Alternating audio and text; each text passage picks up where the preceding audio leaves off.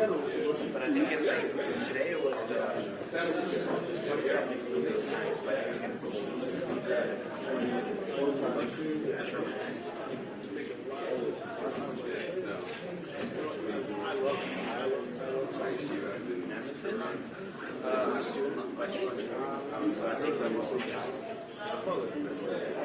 University of Alberta.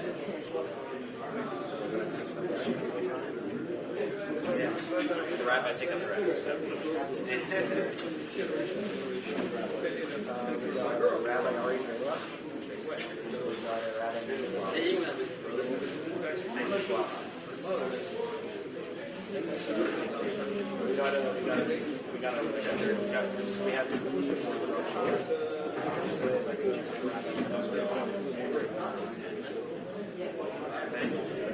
I got here on Tuesday. Tuesday was the lunch. Wednesday, Thursday, I'm just going on my own. So something on that.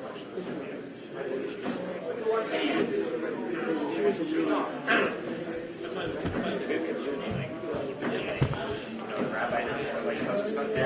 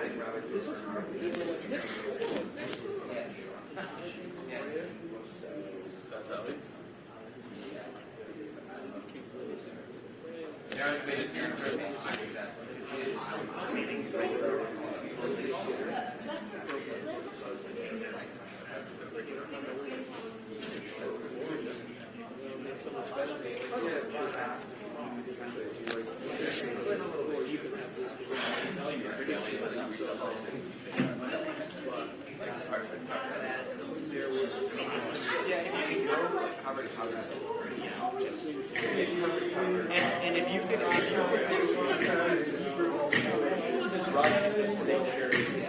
get it on there.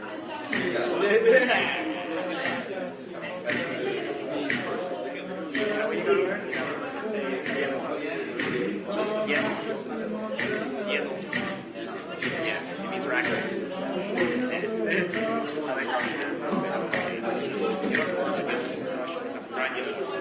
Which literally means one class on armor. It means armor. Yeah. There's that whole platypus. It's like that. I just thought of it. Don't worry about it. I got a Sandro. I got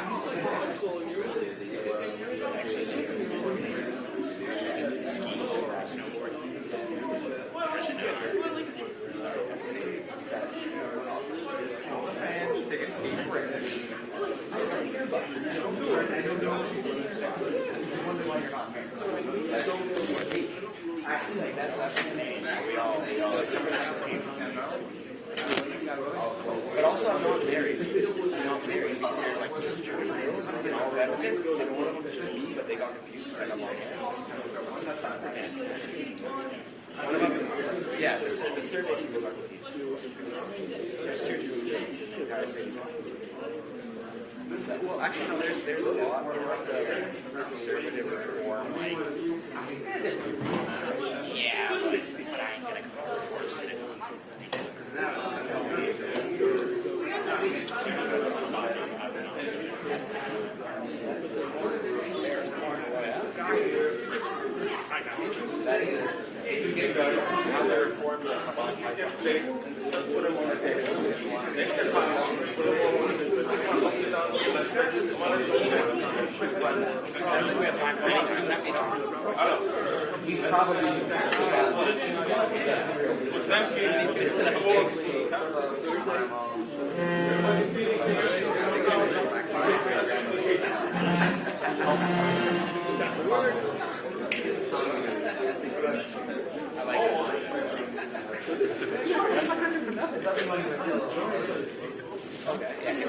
Yeah, we're in place.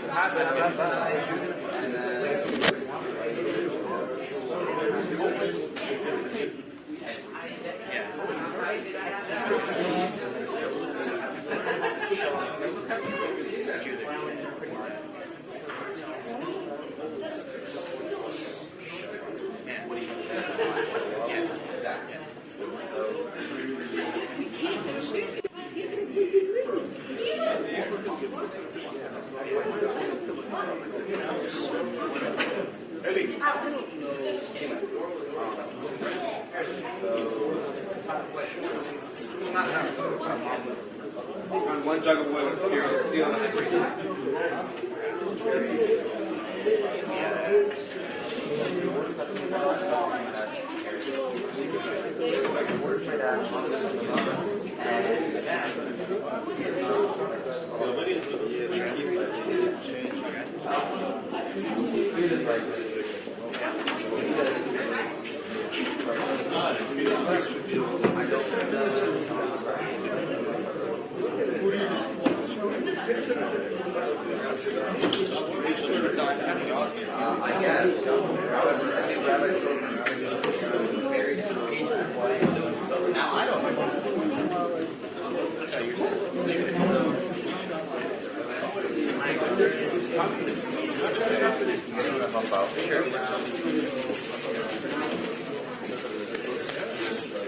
That time already?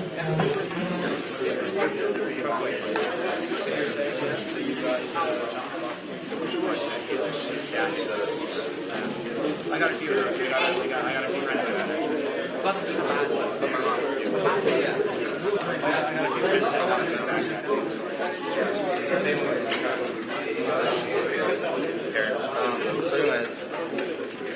So I think around the age of 13, I stopped eating like pork and shellfish, and I'm like, let's keep it good. Yeah.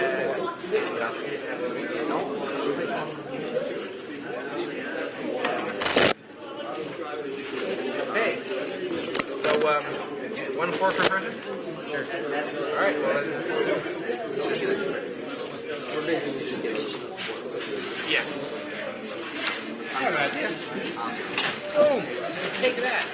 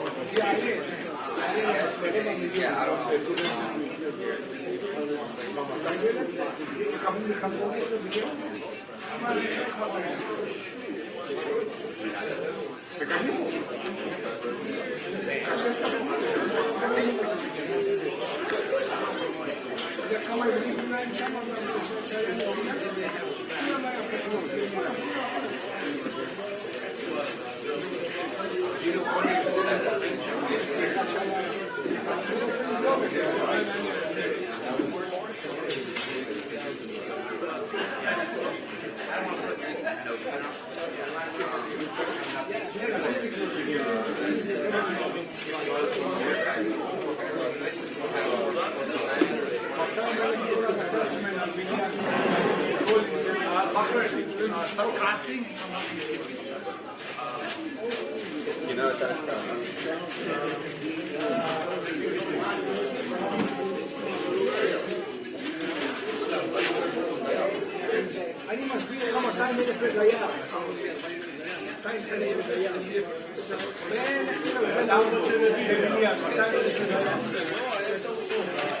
William started the time of women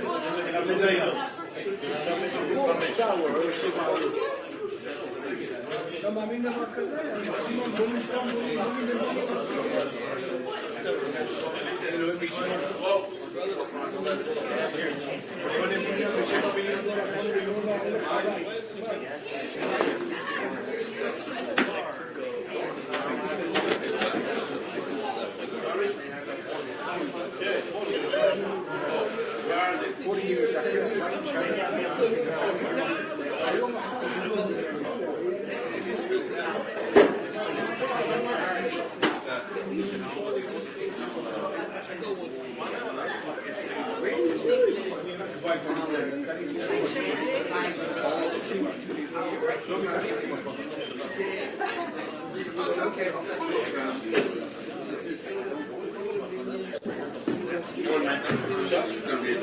There's two ginormous bowls, and he just wants you to put them down. Yep. That's ridiculous.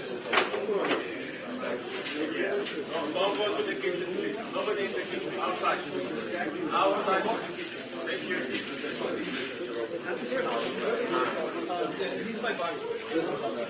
My body. I take a movie.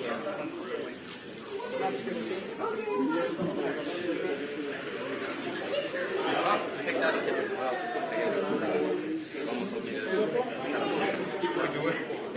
Go for that stuff.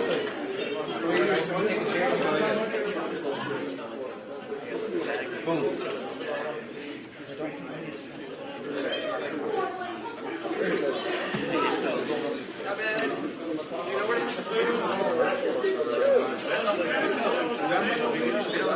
Which table? Anyway? I like that answer.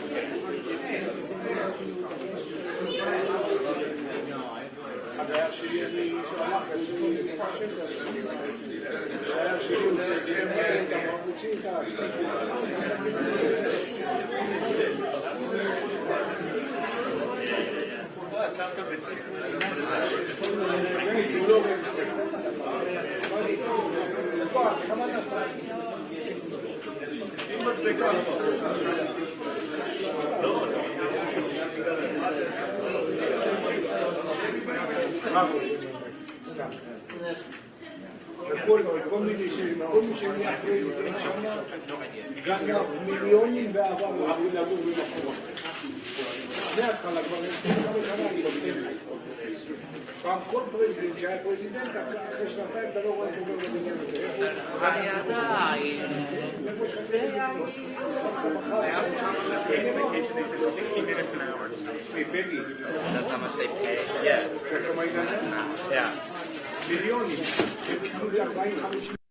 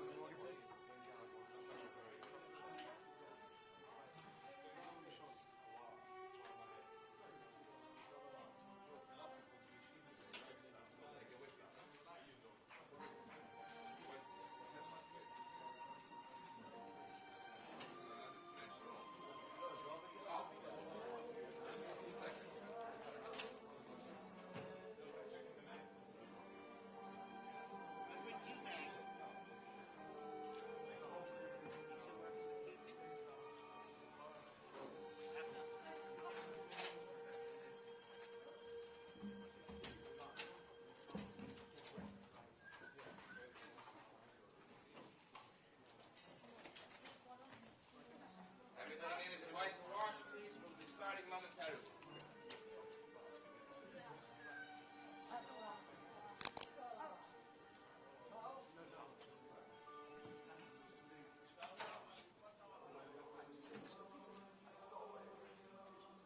Rabbi, everything is happening. Everything is happening.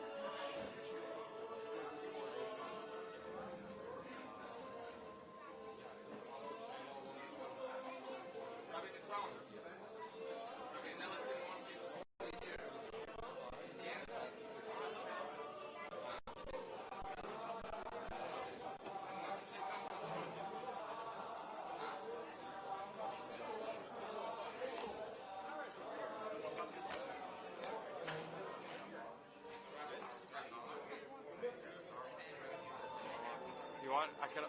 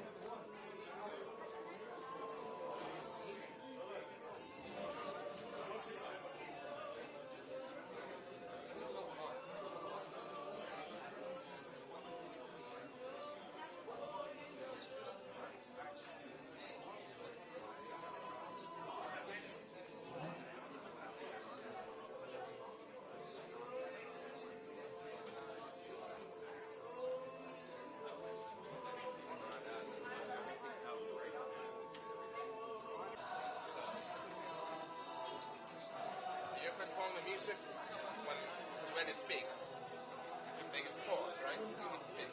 So.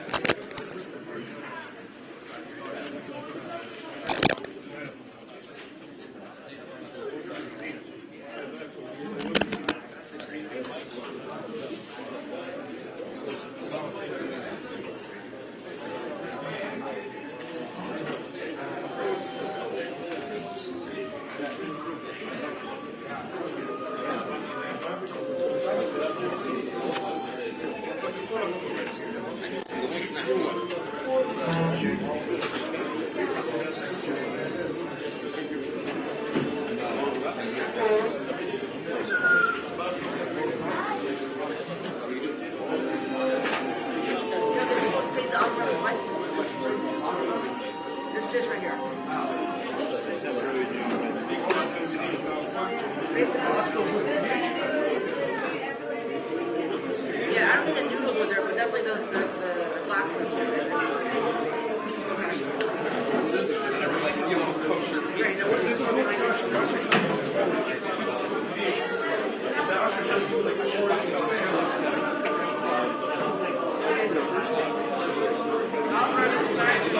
Very, very well prepared, right? What happened in those days is that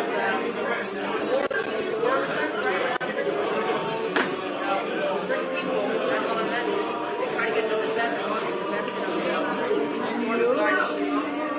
And they can deal with that. They can still work like, how many years since the beginning of marriage, and they'll still and that's what I'll definitely marry a third of the marriage. They say the author was given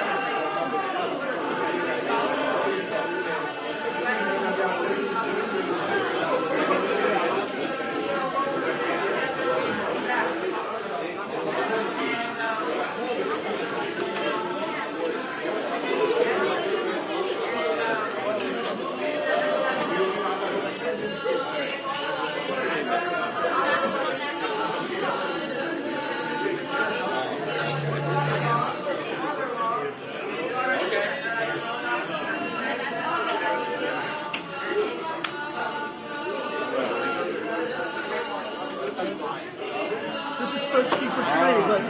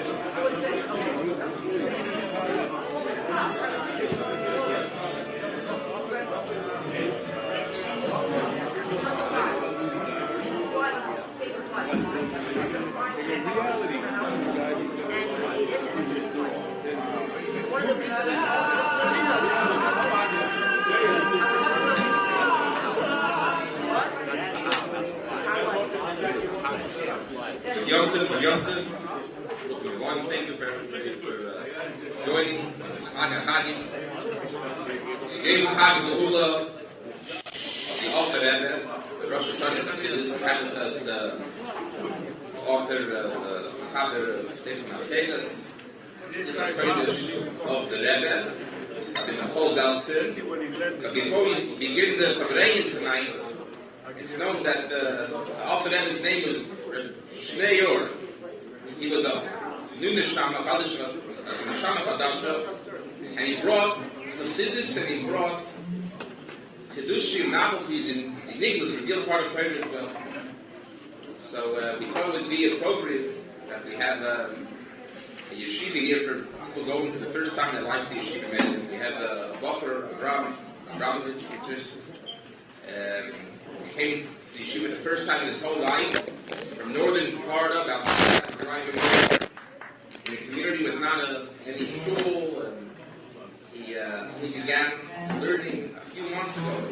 The child didn't even know the alphabet. Nevertheless, in a matter of a short 2.5 months, he made a siyum on the Sefta Mishnayos. So we'd like to open up the evening, because the Rabbi should connect with Nicholas well. We said before, his name Ohr. Rabbi to represent the yeshiva and make a siyum on the Sefta Sukkah. Rabbi.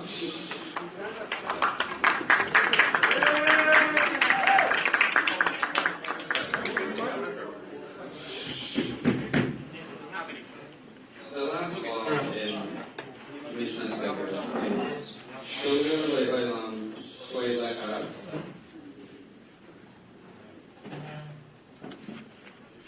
Badarim le'tabata hivua le'taloina si suma. The English translation goes that Bilka always divides talking about the showbread in the salad. And that their rings were always closed and their locker was always locked. The Gemara goes on to explain that the reason their locker was always locked, they always divided in the south, and their rings were always closed, was because of Miriam Bas Doga. She was, as she is called, apostate and betrayer. She renounced Judaism, she married a Greek, and she went up to the Mizbeach, and she hit it with her sandal, and she said, "Wolf, wolf, how long will you consume the wealth of the Jewish people and not stand by them in the time of need?" The Rabbi went on to explain, when he finished the Talmud of Sukkot, that the story can be seen in a better light, as for a long time she was viewed in a bad way, as her family was punished for it. But the Rabbi went on to explain that here she was, someone who had renounced her Judaism, married a non-Jew, and moved really far away from it. And yet, when she entered the Beis Mikdash, what was she upset about? Not the fact she was a Jew, but rather the fact that the Beis Mikdash, Hashem, was not standing up for the Jews when we needed it most. And she did it with her sandal. Asked them, "Where are you?" They offer sacrifices, and you weren't there. So after roughly 2,000 years of being viewed in a really, really poor light, the Rabbi, in a way, vindicated her and made her be seen in a better light.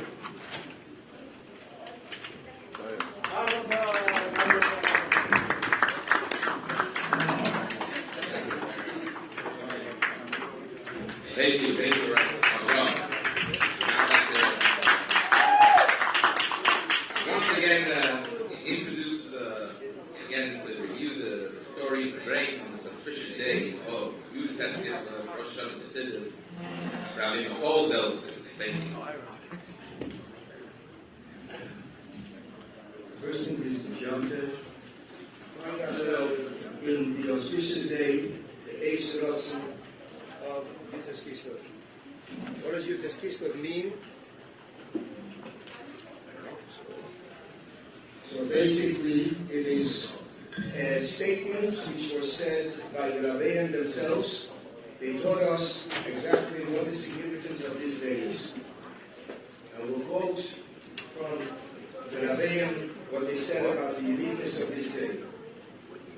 The Alter Rebbe said about YUD-TES Kislev, I'll say it first in Yiddish, which is where the richness is, and then I'll translate it in English. The Alter Rebbe said, Ich hab geheiligt den Tag von YUD-TES Kislev wie Yom Kippur. Was met them soll feel better. I have sanctified the day of YUD-TES Kislev like Yom Kippur, and whatever a person requests should be fulfilled. The Michoel Rebbe, when you speak about Kodem Mishalim, which is basically the verse that the Alter Rebbe said while he was in jail and he was redeemed by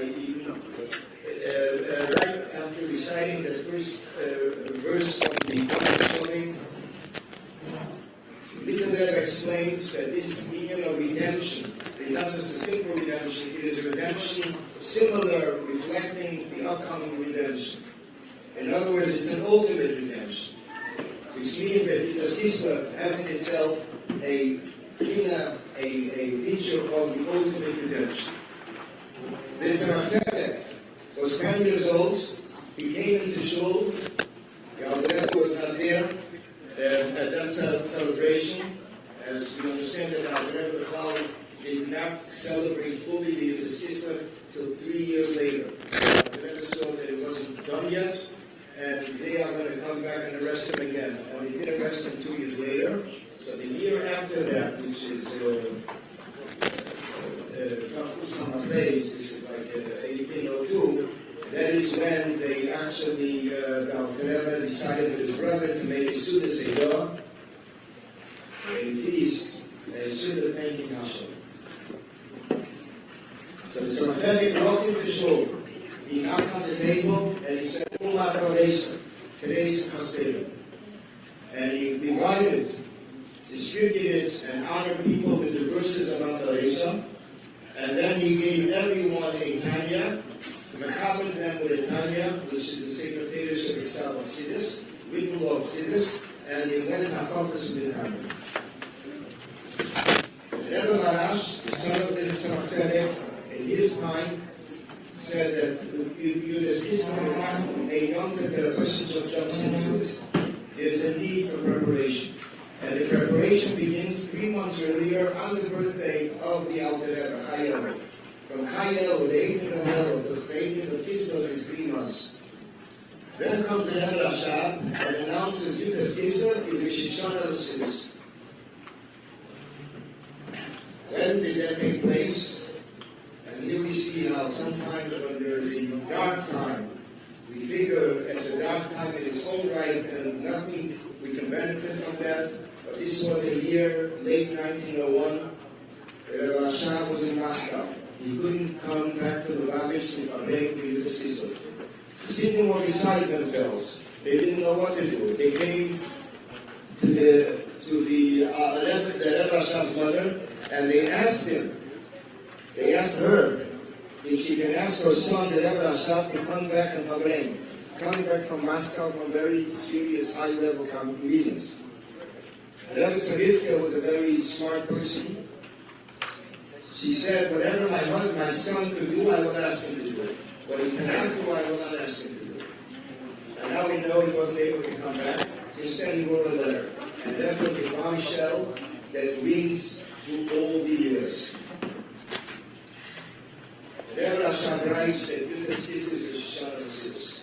He announces it then, at the end of 1901, getting ready for YUD-TES Kislev Samach Beis, which happens to be also the year that our Rebbe was born, and it became by Sidon a Yom Tov, not only a Yom Tov, but basically even when they got the letter of Michoel Chodev, they did not say Tachon that day, because of this new revelation that took place that the Rebbe Rashab announced that it's Shoshana of Sidus.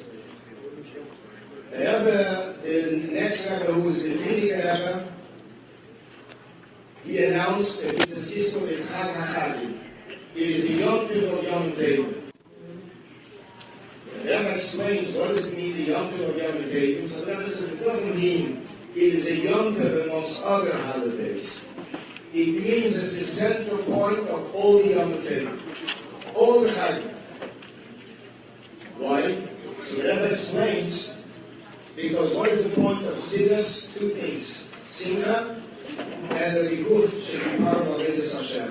Not to deprive the Guf, not to torture the Guf, the body, but a person should, the Guf, the body should be an equal partner of Avodas Hashem.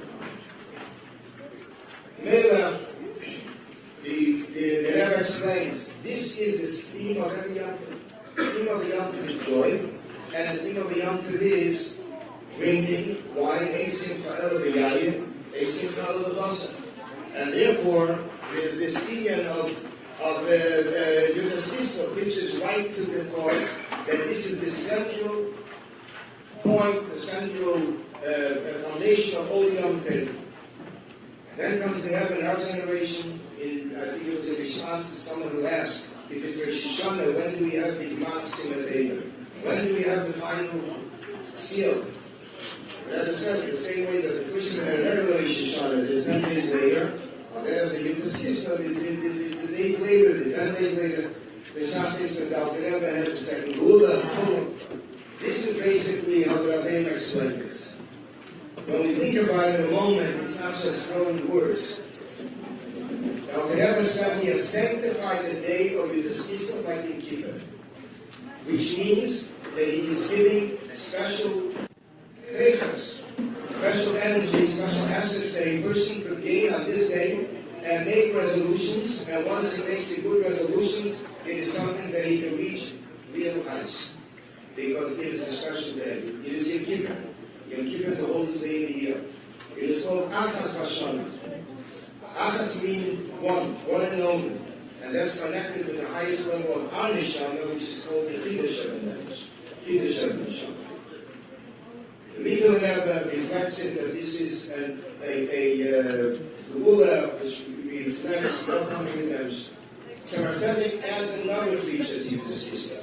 That YUD-TES KISLEV is also an union of Simcha. There's not a Yom Kippur, or there's also an union of Simcha. And this is one of the main ingredients and factors of Tegas HaTzidus, the union of Simcha. Has to be after the Simcha. Someone could think one should be read by others, and mentioned to the Rebbe that a certain person is not well and he's constantly crying. So the Rebbe says that. The Rebbe answered, why doesn't he sit and laugh? Why doesn't he sit and laugh? Okay, what's the word? The word is that a person can accomplish with Simcha more than anything else. The Zohar tells us that when a person shows the union of Simcha, he can break through all the limitations. And when a person shows joy here, it is reflected above. It's mirrored from above that he can sweeten all the negative aspects that are happening in the higher heavens. That is also the reason the Rebbe explains why he asked that there should be Simcha when there was a war began on the Kippur. The says the Zayah says clearly, if you show a happy face here, David still shows a happy face. So maybe the Simcha breaks through limitations.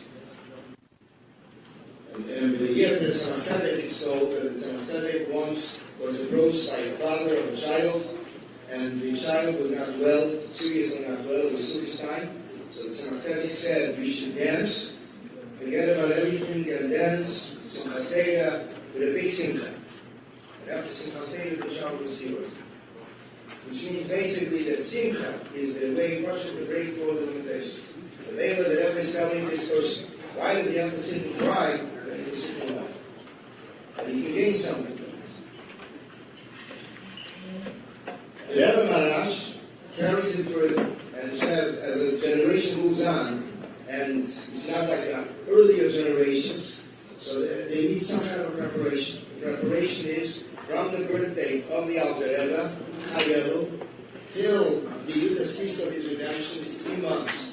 And the Rebbe Marash says this refers to Chachma Bina Das, which are the 3 intellectual capabilities that a person has, especially Chassidus Chabad stresses understanding godliness with these capabilities.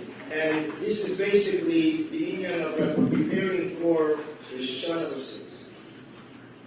Rebbe Rashab goes further, and he puts it in the calendar. So it's not just a regular day in the year, but it's a Rosh Hashanah. Rosh Hashanah means the head of the year. Rosh Hashanah is compared to the head of a body. When the person, why is the head of the body called Reish? Because it generates life and conducts with all the organs of the body. Likewise, when it comes to Rosh Hashanah of a year, it gives chayes, it energizes the whole year. And the Rebbe explains once in a very interesting way, why is it that you have to make sure every spare moment of Rosh Hashanah is fulfilled? Regular Rosh Hashanah. The Rebbe says, because when you take these 2 days, they include 53 weeks. You break it down by hours. Every hour is a week in the year. So therefore, every moment is very precious. Therefore, at every moment, as a spare moment, the person should be using it for Torah, for Tefillah, using it out because this is the potential for the year.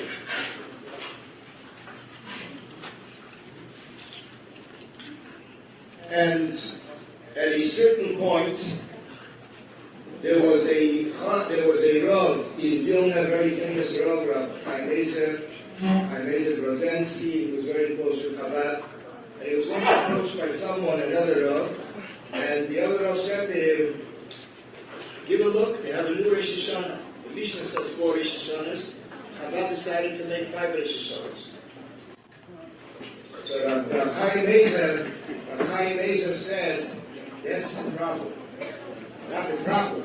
He said, that's the difference between Hasidim and others. By others, it becomes less.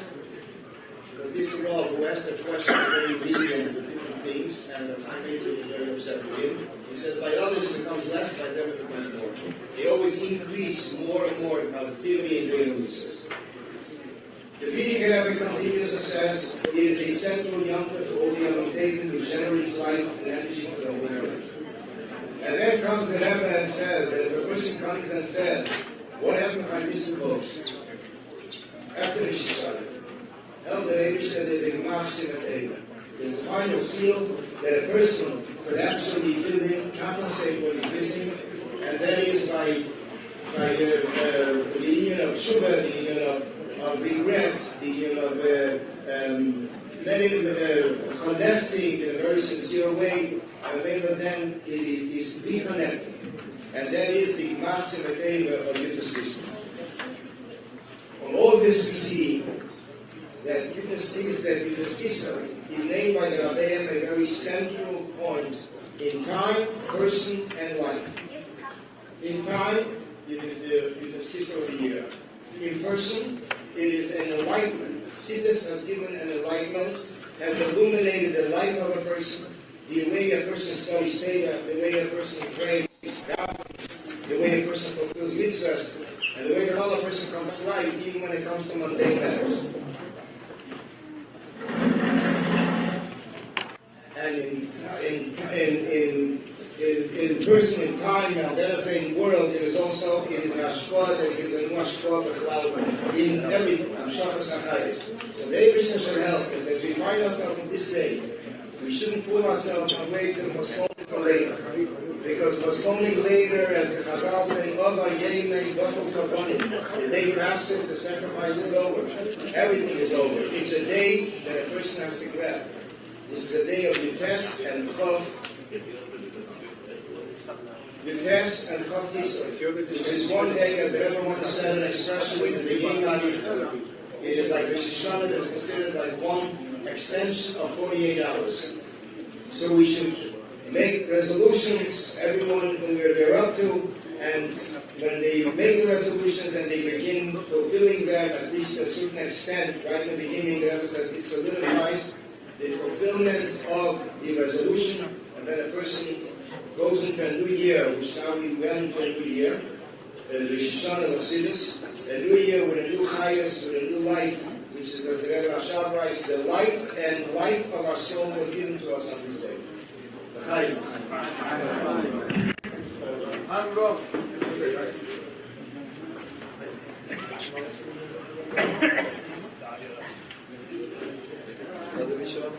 Other song?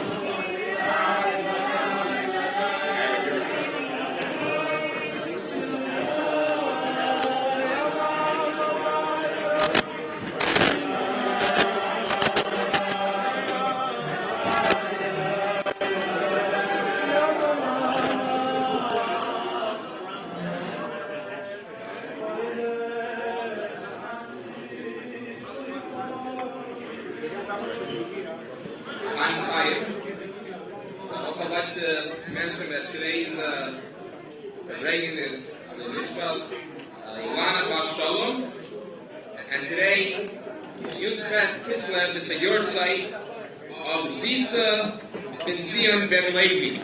That is Mendy Lieberman's father.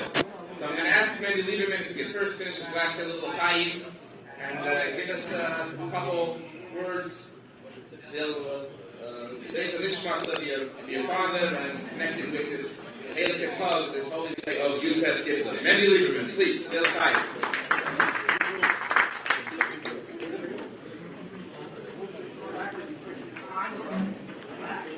But before he begins, I'm just going to present him with a little something that me and Barry Schneider came up together with. This is Rabbi Mendy, Esquire, in recognition of your offices of Yeshivah Torah Ohr. Thank you for doing a superb job closing with our dormitory.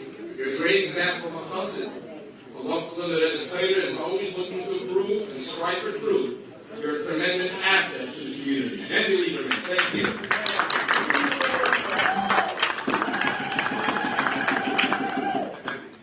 All yours.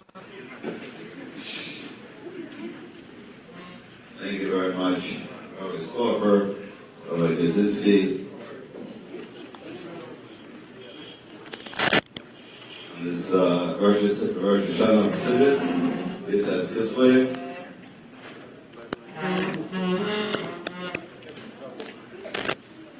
Doesn't really give me much of a warning to come up here.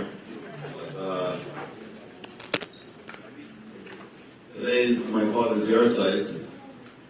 YUD-TES KISLEV, going tonight YUD-TES KISLEV, and you guys can say a couple words about my father.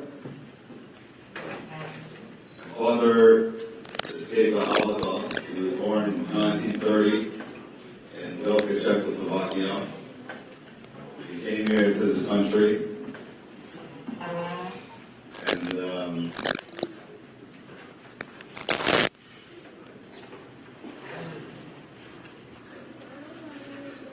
he raised our family. Thank God. He came to this country in 1930. I'm sorry, 1940 he came here. He grew up in Coney Island, became an attorney, grew a beard. Probably the first boy with a beard in this country. Because my father wanted that his children should know that he's the Jew first and the lawyer second. And that was the way he raised us. Really for a little hard here to come up without any real moment to reflect, so thank you very much, Rabbi Sloffer. But yeah, maybe I'll say Mazel will come back in the Mazel down there, but I'll come back in Okay. Thank you. Thank you.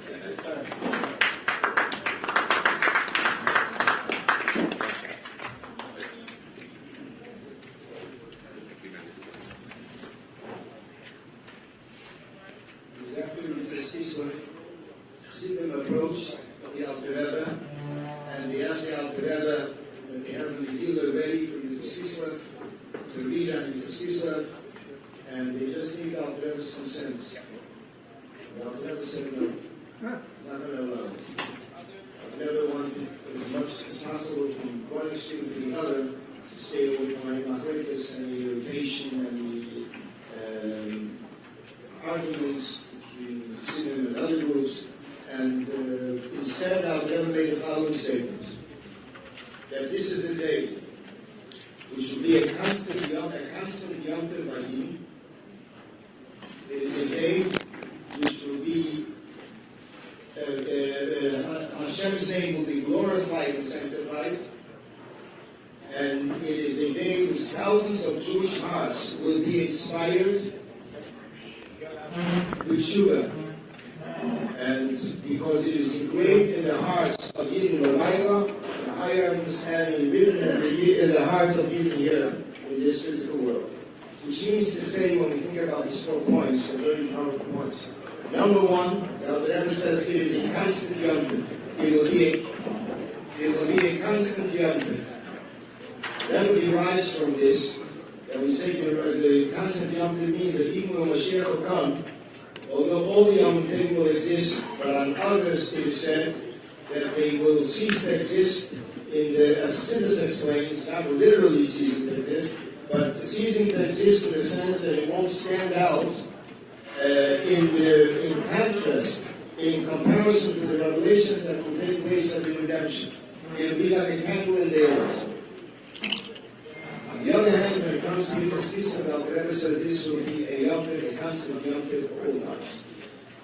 In fact, this will be a day that others who didn't have the merit yet to celebrate on this day, so they'll have the chance then to have even a very simple Yom Tov, in this season. The second good is that Hashem's name is glorified and sanctified. This is by through the teachings of Chassidus, to demonstrating the conduct of Chassidim, and in addition to that, it will be a day of Tshuva, as the Rebbe stresses. Tshuva doesn't only mean, repentance doesn't mean only on something literally a wrongdoing, but Tshuva is there's always space for Tshuva, because the word Tshuva means returning. Tshuva also means connecting with Hashem, and therefore this is something that is a Tshuva, is the highest level is connecting with Hashem, and therefore it is basically something that everyone has space for improvement. And in addition to that, the Rebbe concludes, because it is a day that's engraved in the hearts of Yidden, which means that it is inseparable. And as the Rebbe explains, what does it mean engraved? There's a difference if it's ink on paper or if it's engraved in stone. When something is ink on paper, it can be removed. They're two separate things, and they can be removed one from another, separated one from another. But when it comes to engraved, although there's dust that gathers, nevertheless the engraving cannot be removed. It's part of the stone. So that is basically the union of YUD-TES KISLEV. As we see over the years, that many Yidden joined the Simcha of YUD-TES KISLEV, and as the Alter Rebbe said, when you get to YUD-TES KISLEV, that whoever rejoices, as the Lashon said, rejoices in my Simcha. So there's three versions, and the Rabbi said all hold true.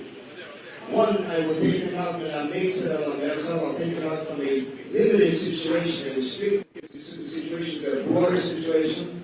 One is I will uplift him from physical to spiritual, and the third one is I'll take him out from Gehenna. So the Tzemach Tzedek explains, when the Alter Rebbe says, someone who will rejoice in Simcha doesn't mean just rejoicing. It means he said a commitment, following the teachings of the Alter Rebbe taught us in Teda, in Yeshivah, in Mitzvahs, the Tedas Hasidus, which is basically Hasidus Chabad. So then by connecting with him, then the Alter Rebbe says, I will make sure you have a salvation for all the different situations. And as mentioned, although it was only, originally they felt it was only there were three different versions, but the previous Rebbe and the Rebbe both stressed that all the versions hold true on different levels. So I hope on it, this is a day that a person should think, what am I doing now? Making resolutions, the Havnu on the book, the Havnu in the Jewish world. And we see what takes place in the night of New Year, that everybody gets drunk, the revelers, and they make all kinds of resolutions that they themselves don't even remember a day later. Now, people, when they make certain health resolutions, they themselves are not really disciplined to keep up with it, and they just go back to their old pattern. Sasa, when it comes to resolutions that people make, basically connected with Kedusha, connected with Chassidus, connected with Rabbi, connected with the day of redemption, which also adds to the merit and the potential of the Yid to redeem himself from all the limitations around him. So this is an auspicious time that a person starts again anew with a new resolution, with a new increase in Teda, Mitzvahs, Gila, and in our study of Hasidus, which is something that picks up a person to a higher level, a level of spiritual where he himself sees the world from a different lenses than he would see it when he's just walking out the street and looking with his own flesh eyes.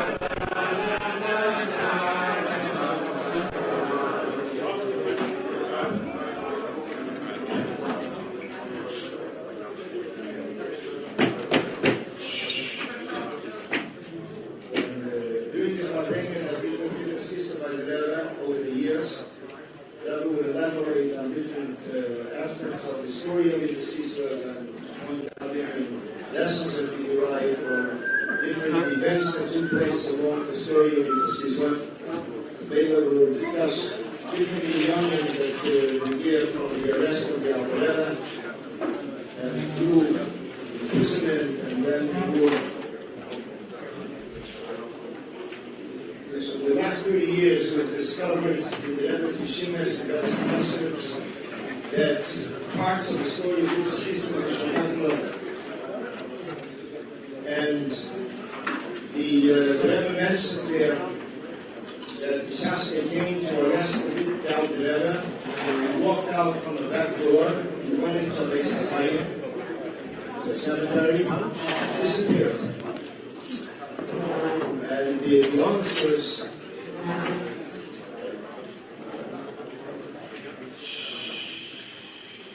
officers were wondering where he is, and they asked the Rebbe to stand at Alvareda's wife. She didn't know either. They got all upset, very angered, and punched him. And the Rebbe mentions in the Yeshivah that they not tell the truth. They then went to the end of the city and they lit all the barrels, all the oil barrels, they lit on fire. To scare the people in the city, they should disclose where the Altareba is. Although they didn't know, nobody knew where the Altareba was. It was then, at a certain point, that they left and the Altareba came back. And when they asked Altareba why did he disappear, so he said, as it says in the Rabbi, and sometimes a person has to wait until anger passes. Since it was an intense moment, the person shouldn't challenge it, but just to walk away. Once they left, he came back. That night, the Altareba had an unexpected guest. Shmuel Munkus. Shmuel Munkus is one of the senior of the Altareba, and he came in that night. The Altareba said, you don't have any other time to come but at night. So he tells the Altareba, I didn't know that by Rebbe there's also night. So the Altareba told him they came to arrest him. So the Shmuel Munkus said, which is that part of the story goes on, if you're a Rebbe, the bullet won't get you. And if you're not a Rebbe, how do you deprive thousands of people from the physical pleasures of this world? Here comes in a suffering that we did not know about till the last 30 years from the Rebbe's statute and group to treat the Altareba said the Lashon, I'll say first in Yiddish and then in English. See to be gerecht and be basically, if you're right or wrong, I don't know what you believe. And Shmuel Munkus left. The Rebbe turned to his children, and he told his children that they should fast, they're coming to take him tomorrow. And they took out the Rebbe then. It was Friday, noontime, the Rebbe said, that's it, we're stopping for Shabbos. They looked at the Rebbe, and he's going to tell us what to do. They stubbornly persisted to continue. So one of the wagons of the wheel broke. One of the wheels of the wagon broke. When they replaced it, one of the horses fell. They realized that they are actually dealing here with a very holy person. So here comes another part that was not so known either. I never saw it through the Yeshivas. The Rebbe says that they asked the Altareba how could they move the wagon to the side. It's in the middle of the highway, or the road. So the Altareba said that there were 3 times in his lifetime that he experienced with doing miracles, and that's one of the 3 times. The wagon moved on its own to the side, and then that's when they stayed all Shabbos. That grew there. There's a certain family of Rabbi and their descendants that are aware of the location. It's like passed on from generation to generation, exactly where the Altareba stayed there, and this was something known throughout the whole family. When the Altareba came to the kindness of that, to the place the fortress where they were going to place him, it says that tears came to Altareba's eyes. Altareba did not know if it ever come out from there. And it was then that the Alter Rebbe asked in a very clever way one of the officers if one who was incarcerated in jail, if he ever gave him a gift when he left. So the officer said, yeah, it happened. So the Alter Rebbe felt at ease that still want to go out. During those months, the Alter Rebbe also wanted to do Kiddush Levana while they were transporting from one building to another. And there was a long story that they did not want to allow him to do it. They stopped the boat. The boat stopped on its own. And after that, he asked the Alter Rebbe how he should make Kiddush Levana. The Alter Rebbe said, no, I want you to stop the boat. This is something which is a very strong point that the Rebbe makes when you hear the union of Kiyum HaMitzvah, when it comes to fulfilling mitzvahs, it is not something that a person should do in a miraculous way. You should do it in a natural way. You should do it within the framework of nature, and fulfilling it b'derech hateva v'gashmius. And this is basically what Alter Rebbe wanted, that he should be melubish in teva, he should be enclosed within the framework of nature.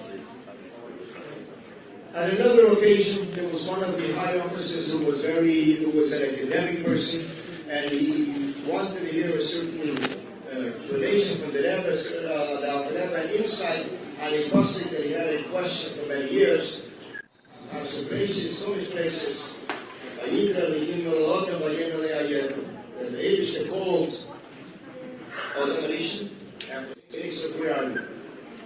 So this person asked Alter Rebbe, he knew where everybody is. So what is the point of us? The Alter Rebbe tells him it was in a commentary of Rashi on it. So the Rebbe, the person answers, I saw what Rashi said, I want to have something more deeper inside, more profound inside. So the Alter Rebbe told him that there is a time, a mission that every neshama comes down to this physical world that lives in 70, 80 to 120 years. And at times a person forgets what they come down for.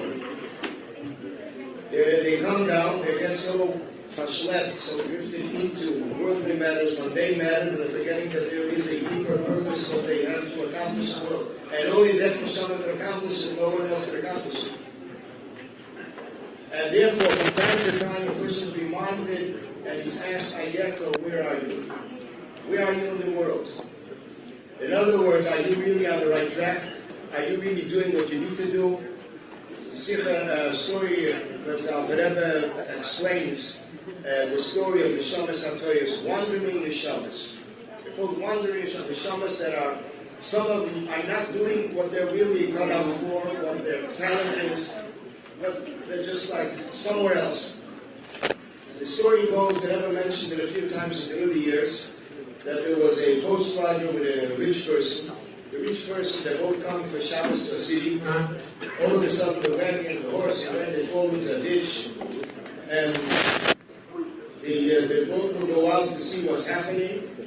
And the rich person forgets that he's the rich person. And he starts working on the wagon, he starts meddling the wagon out of the mud. And the Balabal is standing there on outside. It comes to shul Friday night. So the people in the city, they see the coach driver, he looks up Sophia Menschel, he's clean, Menschel, he must be the hostler person. So they took him in, everybody wanted to host him. And the other one, the rich person, was all moneyed up. They didn't figure he's really anybody. So whoever took him, they took him. So the Alter Rebbe said this is basically the Yeshivah Torah. A person has to know what their purpose is, what they need to accomplish, and what they're fit for.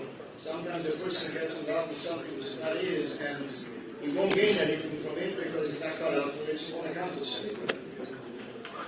Likewise, the Rebbe explains once in the Mishnah. The Mishnah says in Shkolim that it comes to the Yeshivah Torah. The Yeshivah Torah,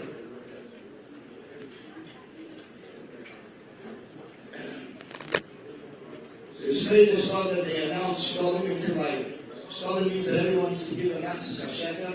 This was in the temple that the Yeshivah they began the new season of the sacrifices. Everyone gave a access of shekel. And then there's Kilayim, they go out to make sure that the plants and everything growing should be in a very permissible way. Certain plants should have roots for others. It's basically supervising that, as the Mishnah goes on, that they even sometimes would go out through the gardens and the members, emissaries of the Rabbanim would actually tear out anything that was unpermissible. So that asks the question. We have over here two things. We have Kilayim and we have Shkolim. Shkolim, the message is everyone gives only a half. And together with another half is a complete. Which means a person is only a half. Together with another Yid becomes a complete.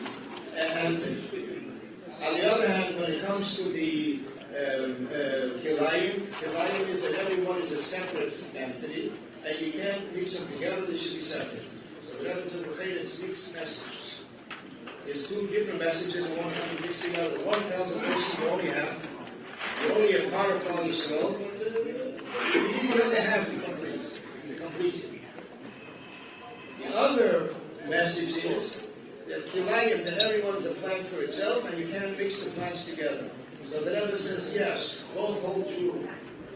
On one hand, every Yid is part of Klal Yisrael, part of the Jewish nation.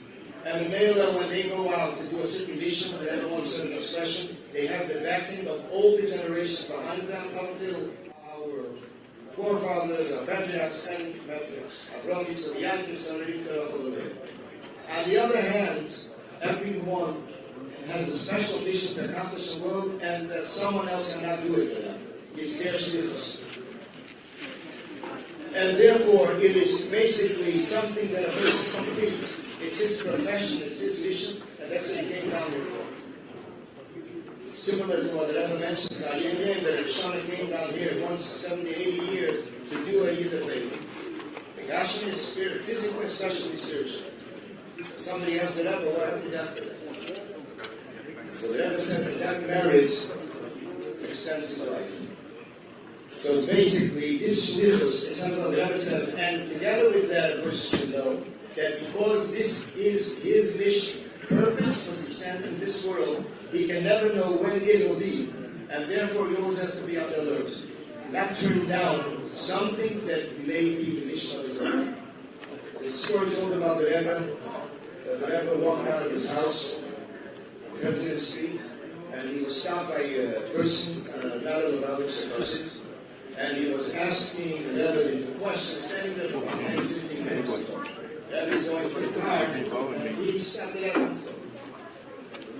And a while later, there were the Bacharim, some young Bacharim, went over to him and said, how did you dare take away time of the Rebbe?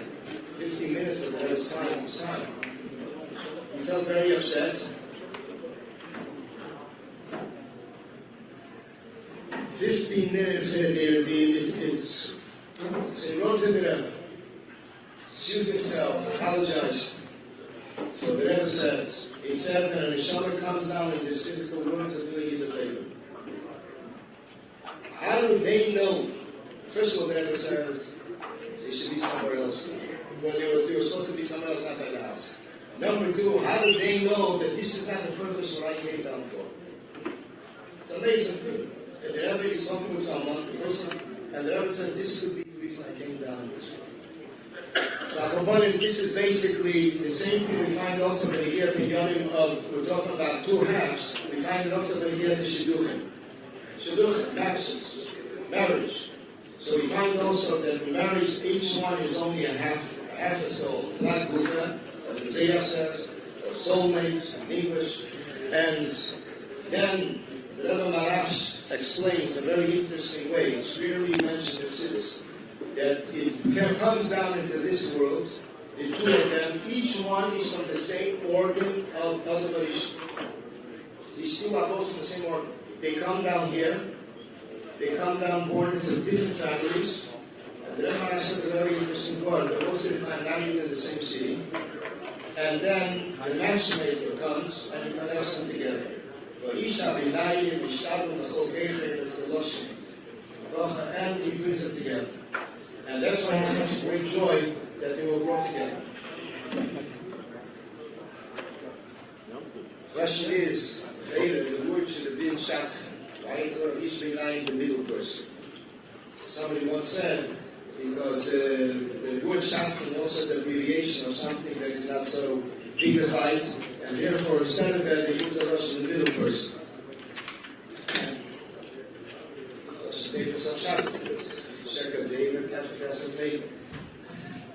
So a companion, basically, the Isha B'nayim brings them together. So it's also the same thing, two together, two and a half together. So basically, the Al-Kanabi is saying that a person has to sometimes evaluate where he is. There comes a certain time, is he really on the right path or not? The same way that we have in today's world, we have a GPS. Reminds you sometimes the GPS directs the person. All of a sudden the person decides to take another route. So it's redirecting, recalculating, a whole new method to get back on the right road, according at least to what the GPS is telling you. So the same thing is also the idea to the Union of Ayaka. The person, remember, every day that a person is born, Chados Makorim is a new creation, and the Leila is a new energy and a new mission to accomplish. The Abishah should help and we should all be able to fulfill this in a very satisfying way.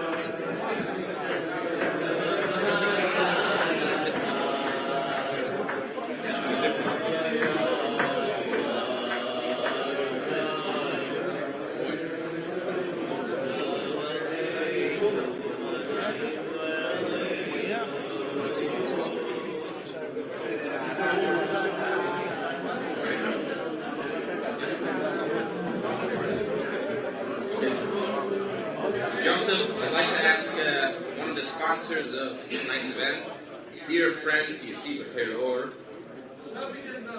Barry Snyder, to please say a few words in honor of this auspicious day. Maybe tell us one of your famous stories and inspire the crowd. Barry Snyder, local lawyer. It's such an honor to be here. There's so much love, and kindness, and listening to the Rabbi talking about what is our mission, what is a Jew. It reminds me of the story about one of the great rabbis where one of the sponsors said to him, how could you talk to this Jew, this simple Jew? And he says, you're a diamond dealer, right? You're a diamond dealer. He says, why don't you show me some of your diamonds? And then he says, oh, I like this one. And the guy laughs at him and says, what do you mean? You don't know nothing about diamonds. He says, you don't know nothing about souls. Right? You don't know anything about souls. You don't know who is a good person, who's not a good person. You don't know the level of the soul. I want to share with you a personal story. A lot of times we hear stories about the past. We We hear stories about things that every person, maybe inside, they say, is that story really true? Is it really true? So I want to share with you a personal story that's true, that I observed, that happened with me, and what's really great is that there was another witness that's alive today, Rabbi Moshe Kiedman, and he also witnessed the same thing. So the story, the setting, unfortunately, is in West Orange. I had a sister, an older sister, and she had cancer, and secondary to the cancer, she had radiation treatment, which led to what they call, I'm losing the word now, but it's when you can't help, you gain so much weight because your cells are not working properly. And anyway, I go see her, and she kind of had a different mission in life, how she lived her life, what she did.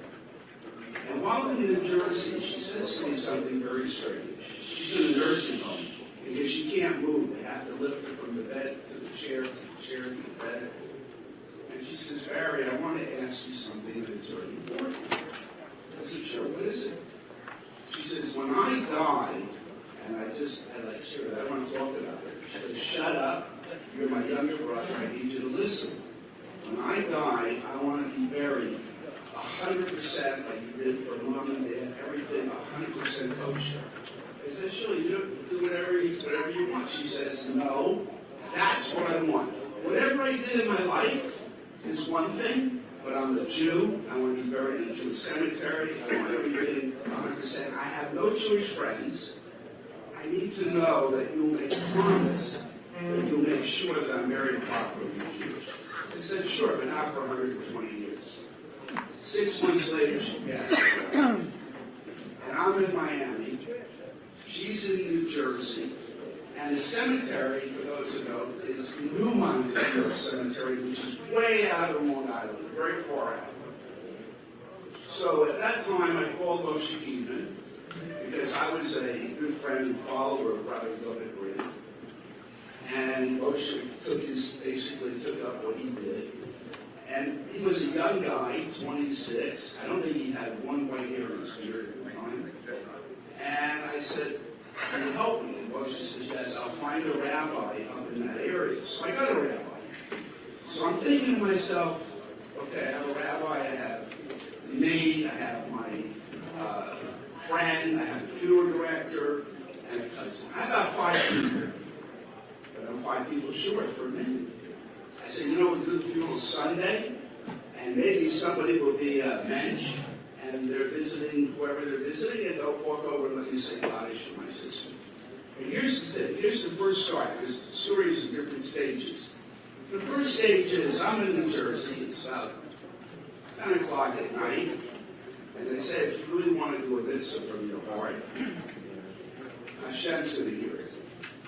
And so I looked up at the wall, it was about 10 o'clock at night, and I said, Hashem, I did everything I could to honor my sister. If you decide she should have a minion, it's up to you. But I made the effort. As I said this, my phone rang. Moshe Kiedman. He says to me, now this is a guy, back then he had just gotten married. If he had 2 nickels to rub together, it was a lot. He said to me, Harry, I don't want you to worry. I spoke to my brother Hitty. We're renting a van. I'm flying up to New York, and your sister will have a minion. That's a shliach. So that's the first part of the story. Now comes the second part. Well, you know what yeshiva guys look like, because this is yeshiva. You look at each other all the time. So a van pulls up, and yeah, 4 or 5 guys come out, the white shirt, black hands, growing the beard, But one guy comes out, very strange. He looks like he's 27, 28 years old. He's got blue brick eyes, very piercing blue eyes. And here's the thing, he's not dressed like a yeshiva student. He's got construction pants, like contractor pants, and he's wearing contractor boots. And his pants are so torn that I can tell you if he was wearing boxer shorts. I can see him underwear. The minute he gets out of the car, he comes over to me and he says, "Tell me about your sister's Yeshivah. Tell me about her. I want to know about your sister." We talked a little bit. And when I'm looking at him, I'm getting this very strange energy. Very strange energy. I can't explain it. Now, when you get crazy thoughts, right? Rabbi said, right? You get crazy thoughts, you keep them to yourself. Well, my friend, Arnie, comes running up to me, and he said, "Who is this guy? This guy is like a mass murderer." And I said, "I feel it." And I go, I feel, yes, strange energy, but not evil. It's not evil, but there is something very, very special and strange. Well, we go to take my sister out of the hearse. And here's the hearse here at the door, right?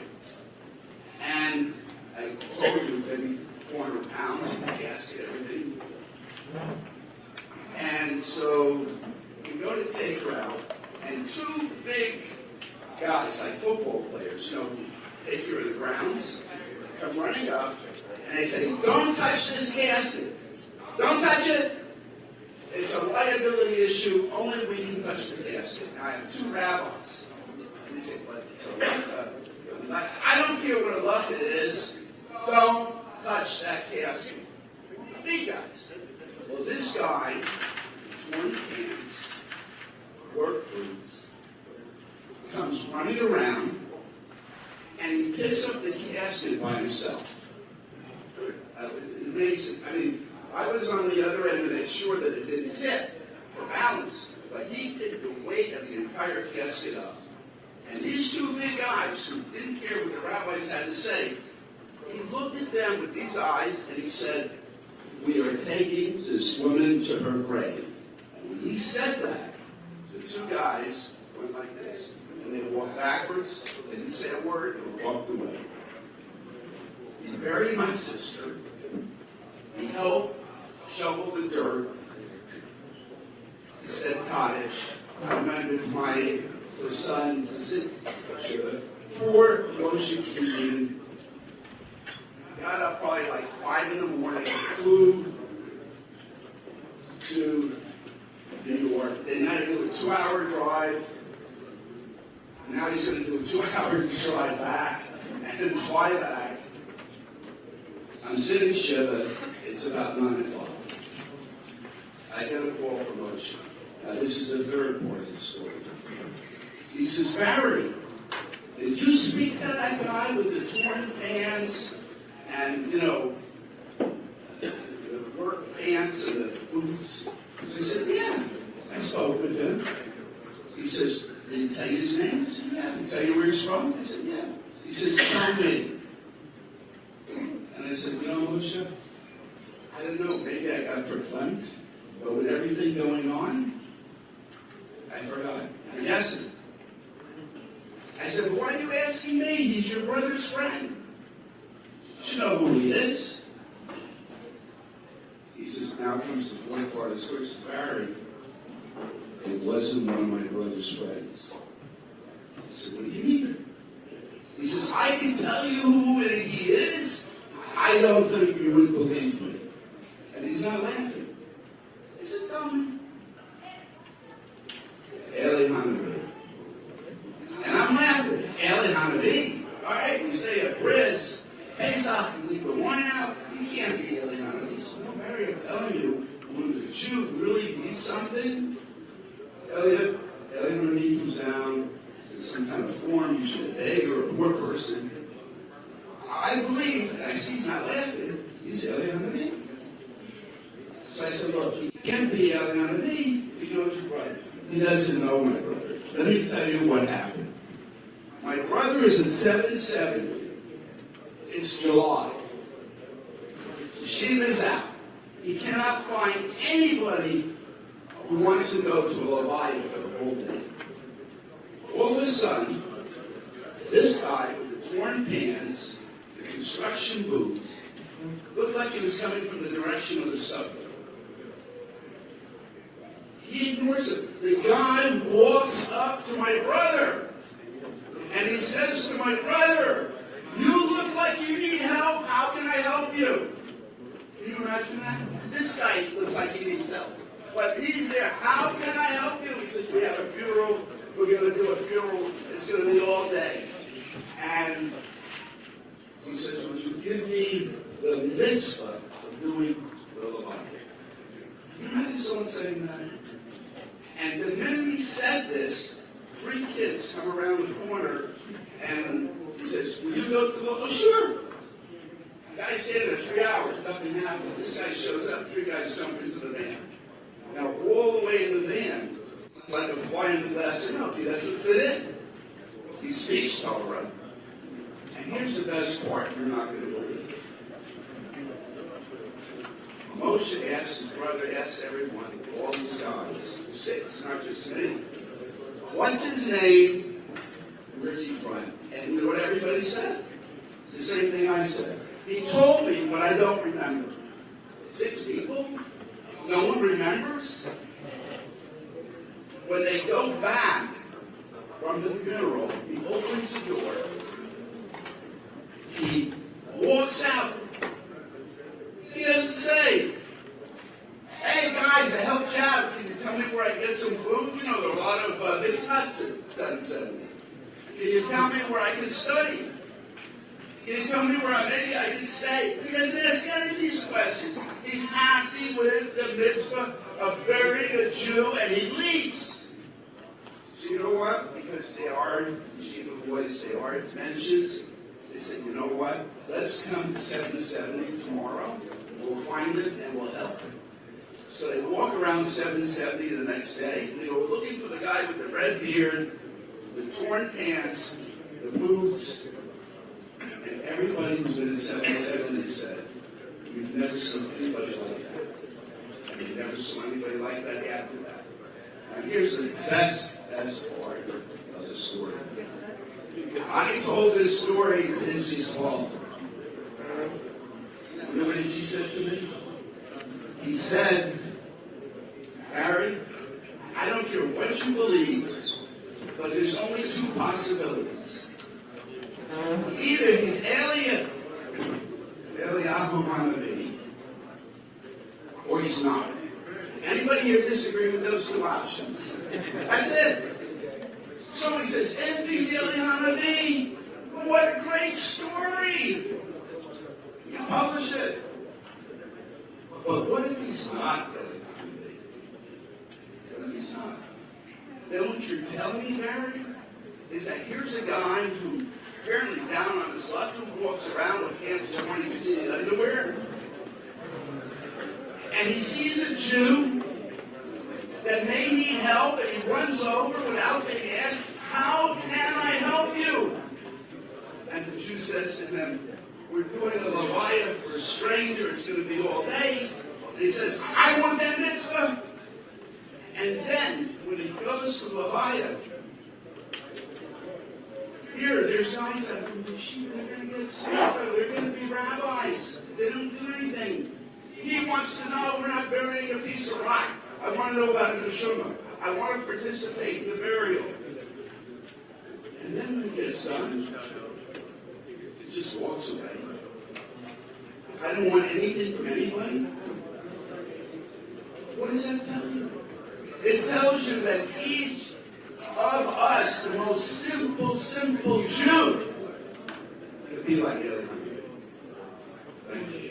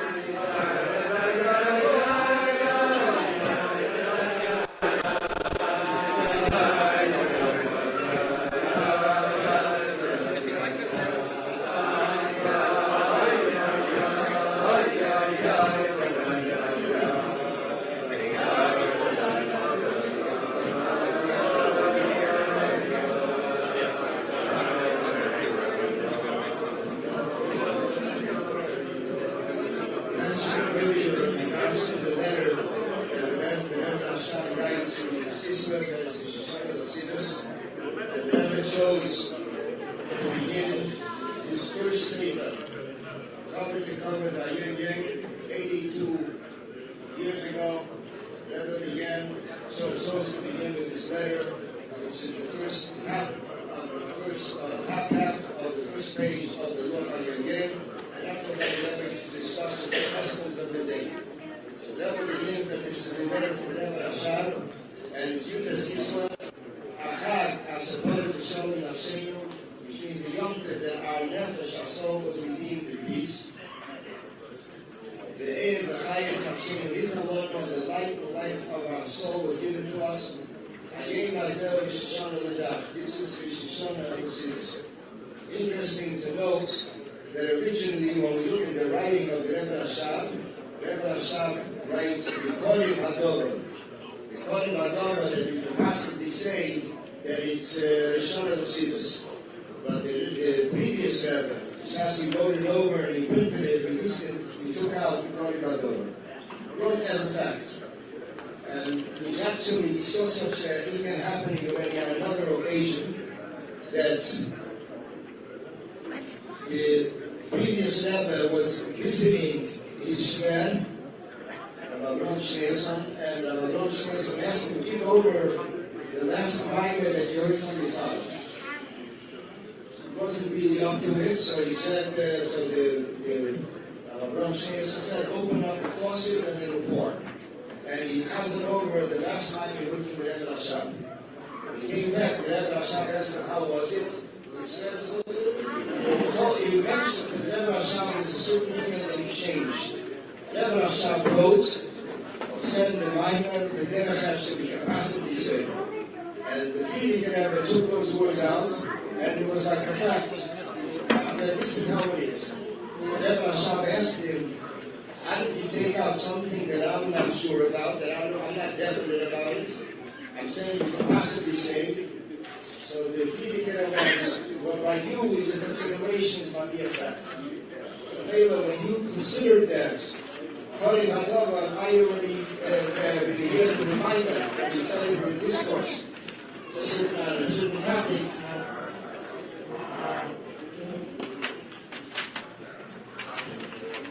Is a fact. And then the Rebbe Ashab continues this with he takes some Hashem out, this takes some Hashem, now we cast out from Hashem, and therefore the Rebbe Ashab continues.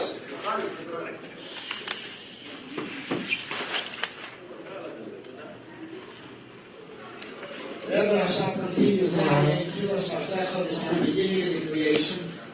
And the Rebbe Ashab says, to awaken our hearts and inspire ourselves and connect with Torah mitzvahs and connect with taking upon ourselves the yoke of Hashem's kingdom. And then the Rebbe Ashab continues in Miraculous from the depth, I have called you Kasich Hashem. If we know over here that there is a few questions that are used in the Yom Teroim, the High Holy Days, the Shoshana Yom Kippur, the Inyan of the Hoyim of Avinu waking up. This is basically the Inyan of Yeshivah. In addition to that, we have also the Miraculous Hashem, which we say every day of the 10 days of repentance, Aseret and Yeshua. And the Rebbe Ashab continues and concludes how a person should enhance their ways, how a person should refine himself. This is the letter that the Rebbe Ashab wrote. And he wrote it as a telegram, since he was not able to be in the YUD-TES Farbrengen. So the Mela, he actually wrote and telegram a letter how YUD-TES KISLEV should be celebrated and commemorated. This is 103 years ago. And every year it's read with a renewed zest and a renewed fervor and new chayas and new leviticai, which is basically something that repeats itself every year. YUD-TES KISLEV. It's interesting to note that the Rebbe in YUD-TES edited somewhat of the letter of the Rebbe Ashab. He omitted a few words. He was writing that this is the Michoel and the Yeshivah, that the Rebbe Ashab was suggesting that he should be read to them. And the Rebbe omitted those words and said he put it in two dots.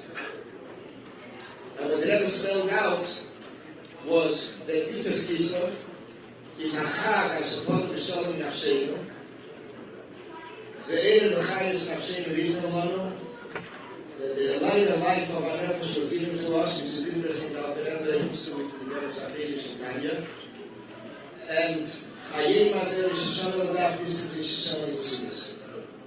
When one takes the four phrases, the first letter of every one of these phrases spells out a very interesting name. The YUD-TES KISLEV, Hachag HaShabbat V'Shalom Nafsheinu. Okay, then comes the Eir L'Chayes Nafsheinu V'Yitalonu D'Vov, and then comes Hayim Azer Shana L'Dav and Yud-Kei-Vov. It spells out the Yud-Kei-Vov. This is something we find in many stories that Muhammad would write abbreviation. We have it from the Rambam, we say that he said this, and we have also the Rebbe writes. And then when it comes to the customs of the day, the Rebbe writes, it's Yeh Yisradus, a day of Farbrengen, the Kabbalah's Achlokas Tables, accepting, taking upon ourselves good resolutions. Again, we think of Yeh Yisradus and Kabbalah's Tables. The Michoel was written by the Rebbe in the year 1943, or late 42. Rabbi was not ready for YUD-TES KISLEV, because on the 20th of Kislev, he got a letter from the previous Rebbe to write a Ruach. So the Ruach was not published until this time. 4 months the Rebbe worked on the Ruach. 4 months. And it wasn't done till this. It was announced this time that there is a Ruach ready, available. They mentioned the price then, $9.93, which is a very big price for a small booklet, soft booklet, small booklet, was 40 cents then. And the one who was selling it is Aderech Tzadikim David Lebeira. In the same way that we find by the Creator that David himself was shopping around with his Torah, same way the Rebbe was going around in 770 selling the Ayin Yeh. So because the Rebbe himself was selling the Ayin Yeh. Many people. 40 cents, the Bachman for them mentioned to us that they should collect penny by penny, 40 cents. And everything then, the standard of living, everything was pennies much. Interesting to note, we're talking about the packet size. Friedrich writes in a letter to a literary person after the Ruach came out, you surely have received the Hayim Yeh, which is in small packet format. They teach a chassid how he should be smaller in his own eyes. But it's filled with the best choice of pearls and precious stones. And the Friedrich Rebbe continues, Hashem Yisbarach has given a special assistance to my son-in-law, mentioning the Rebbe by the name, to build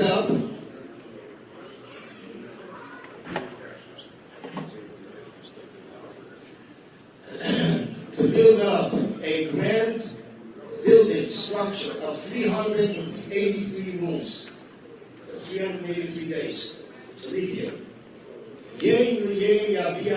Every day says something. It is a true Hayim Yeh, every day is a day. That's basically the reaction of the previous Rebbe when the Hayim Yeh was published. On another occasion, the Friedrich Rebbe once said that Hayim Yeh is the vitamin of the day.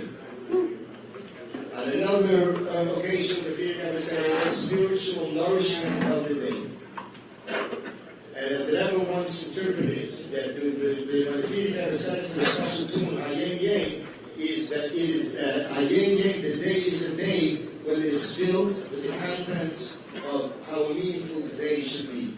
In other words, with the teachings of the Hayim Yeh. It was in 1940. Friedrich Rebbe Farbrengen, after Pesach, or right after, said that he has a vision of putting together a compilation of customs and quotes for every day of the year, which should be sort of a quota what a person should learn every day. It should consist of quotes. It should consist of the hugging. It should consist of the shiurim, which is basically chigas, and short stories. And the Friedrich Rebbe continues. One who could make that is one who has to be a student, A Siddur means an organized person, a vast, a deep mind, and he is the one that can make this luach. And it really cannot continue. That in the same sense that everything that the Friedrich took upon himself for the benefit of Parnassah of Yidden, he found the right candidate. Likewise, the right candidate will appear here also. As we know by now that it was the Rebbe. The Rebbe was then in Europe with the Rebbe. And after Pesach, the Rebbe asked for the Sikha what was the Friedrich delivered on Pesach. And 2 years later, less than 2 years later, on the 20th of Kislev, the Rebbe gets a letter from Friedrich Rebbe, very formal, although it was from upstairs to downstairs, that he should compile the luach, he should call it Hayim Yen, and on the bottom, the subtitle should be Luach Eres or Ruach Tzidei Chabad, an implanted light for Tzidei Chabad. Hayim was published. He was then published in Shanghai. My father was a doctor in Shanghai during the wartime. So he brought along a copy of how it was printed in Shanghai in 1945. The Yeshiva was there, the Rabbi Yeshiva was there, and other Yeshivas were there as refugees from the war. And they were there for 6 years till the war ended, 1941 to 46. And this was they went through Shanghai, a lot of different crazy things when you get to health. My father was dealing with things that we were dealing over here with COVID. He was dealing with 5 illnesses at the same time. I found once a prescription my father wrote, inoculating a little girl against malaria, cholera, typhus, etc. and other diseases. This is possible was going on. We couldn't drink water without cooking it. It was a whole different situation there. The Cholei from the Zeligson, people made it feel. So the Hayim was published then, and then it was published in 1950s. The Hayim consists of 3 parts. It's the first part of the biographies of the Rabbeim, of all the Rabbeim, what they did, initiatives, communal work, and then there is the Luach itself, a calendar for every day, a leap year, and actually, in fact, right before right at the 29th of Cheshvan, we actually were zeicher to have a full year of 383 days to the day, exactly how it was 82 years ago. Exactly. I told someone, a luach indeed for a calendar for Lichbench, but if you need a luach for really, you want to know anything else, this is mamish to the day. It's not like you have to look up something which is a different calendar set. It happens once a year. Somebody mentioned like 50 years ago like that. But Cholei, it was like 383 days straight.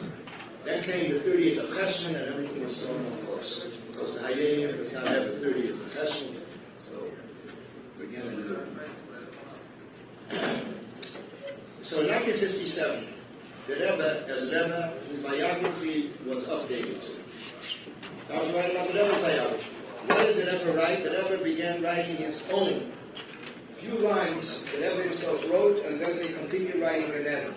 The Rebbe wrote, this is what I heard from Maskirim, the Rebbe wrote, Leimed b'shtida hatzuma matzliach. The Rebbe said on himself, he's learning, very studious, very engrossed in learning, and he's successful. That's the only line that Rebbe wrote, and that's it. The rest, the Rebbe continued writing. In 1981, Tavshin Ben Beis, the Luach was updated. Everything happening from 1957 to 1981 was a lot of work. A lot of it done from the directives, initiatives, projects, a lot that filled up, and the Rebbe actually edited it and took out things, added things, changed things. It's amazing. People don't realize sometimes a person's looking for a biography of the Rebbe. Yes, there are biographies of the Rebbe. But when we look at a biography of this sort, this is one that the Rebbe went through completely. He took out what he didn't want. He wrote what should be. He changed things. It was interesting how the Rebbe really thoroughly reviewed the whole idea. But it came to Tavshin Mem, 1980. A thought came to mind, that the Rebbe put together a luach. It does not cite sources, which this alone is a big puzzle, very, very interesting thing. This is exactly the opposite of the Rebbe style. The Rebbe always cites sources for everything, and here the Rebbe crossed out the sources, no sources. Just a Pisgah and that's it. In addition to that, why did the Rebbe pick a certain day for a certain day? He picked for a certain quote. Why that day is that quote? The Rebbe was not a copy and paste. But the Rebbe everything needed to hold water, needed to be really solid. And one of the first things that was discovered was that it's connected with the Chumash, the Shir Chitas of that day. The Shir Chumash Atil Matanu. When the Rebbe was approached with a few examples, a few pages, the Rebbe said if there's enough pages, it should be published. But this was just the beginning. And therefore, to going through the whole Chumash, it proved that it was one of the major keys. And actually, years later, we heard from Rabbi that he once mentioned that the Rebbe told him once it's based on Chitas. That was like an eye-opener. I mean, it was ready after we discovered it, but this was something that showed that it was on the right way. Examples for that, I'm not going to go into many, I'm not going to go into deep ones, but some which shows to what extent the Rebbe carried the Ruach. It's mentioned in Hey Tevis, the Rebbe mentions that there is two things, there's Talmud and Maisa. Talmud means to study, and Maisa means to eat. And the question is, in the Talmud, which is great? So the Rebbe mentioned that on the day of Hey Tevis, which is Sunday, Parsha Vayigash. So the question is, how does it get in there? So the answer is, when we look at the Maimah, the discourses of Parsha Vayigash, this is where it's discussed. Vayigash Yehuda. Vayigash Yehuda is basically, Yehuda and Yosef are basically Maisa and Talmud. That's how it's explained in Siddur. Comes the Rebbe and says how it will be, how it's now, how it will be in the upcoming redemption. It comes to the 21st of Tavis. The Rebbe writes that if he can have met a water carrier, and he said that if a person meets water, he should say that the Bashante says, the person meets water, he should say that it's a simon bracha. It's a simon of a blessing. Chaval of Tavis is Tuesday Parsha Shmois. Tuesday Parsha Shmois is basically Moshe Rabbeinu drawing water for the daughters of Israel. And this actually became a simon bracha. This was the shidduch that Moshe met his wife by the well, drawing water. Then comes the 24th of Tavis, and the Rebbe mentions that the Rebbe Marash asked the Tzemach Tzedek, what did the Zayda want with Chassidus and what did he want with Darkei Chassidus? So he said that he wanted with Darkei Chassidus that all Chassidim should be like one family. Ein Mishpacha. This is the one of the Bala Gula of this evening. Ein Mishpacha. So if you look in the Chitas, it says it all. It says that Moshe Rabbeinu, Friday, Parsha Shmois, Shish. Ayemer Moshe of Yisrael, Moshe tells Yisrael that I have to go back to Mitzrayim to check out my brethren in Mitzrayim. The condition, Shleim Achai Hashem Mitzrayim. Who is Achai? Moshe Rabbeinu had one brother. So it said Ochim. It says Achai means that all Yidden are like one family. Comes the Rebbe and writes that the Alter Rebbe wanted that Chassidim should also be like one family. So basically reflecting the Chitas of the day. And that's how the Rebbe goes through the different Shurim, the days of the year. One by one, every few days, and it actually reflects the Pasha, the Chitas of the day.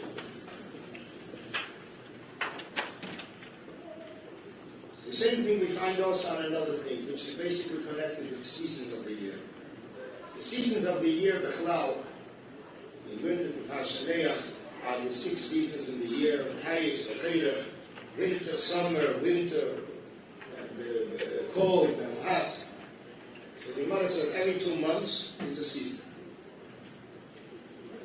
Comes the Rebbe, Tezvav Tishri, which is the time of planting, and the Rebbe writes that right after a few days of Sukkot, the Rebbe writes that when we say Vespomination also the Teva, when we're asking for the harvest, we should have in mind matzah, wheat for matzah, wine for geffen, for kiddush, different piyot that he mentions there, in the year to the season of the year.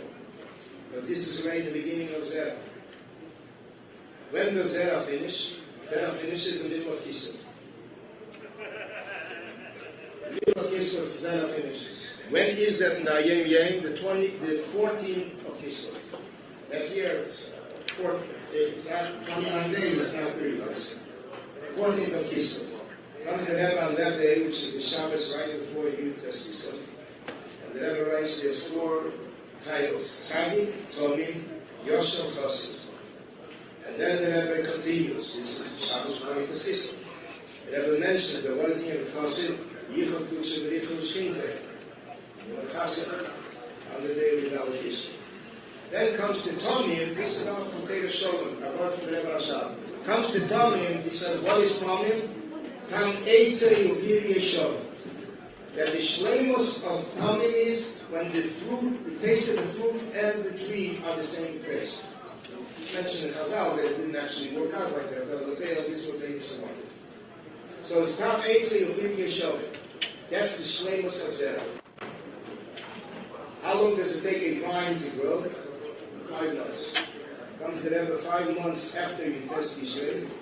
And the Rebbe writes, a person drinks wine, and he's eating a certain fruit. What bracha should be made after bracha? How should he include both? Which means that the Rebbe is speaking about the season, following up, and teaches the person the halacha when the season comes, which is the YUD-TES. Likewise, when it comes to Tesvav Sivin, Tesvav Sivin, the Rebbe writes that the Rebbe would say, short my money. He would say, short my money. And later we developed a longer and longer Tugun that we have today. When we look at the Chitas of that day, we find it very interesting. The Sir Chumash of that day is Vayibin Seyor and Vayibin Mesh. So the Gemara says that the 2 psukim, Vayibin Seyor and Kum Hashem, are basically a Sefer Torah for itself. A Sefer Torah for itself.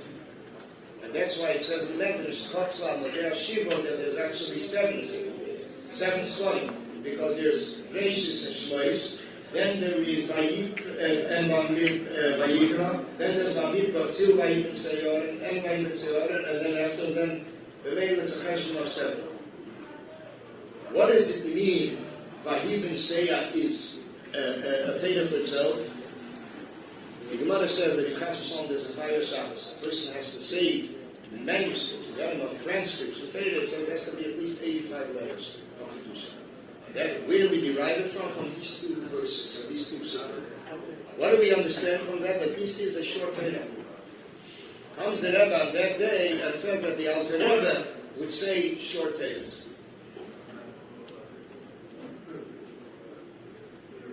On that we find very interesting that when does the season of Kotzir start? Cutting the harvest is basically the first day, Tesvav Nisan, and it finishes Tesvav Sivan. The inyan of Tesvav Nisan, the Rebbe writes there, which is well at the Rebbe writes that the Rabbeim, the first night Seder would be short, Kotzir, short, Tzorah, because they hadn't finished before midnight, after Keiman. I think the second night was longer. They elaborated all night. We look at Tesvav Sivan again in of Kotzir, we find out that the Rebbe mentions that the Rebbe would say, my mother is sorry. So here we see how the Rebbe goes through the seasons. When it comes to cold season, the 16th of Shvat. So the Rebbe writes, between coldness and denial of Hashem is a thin wall. And the Aveda of a person has to be with zest, with fervor, with heat. So basically, And in addition to that, that day is also the Shir Chumash on Amalek. But the Chol Eifim, this is basically how the Rebbe walks through the person. I mean, this is a drop in the ocean of the salt. Not enough. Why would I say that?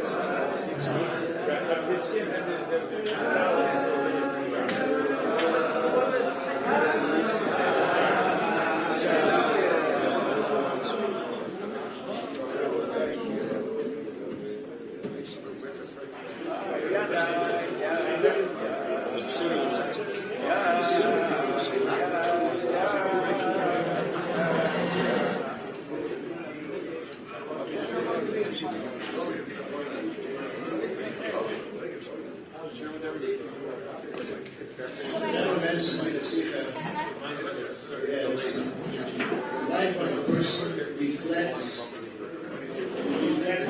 every year of a person's life. A person's life, a year of a person's life it includes all the different seasons of the year.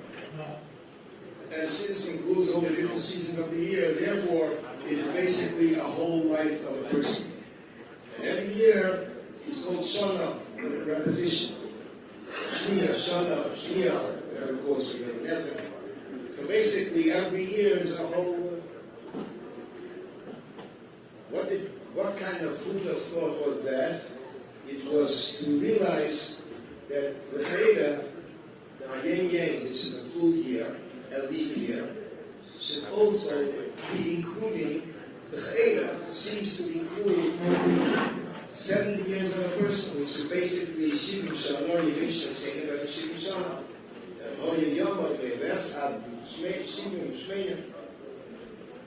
How does that work? Very simple. It's a math of an elementary student.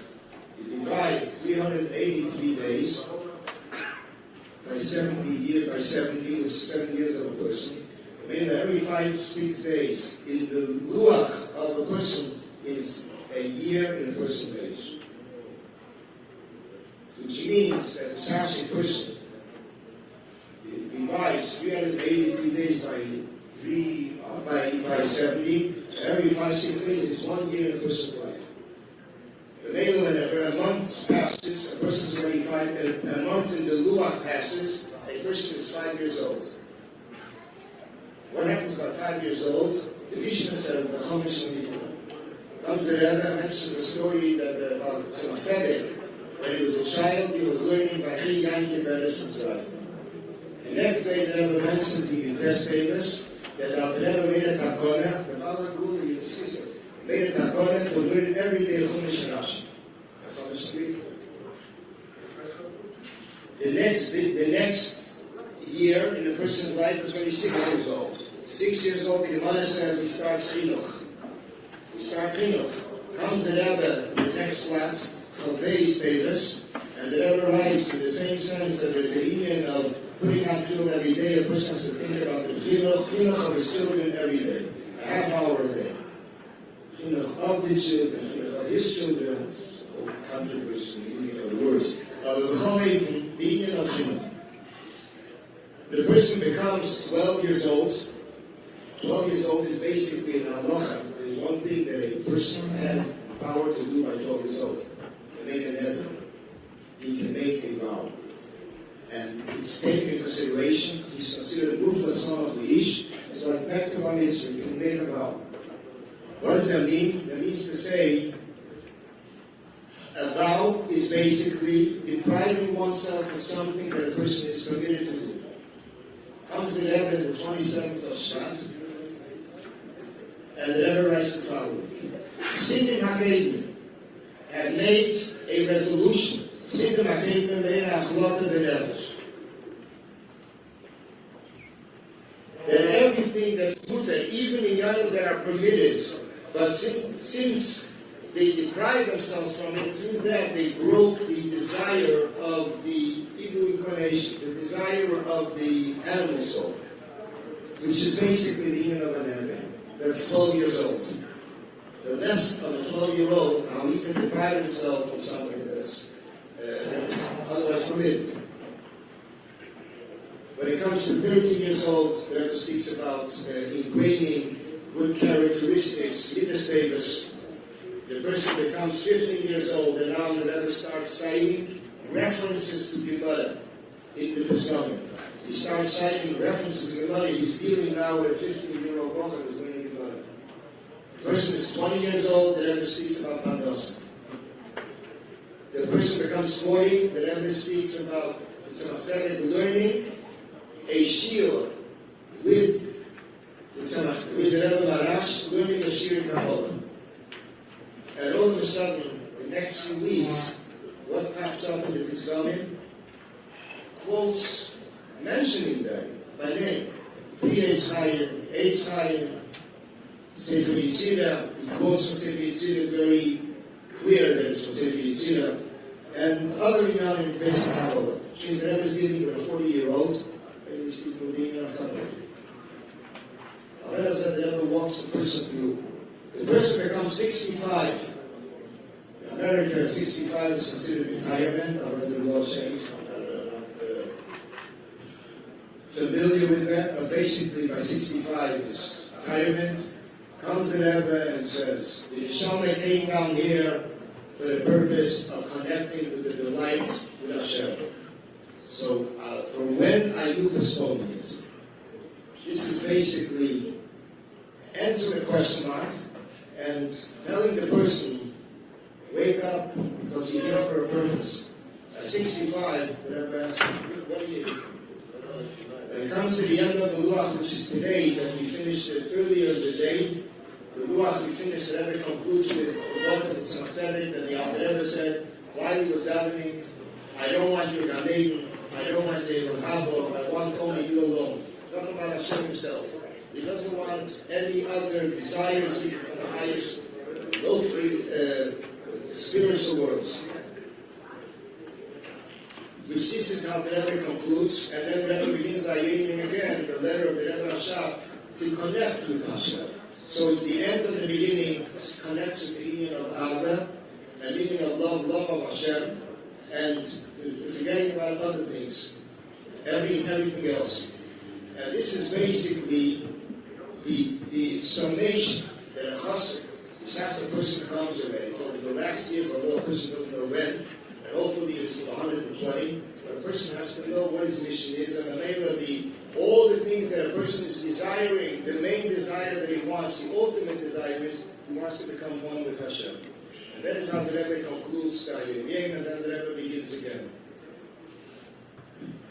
So from here we see how the Rebbe walks through the person's life, that whenever it comes to a certain number of age in a person's life, there is a zomin, one or even more courses that the Rebbe selects for that day, and then reflect exactly the number of the person's age at that time. And on a deeper level yet, Rebbe quotes from the previous Rebbe a certain discourse, a part of the discourse, a minor that the previous Rebbe said, YUD-TES when he was freed from prison. And the Friedrich Rebbe said it then, and the Rebbe places it in the day of Shabbos Hazein, which is exactly about the evening of Suya Dei Kedesh, the word of Hashem, Yivarech Hashem, the evening of Sion, which is basically the evening of Shabbos Hazein, the Sion the Mishpat Ibadah. The evening of Zion will be deep, so it's connected with Sion. But when we look a little deeper, according to the age, we see something lahafli. And that is that according to the age, that slot, those 5 days, is the age 47 in the person's life. The Friedrich, when he was freed from prison, the minor that he said, YUD-TES was in the age of 47 years old. So the Rebbe chooses a discourse that the previous Rebbe said at age 47, and it's connected also with the Shabbos Chazain, which is here in Mishpat Ibadah. Reminds me, there was once a person came into the house, a person from California, he didn't know too much about Miraculous, and he said his shliach asked him to get him a luach, a calendar for the year. It's called Hayem Yem. He didn't know what. I gave him the luach. He looks at the luach and he had still something. He says, wait a minute. This was 1983. He said, I'm giving him an outdated luach. It's a calendar from 40 years ago. He says, this is not an updated luach. You know, you're giving me something from that. I said, boy, Chico, this is for all your life. This luach that the Rebbe wrote in 1943 is for all your life. This person expected every year. But this is basically how the Rebbe Moshe included. When the person becomes 60, so although 60 could sometimes be a potential chas v'sholom that a person gets charof, chodesh, the Rebbe brings on those days, and the neshama is connected with the Eibush at a very high level. So it's basically, as we see, Moshe, everything, the Rebbe uses positivity in everything that could be otherwise, and mentions something of something. The person is 53 years old, the Rebbe speaks out of Milo, is living Galei. Gan is in the 53. So it's based in the numerical value of the word Gan. So I'll go running. This is the luach that the Rebbe asked, the Rebbe instructed us 36 years ago to learn it every day. YUD-TES Kislev around. It's the halacha the Rebbe says of the day, and to live with it. And the Rebbe says, although sometimes it's not the same calendar setting of 1943, a person could delve into it, will find a connection with shiurim that we learned then, which are different, and without much expression. So the Eibush is helpful that we should actually learn it, we should understand it, we should take from it. It's a short discount for every day, and this is something which is the energy, the Siddish energy that is given for the whole day. Chaim, Chaim.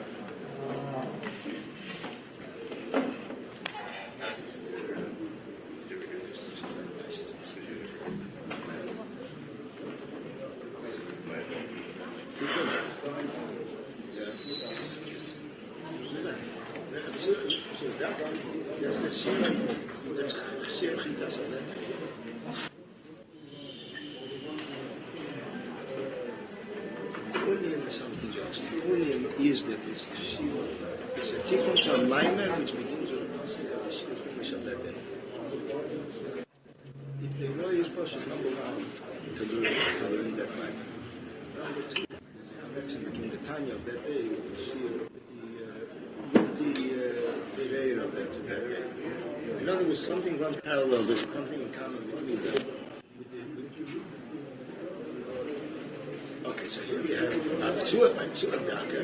He writes clearly how it should be written. I mean, he's talking halacha. And listen, it relates to everybody because sometimes you're aware of something. Somebody asks you something, and you should be aware of what the meaning is, what the Alter Rebbe used to say. I mean, this is something this is like, what's Minhagim Minhag Chabad? Really Chabad.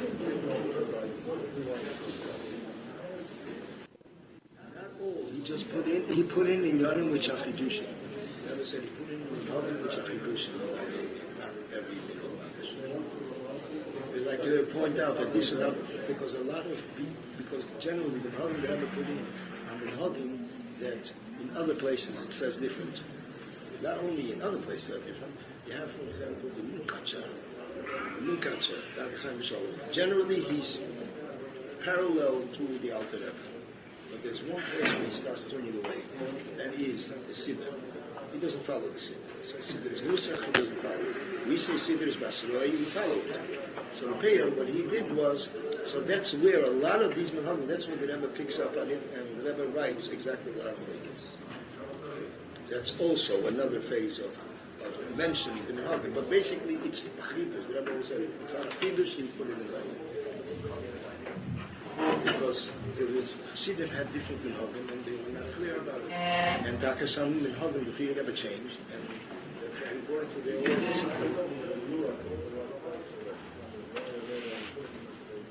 Their letters were not published. The calendar came out like a person buys a calendar for a year. So this was the the point was that a person should always have like a luach. So not every year it's the same calendar. So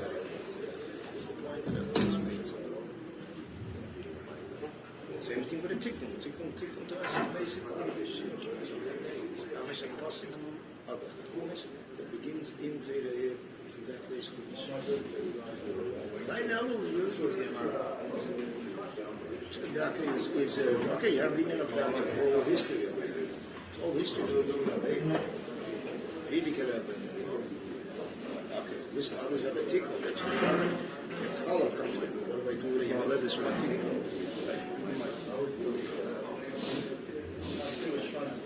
But you know what? Zion means that the bris was the Dalit as well as the Christian.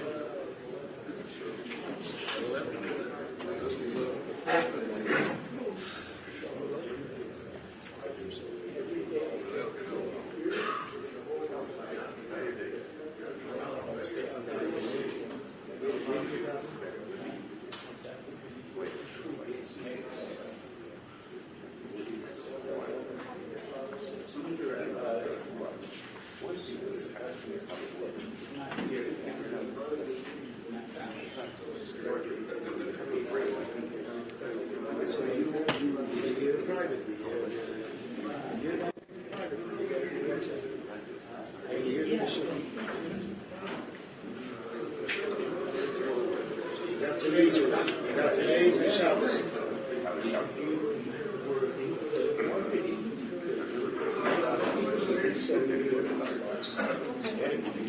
Working on the sweater now.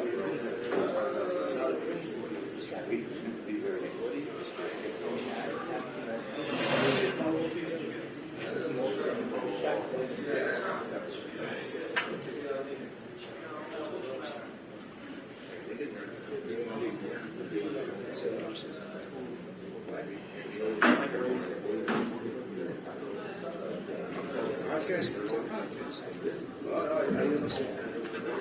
We'll do it every morning. Podcast is really easier than WhatsApp because you can do ahead.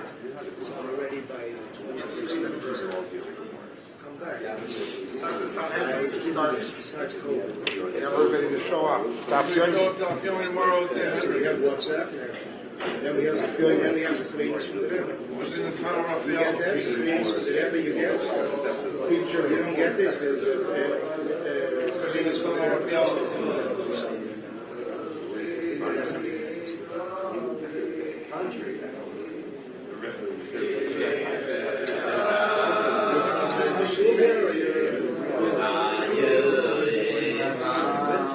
From where?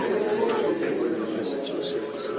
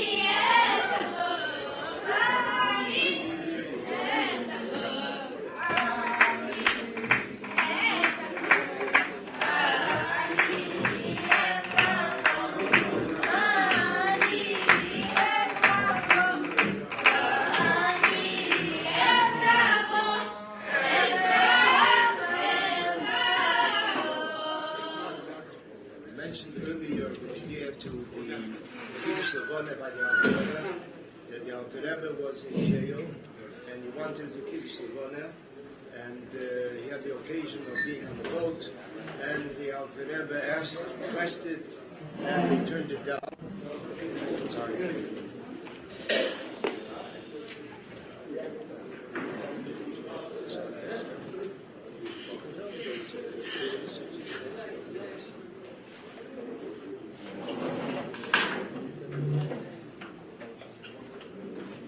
Everyone, you might come closer, please. And basically, that the Alter Rebbe wanted that we should be with Derech HaTeva. And actually, we saw by the Rebbe many times, when he came to Inyanim of Derech HaTeva, we saw that when he came to certain Inyanim, the Rebbe wanted it should be within Chukei HaMemshala, there shouldn't be any stealing the muscle, hiding, tax, other things. In fact, the Rebbe once had some item that was bought for the Rebbe, and the Rebbe asked, did they pay taxes? Rakinsky said that the store said that, so the Rebbe says, this is for me individually. So later the Rebbe says, I should pay tax. I'll go back and I'm sending that they should pay for the tax. The Rebbe did not want to cheat. When he gave them taxes. So he had said they should go back to the store and tell them that I am paying. That's what the organization is for. And that is that we find also that he had to, when the Rebbe would speak with people, like Weimer, for example, parade like Weimer. So like Weimer, we had many parades on Sunday. The Rebbe would come out to speak, and there were times that the Rebbe asked before, the program, they gave the Rebbe the program, and after and then came the weather. The weather generally, I mean, this I'm talking about the past. Generally, the radio would predict rain. Sidim already knew how does it come to rain. Rabbi is saying, the rain comes. So it was like a song. But on the other hand, you have thousands of kids gathering here for Christ. So it's interesting. On one hand, the Rebbe was interested in every prat, the whole structure of the parade, the physical structure. The Rebbe asked Yaakov, if it's going to be a hot day, how will the kids walk so long to the park? So they have buses lined up. On the other hand, when it came to Yonim that was beyond nature, the Rebbe did his part. The Rebbe did his part.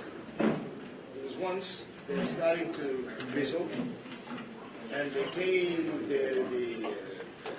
these captains, someone was standing on the bima with the Rebbe, and he told the Rebbe that, Rabbi, it looks like it's going to rain. So the Rebbe said, rain is not on my schedule.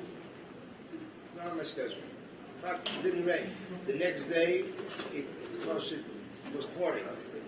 I would have thought that day it didn't rain.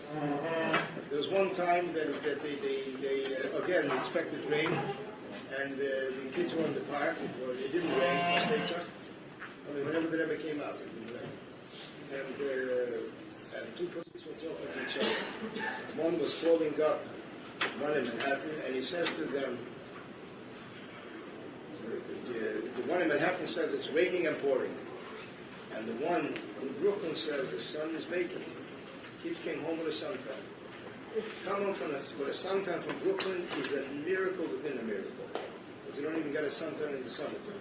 So here you have a suntan, the kids came home, the parents thought they went to the moon somewhere. It was like, they didn't understand it. But this is how it went. It was like, you can see, on one hand, everything should be taken care of, the welfare, the physical welfare. On the other hand, it's like whatever the Rebbe has to do, he knew what he needed to do. And actually, it was from one of these platforms that the Rebbe announced a week before the 6-Day War that the Yidden will have they will come out of the situation and and what the children need to know by increasing the learning and davening mitzvahs. So it was all that was when the whole world heard that a week before. When the Israeli border, the southern border, was filled up with tanks, the Egyptian side planning to attack, and it was like a war of nerves that went on for a few weeks. I remember then every morning we got up, we listened to the radio, what happened? and finally broke out June 5th. So basically, this was the Rebbe then said that there will be, in private, the Rebbe said, that it will be miracles. And the Rebbe told once, he's a diplomat in the UN, I think the United States, Goldberg, his name is, Arthur Goldberg. So he said, the Rebbe told him, you can give over that there will be miracles. And the Rebbe said, hey, you can give over that you heard it in this room. And a week later, after the war, many nisim that happened. And in Yonim that were not in Yonim that there were many karbonis, Yerushalayim was basically the Rebbe says because they did not plan it before. They didn't have a strategy for it. They didn't even want to go in there. And once they had to go in there, it was like house to house, block by block, and that's why many soldiers died. So basically, the Rebbe, on one hand, the union of Teva, on the other hand, the union of higher than Teva. Which the same thing is also on a personal level. My father had by the Rebbe. My father was a doctor by the Rebbe 40 years. By the Frierdiker Rebbe, he was there by the Stalkes Yitzhak, and he was there also by the Rebbe, of the years. And generally, there were many inyanim that the Rebbe wanted to accomplish, inyanim which were higher than nature. The Rebbe wanted that it should go through nature. The Rebbe would send to a doctor, my father, and if he would mention my father's name, my father knew exactly what the Rebbe wanted. So sometimes he would ask the person, did the Rebbe mention Refi Yudid, or he mentioned my name? If he said Refi Yudid, my father would be regular. He said it better than the Rebbe, because there was a code between the Rebbe and my father. So there was a story that happened with a lady in 1972. She wasn't well. She was very sick. She had a heart condition. And she was actually a patient of my father's. And she wrote into the Rebbe that they have a heart, she has a heart condition, what should she do? And the Rebbe sent her to a doctor, a rabbi, doctor, who was a Yid, who was a referral. He had many referrals to top doctors in the field. And he sent these people to them. He sent her to a cardiologist, where he retired. He saw the patient. And he said that surgery is needed immediately. And if it does not, if they don't do it, it's a plain mamish with a half a year. That's the whole thing. Really? Half a year risk. So she didn't want to hear about it. It's 1972. Anytime nobody's up to that. And she said she's not going through it. They wrote it into the Rebbe. The Rebbe sent to my father. My father asked him, the Rebbe mentioned my name, and he said the Refi Yudid. So he said, he mentioned your name. So my father said, right there and then, there's no need for surgery. Never wanted him to pass it. They didn't chapsach what was going on every year. So they asked my father that we should at least hear what this cardiologist has to say. My father was not even willing to, because he knew where he was coming from. And by the end, he calmed him down. He went on the phone. 10 minutes, they were discussing all condition. My father went off the phone and he said, hat seins und ich halt meins. He holds his, I hold mine. No need for surgery. They wrote him to the Rebbe. They give a bracha, she lived another 18 years. Half a year to 18 years. This was a Maisa Shahoya, which was the family alone told the story. So another story was with a child who Hakofes, like the Rebbe, before Hakofes, there was one night in the year, in English today they call it all-nighter. All-nighter. Bamis, it was an all-night thing. It was a Farbrengen, it was the night of Simchas Torah, which is basically the Rebbe would Farbreng from about 8:30 till 12. This was a warm-up for Hakofes. Then came a hefsek between intermission, and then came about 1 o'clock, around 1 o'clock, before the Rebbe came into Atar Reisa. Atar Reisa at 1 a.m. And it might have been before the Farbrengen. He comes into Atar Reisa. I remember as a kid, talking about the early 60s, 70s, Elam around 770 was packed. All the shuls emerged of 770. They finished there and they wanted to continue Farbrengen. And you know, there's rejoicing. And they came to 770, in fact, they couldn't get close. Boys, girls, it's done. And slowly, the people moved out. And the Rebbe at that Farbrengen never said a mimer. Before our office, never said a mimer at Farbrengen. Spoke about Yerushalayim, setting up learning times, this is the times, and Chasteda, good resolutions. And then came the intermission, then the Rebbe came into our office. After Reisa began, finished about 2:30, 3 o'clock, we finish after Reisa, our office, we go home, and we eat the Suda of the 8 hours before, because it was Talucha. When Talucha, first we go visit other shuls, 6 o'clock in the evening. What did they give there? A piece of mazenas, and that's it. So come to Farbrengen, who's going to go home with the Rebbe's Farbrengen? Then who's going to go home before our covers? They have to have a place. The Mela, I remember one year, for whatever reason, I looked at the clock, 3:30 a.m. we're eating the Sudas Yom. There was a lady, a journalist, my wife was close with. She offered, she said, when are you eating the meal? I had no idea. 3 p.m., 3 a.m. She didn't show up. My wife says she probably came the next day. I think she remembers she came the next day. We were again left from our office in the morning. It was like you can't communicate, finished. It was a different channel. The Pale, doesn't go to mice. And then the Rebbe would, so the early years when the Rebbe ate upstairs the Suda, the Rebbe would, after our office, go into the Suda upstairs. 5 o'clock in the morning, he would come in to teach a new league. That's what we have the Rebbe's Nigunim, that the Rebbe taught. He's on the Nigunim from Tafshin Tazayin, late 55 to late 63. Well, there's something going to be taught at a different time of year. Okay, so this is basic. The shul bechlal needed to be converged from Farbrengen mode to Hakofis mode, which means everything from the back has to move to the front, all the platforms, all the benches. See, it was mamish like the 10 years in Beis Hamikdash. Somebody said, was like upset, how come I mentioned it? I said, check it out, you see what's going on. Especially Beis HaKonis. And people didn't want to go out because they're afraid they're going to lose their place, Hakofis. Finally, they started to give food outside, which usually they didn't have until the late early 80s. They started to give sandwiches to the people outside, so they liked it. There was one time that the Rabbi once implied that the Rebbe should mention that the Elam should go out for Avsaka. So the Rebbe said in Yiddish, I never sent out a Yid from Shul. He's not going to do the job. So the Rabbi announced it, and they liked the Shul, and the Elam. There was one year the Rebbe asked that they should make Birchas Kehanim. Everybody should go around benching each other. The Birchas Kehanim during the intermission. So there was a child, got hurt. I don't know if he remembers how he got hurt. And he got hurt and he fell and got a faint spell. And they couldn't revive him. They were trying. They picked him. They took him upstairs. The father came, took him upstairs, put him on the couch in the Anhola, the room of the Anhola. There was a couch there. They placed him on the couch. And the father ran to Rabbi Chodikov. The Rebbe's in his room. He ran to Rabbi Chodikov. He needs a bracha. It's an emergency. Rabbi Chodikov said he can't go into the Rebbe now. But Rabbi Chodikov himself did go in.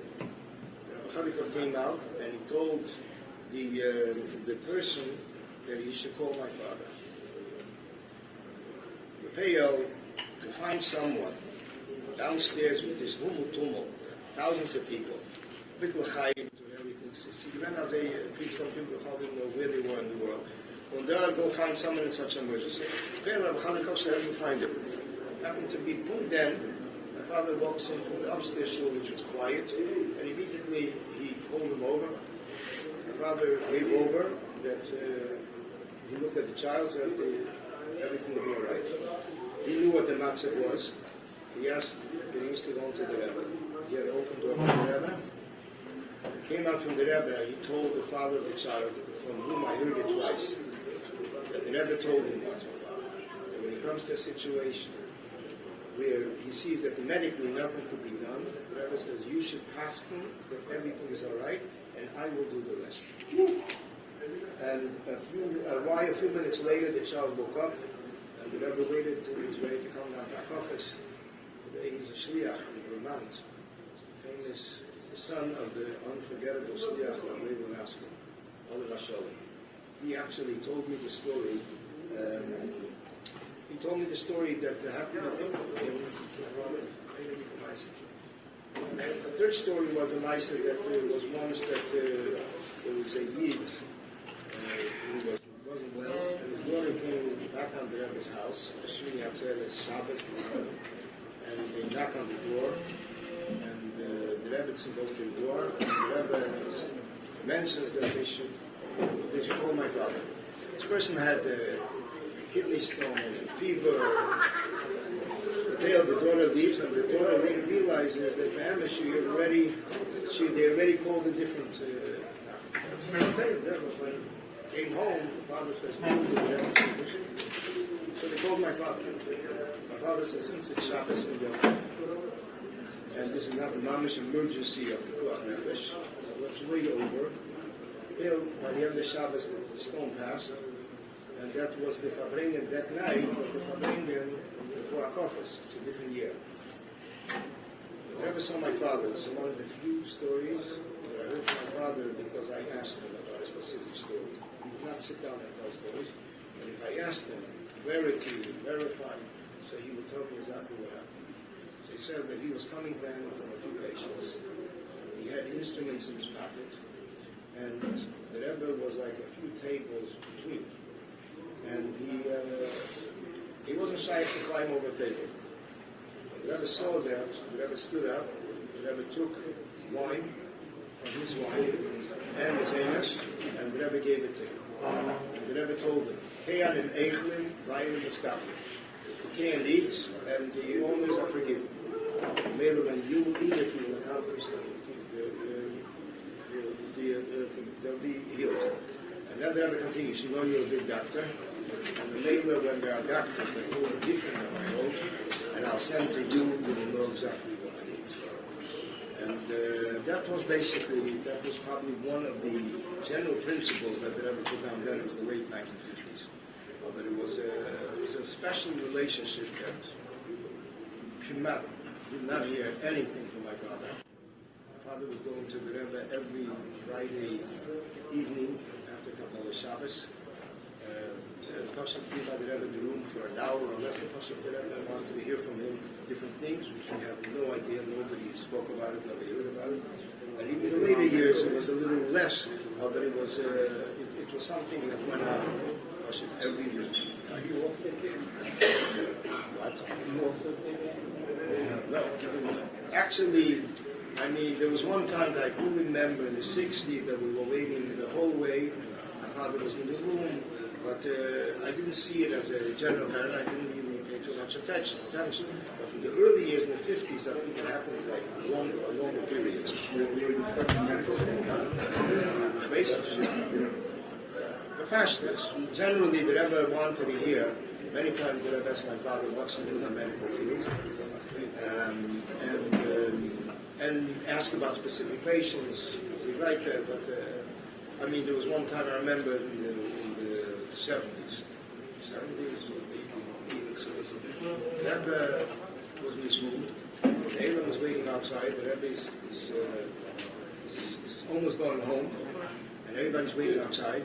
And all of a sudden, the Rebbe comes out, he goes home, and I see my father is coming out. And he tells me that the Rebbe just gave him a letter. Somebody sent a letter, but he had certain illness. And the Rebbe wanted to know if there's anything new in the medical field on this topic. And my father checked it out.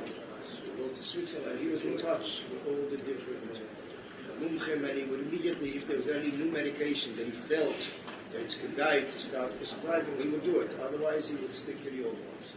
He needed to thoroughly make sure because in England he was also a scientist. I mean, he was doing research in Poland for Professor Cushing, who was the top neurosurgeon of the century. Howell Cushing from Yale University. There's letters going back and forth. It was very much a habit, making everything, and I think every meal the Rebbe always included it. Dr. Kress was the one that rushed over to the Rebbe right in those moments. And as soon as he took the pulse, he saw it was a heart attack, and he asked for oxygen. The Rebbe said he doesn't want any oxygen. So he told the Rebbe that the Rebbe wants to go upstairs to rest up. The Rebbe says he'll finish the conference and go upstairs. But there was many Indionim that the Rebbe, for example, at a Pesach, the Rebbe gave, the Rebbe wanted all the doctors who dealt with him, Shmiyat should come at a Pesach for Matzah. In those years already, the Rebbe stopped already the Indian of everyone. It was only groups. So the Rebbe called that time. My father got a call every place in the morning, he should come. The Rebbe gave each one an envelope of money. And Dr. Richter asked the Rebbe, is by getting paid, are we losing the schus of treating the Rebbe?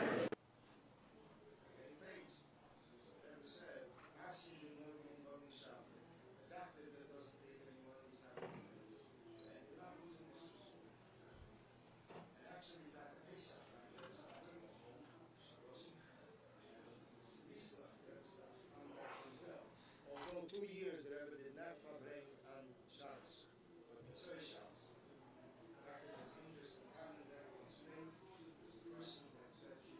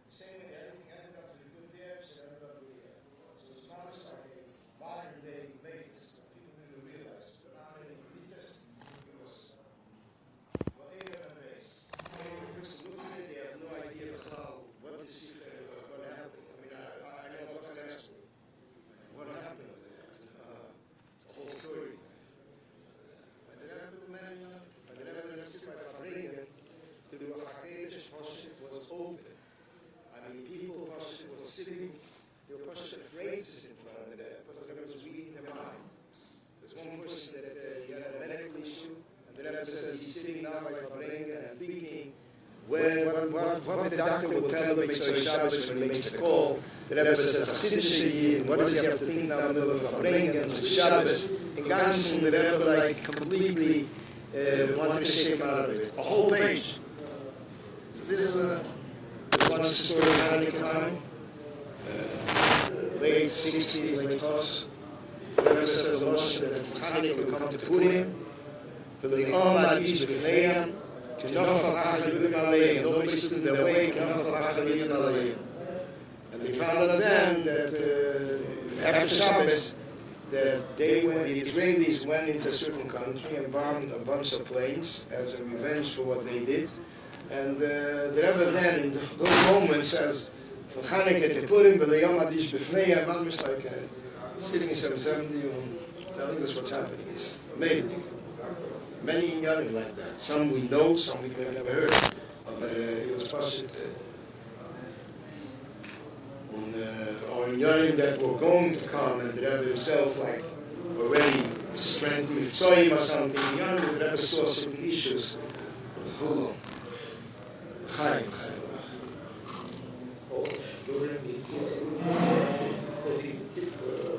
Kippur War. Kippur War was mamish from Shavuos. Shavuos. The Kippur War started. The Rebbe spoke about the beginning of the Yankim. Said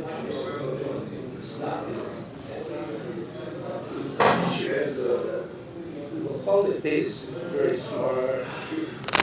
He wouldn't say that the stuff that no one will be hurt at. So to take this place for a Jew. If you didn't know that was going to be the case. That's what he said. One person, Rahman with Islam, would have been hurt. So whatever you think. Rabbi Michoel, the Rebbe was saying, Niba v'leyoda ma niba. Yeah. Sadly, he didn't know. I mean, it was a whole summer there. He even told me here to the Yom Kippur War that the Rebbe was speaking there about Michoel and the Yankim. And during the YUD-TES Farbrengen, Shazar was there. Shazar was there the whole Farbrengen. He was very tired. And he asked the Rebbe, why is the Rebbe talking so much about the Michoel and the Yankim? And he says, tears came from the Rebbe's eyes, and the Rebbe didn't want to say anything more. Like, the Rebbe saw 4 months earlier. And the Rebbe was talking summer 1970 already, that about level like the Holy Shepherd.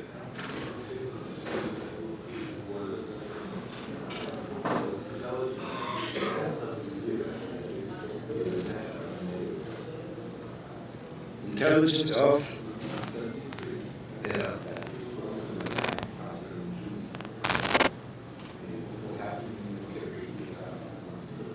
Oh, you could have happened earlier, and they're like, so. And even then, I mean, up to Yom Kippur, you can see, the day before Yom Kippur, early Yom Kippur, they were sending a message, a comment on one of the letters, a letter, Michoel, says a lot of he wants to have this sharing before Yom Kippur. There's a lot of, speaks about all the Milchomas there, the Field of Chana. There's a lot of Sech Chala, the Rebbe makes a siyum, and then the Rebbe says, this reason, that reason, all of a sudden it's Alexandria and Syria. Syria.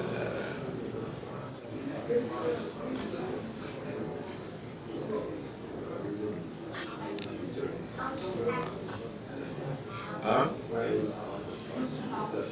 74, 73, right. Which front? Syria. There's someone in our neighborhood in Crown Heights. He also was on the front. He says it was the blackest day. People were falling from all sides. And the 73, I mean, I'm talking about Simchas on the dollar. So he says, Moshe, there was a very shvachet, a very bad day.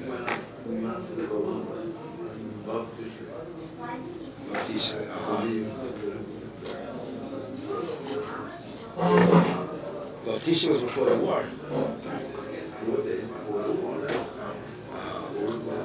So why wasn't he allowed in YUD-TES? What was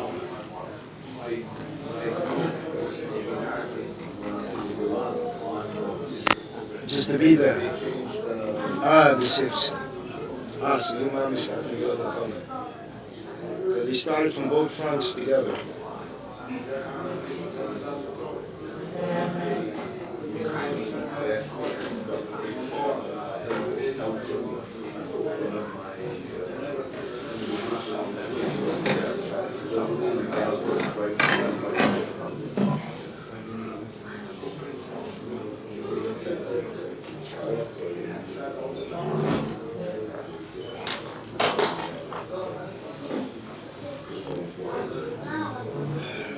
It's interesting, by the Rebbe, one of the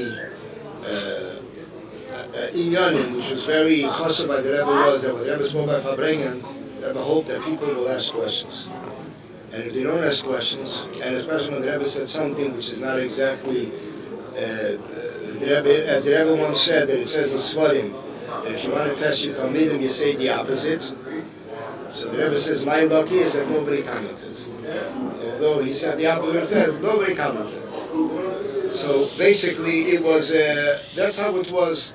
The Rebbe hoped that, but there were times that questions were asked. I remember I had a personal experience once. It was in Tafsir Lamed Vov, 1976. It was in the shul in Crown Heights, which the shul doesn't exist today. It was a basement, Rabbi in Deutsch, and the Chazer Sicha of that Farbrengen, Kedeshim Lamed Vov. The Rebbe was speaking there about the famous Osir Limigdash V'Shachanti B'Seicham, B'Seicham L'Nemar Elo B'Seicham B'Seicham L'Echad V'Echad. Osir Limigdash, that it goes on every person. There's a Yid over there that he knew his stuff, not a Lubavitcher, and he said to me, where is there such a Razal? There's such a word from our sages. So I told him that the Rebbe writes, Leis Ato. At this point, it's known in the Shalah, the Al-Sheikh later they form Marmar Mekemas. He says, but it's not Gemara. It's not from Razal. Why is it called Razal? I never met the person. I never knew who the person is. The person moved away, and 2 years passed. 2 years later, it was an occasion that I was writing in then to the Rebbe about a different thing. So I also wrote this question. So the Rebbe wrote, a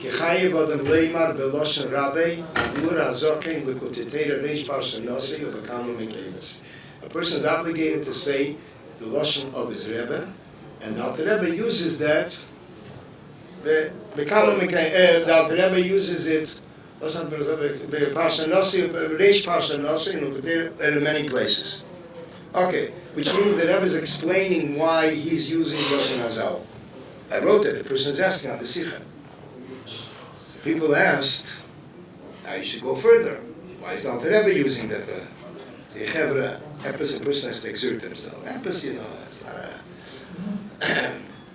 it dawned on me, I had no idea where what, that the Alter Rebbe writes in Hilchos Talmud Torah that all the Rishonim and Achreinim today have a din of a Dvar Mishnah.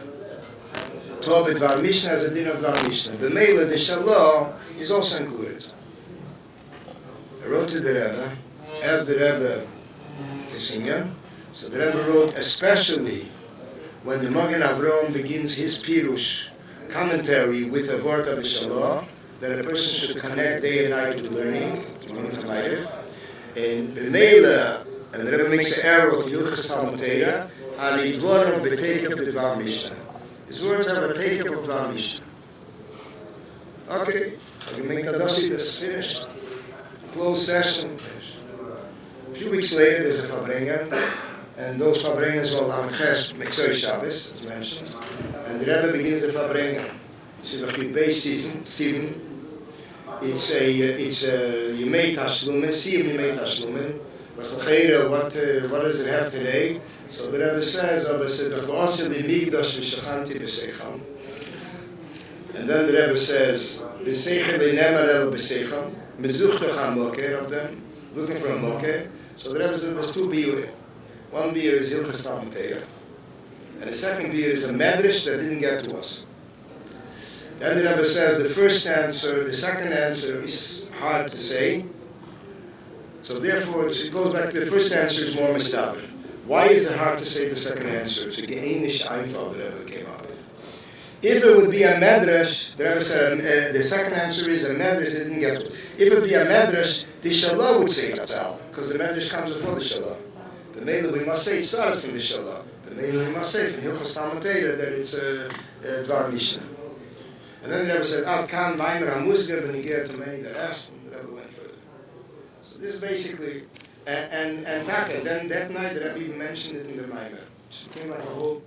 We chose the Chalder, the Rabbi said, now comes the question, why is the Rebbe saying Reish Parsha Nosei? Why is the Rebbe particular about Reish Parsha Nosei? The answer is, in all Torah Ohr, which is Breishis Shmos, in all Vayikra, Bamidbar, till Nosei, you will not find the word Razal. You'll find Besechis, Leinemar, Besechon, you will not find that it's quoted from the Razal. So the Rebbe waits till Reish Parsha Nosei. And that's Punkt Shabbos Nosei, the Rebbe Farbrengen, that the Rebbe is mentioning this here. Another thing comes up is that in the early years, in the 40s, I figures the Rebbe, I'm not sure, that the Friedrich Rebbe gave out a newspaper then, Hakriya Vardusha. And there would be my Maimonim coming out every while. It's called Yomdei Rabbeinu. They were later published in Yiddish, these Maimonim. These Maimonim had, different young people asked questions. One of the questions was the Razal, 1942. Approximately, they asked that question. And the Marechas answered, it's in one of the Medrashim that at this time we can't find. Sapel the Kazakh, who's the Marechas? I mean, the Rebbe was the one that was sorry. But Zed Pasha, everything by the Rabbi, which is the Rebbe? Huh? Very into that. Very into, yeah. Ich weiß, dat trachten, that's something, that's what I'm saying, the Rebbe himself did answer. Now, but the Rebbe answered, there's questions. If there's questions that pertain to the public, the Rebbe answers in public. If there's questions in private, the Rebbe answers in private. There's another question.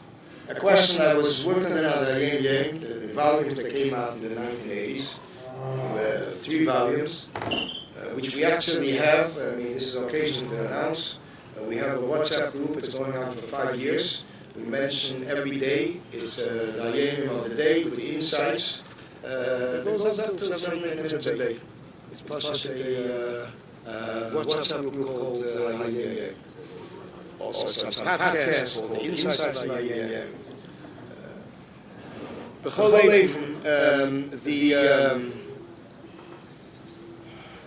So Mela, this is basically, in addition to that, there's a question. The Rebbe concludes the sichas of many Farbrengens, the Rebbe concludes with the last years, Mamash. The Rebbe was saying, that's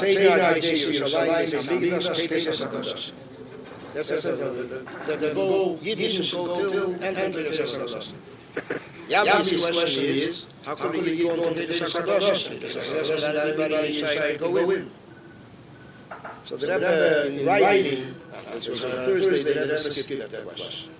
So I knew already, Shabbos is very nice. I knew this is equal clothing. Shabbos is Sicha. The Rebbe is ending the Sicha. I remember standing right across the Rebbe. I was so many men that I like turned aside and said, und die Scheile was gefragt, how you didn't go into the Shakadosh. So the Rebbe says, number one, every Yid is considered Mamlechas Kiyanim. Kiyanim B'Deila. In addition to that, the Rebbe brought from Medrash, and then this was saved in summer Medrash. Men testen in Yatzeres, Chastei again, the Rebbe spoke about this. But the whole life was even the Rebbe felt that the Rebbe wanted that when a person asks a question, the person should have, the person who asks the question should have an answer.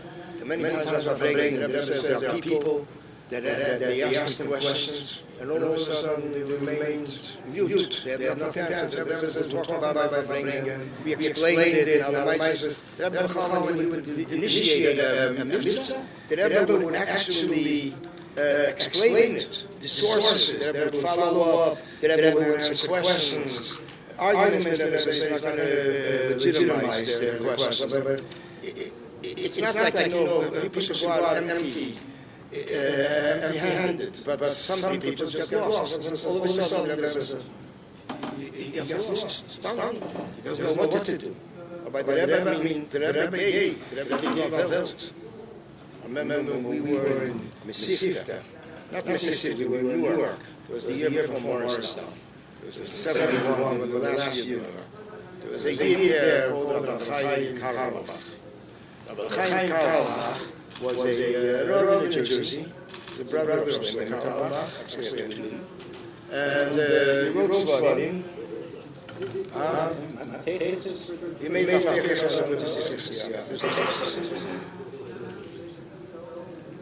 and he said then, who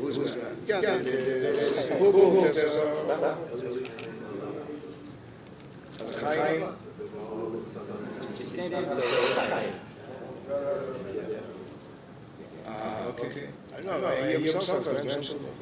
And they actually have a Megillah of Rebbe Marash. Rebbe Marash wrote Megillah for every one of his sons and mezuzahs. And the Megillah, everyone gave a Megillah. The Rabbi Zalman Schneerson, who is the father-in-law of Rabbi Chaim Karlbach, was a Zocher in Tekrimim and Labish. And he was a young Zocher. And Rebbe Marash's son, Rabbi Mendel, had a child who was an Adalat. And he needed constant care, and Rabbi Zalman Schneerson took care of him. So as a Akaras Safed, he gave him the Megillah. So that Megillah is today by that family. I once looked at it in the 1990s. It looked almost like it was just written. Shining like that. The Friedrich Rebbe has one, and the Friedrich Rebbe asked that even if they find something to touch up, nobody should touch it. So they made this. But this was Rebbe Marash's Megillah. The Rebbe quotes from there, and the Rebbe says in Haman, and the Gehamelech, and many from Yonim, that Rebbe Marash's Megillah. Yeah. Is that where the Rebbe's Oh, you mean the Sav of the Alter Rebbe. This is film also of the Alter Rebbe. I think the Rebbe based on that. There's the film of the Alter Rebbe which arrived here in the early 60s. And the Rebbe wanted, I heard then, I was young, that Chassidim didn't see it, they made a Chana before, and it was like an exhibition. What is the Rebbe film, the Rebbe only about the they have about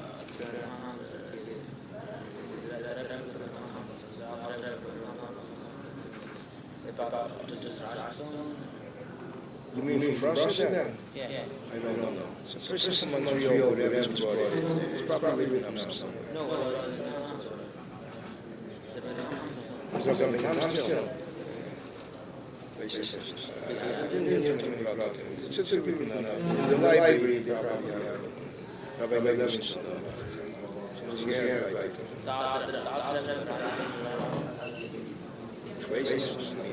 Later about it.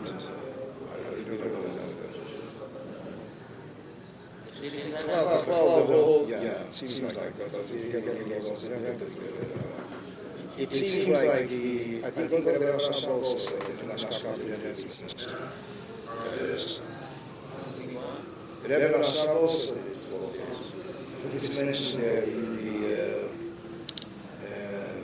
the Ashkaf to the Rebbe, about the stars of the Rebbe Rashab, who was Mishadis in the Quran. Can I say? I can't say yes, I can say no. We can say that documentation. I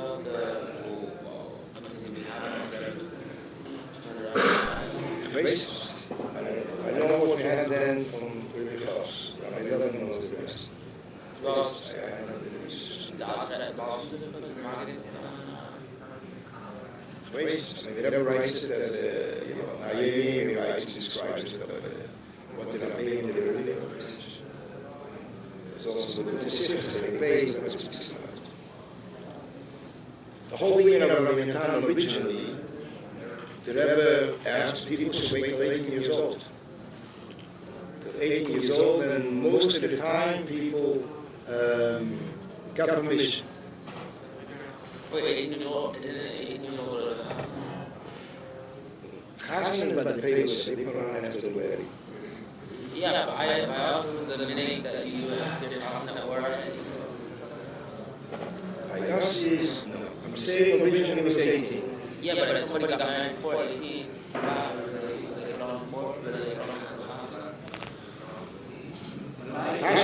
My 18th birthday was Sunday when his birthday answered. The gate justice tried to say, now, in the town, this is here, so I asked Rabbi Klein, what should I do tomorrow? So he said, Because sometimes they don't make conditions, the really years they don't make conditions for people, if they're going to be able to keep up with it on a steady basis, their own film, not that that's part of it. Because sometimes a person missed film up in a time of day, then I will give him a tickle. To learn a few Simonics from love, to learn a few Maimonides. There's one Mashgiach that I've ever told me to learn the whole of the Torah. 5 different times. Missed up in town, the whole of the Torah. Everyone is going to later, 76, everybody came out, everybody makes about what's going on in town right now. I think but it's the but meaning that if we died back then in the house, right? What about Gil Harjun? What's called the lady? You got married before you became a mitzvah. Huh?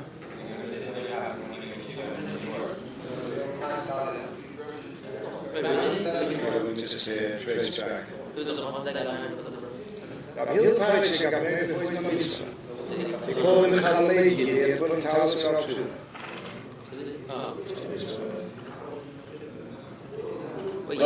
Talk about Rabbi Chaim. You put the tiles in the house. Azir, that's how it was passed on to us. Palace, he didn't have this film, he didn't have film. Palace, I don't know how it was, how cloud for my mixing to make it nice. Story was that story. I mean, Rabbi Chaim Kalbach from Farbrengen. He said to us then, this is 20 years into the residency. He says that a bocher learning by the Rebbe, he says, should be Moli B'Godish. Moli B'Godish means fill and pouring over. I mean, today, you go out in the world, you meet people, you meet them, start talking about learning. Check to see, there's things from the Rebbe. There are many things from the Rebbe. There are many things that are from the Rebbe, there are things that they did not touch. You have Shas, you have Guna Rebbe's was, Sugyas, topics. It's like Mother Goddess. That's what the Rebbe wanted. The person goes out, Nicholas, and that's why the Rebbe writes Naim also, that it should be to be Kivir Shurim, B'dach, Chassidus, B'nigla, B'dach. That's what the Rebbe writes. Tzach once wrote into the Rebbe. Tzach once wrote into the Rebbe a very interesting quote. They wrote in, they made a YUD-TES in a meeting of Surah. Beginning again, Nigla B'dach. So although that word is used a lot, but why should the Rebbe want to make a point about it? The Rebbe says, Nigla B'dach, Ha'im Nigla Ein Nidach. It's not the Eibishter's words. Ha'im Nigla Ein Nidach. By the way, another thing when the next split is, from what I understand, is it a gift, which is still in the million, that He has to give, but it's it, but I'm kidding. I know, but we put it in the house as a gift. We're putting it on because Michoel, that's Mamish. I mean, but the Alter writes the Siddur. You can see right before I die, but the Alter writes, and it's what I read. That's why the Rebbe says it's supposed to be Behemsh, that it should be included in the rest. The same thing is also with here to Talucha. Talucha, Tzach would usually send a duch to the Rebbe. So generally the duch was that they went and they chazed and they came back and they reported the shul, the rov, the shul. But there were times they didn't allow people to speak.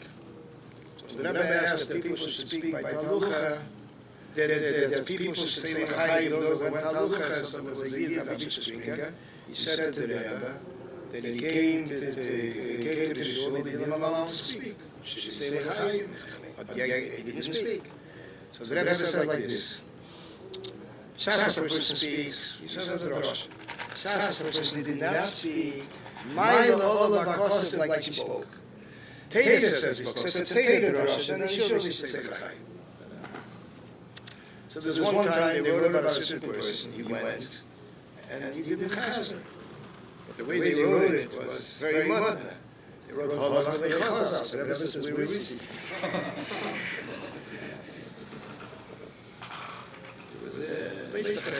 That was very on top of every detail. There's one by Farbrengen that was ready to walk out, and people were already singing Kibbutz Simcha. So the Rebbe says, "Megeit noch nicht, not believing it." There's one person came to the Rebbe, and by Farbrengen the Rebbe asked, "Where is this person?" So he told the Rebbe, and the Mishnah is not 100%. It's not too well. So the Rebbe says, "We're looking for those that are not solid. Those that are complete, they have nothing to do with that." He says, "Those that we I'm thinking was that when that is made conscious But the time is based on the Alter Rebbe. The Alter Rebbe is not specifically based, it's a whole sugya. I'm thinking was it because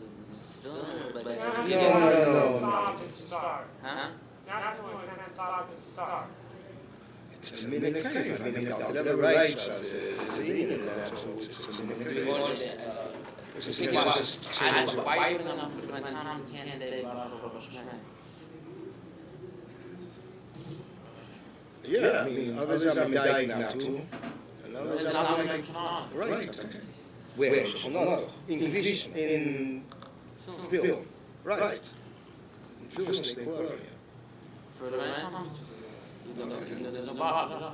Right. But then, do you want this, like, because it's still the kind of the ball? It's, I mean, the Rebbe writes in the specific basis, there's a bunch of arguments. It's based on the Rebbe writes that those that are there get into Torah and Tam. It's as you say this before. It's almost a feeling this way.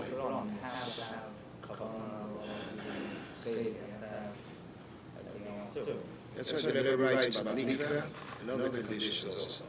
The Gira and the Tam. She was Tara, the Rebbe mentions that a lot in the letters. Why? I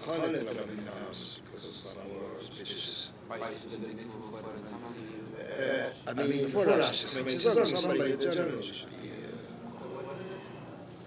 But then, what's it called? Then,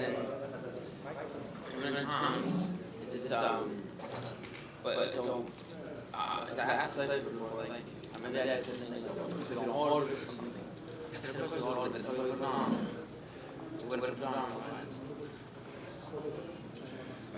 Did I ever mention all the sources that I know as Cheli Beis? Yeshivah. There's a Michoel called I remember offhand, but that's basically the answers. That, this is and I think additional things over the years. I think the Rebbe Farbrengen of Personal Blog, the Rebbe spoke about again, Rabbi Netta, I think it was just like that. So why don't we, so then, why not talk about these times to try to... The Rebbe come out with that. The Rebbe says, these mitzvahs film, these Rashes. The Rebbe come out with it. Yes, but since it's part of the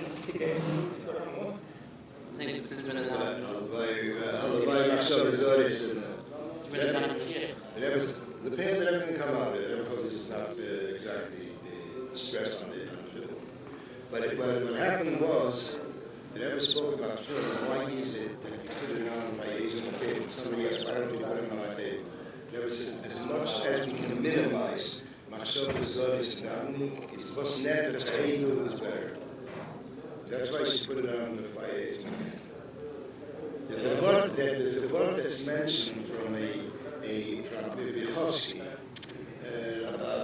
Chaim Bichovsky, Boki, in Yeshivah Torah Bichovsky, Avil Nikos Sidis, Avil, and in addition to that, also Michoel things he wrote out as on the tape.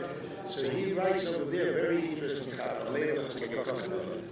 says that the Indian are putting out is because before we talk about bonus, the side is by Michoel, he has to know his hand, it's not a tzitzit. So that's why it says that on the Michoel.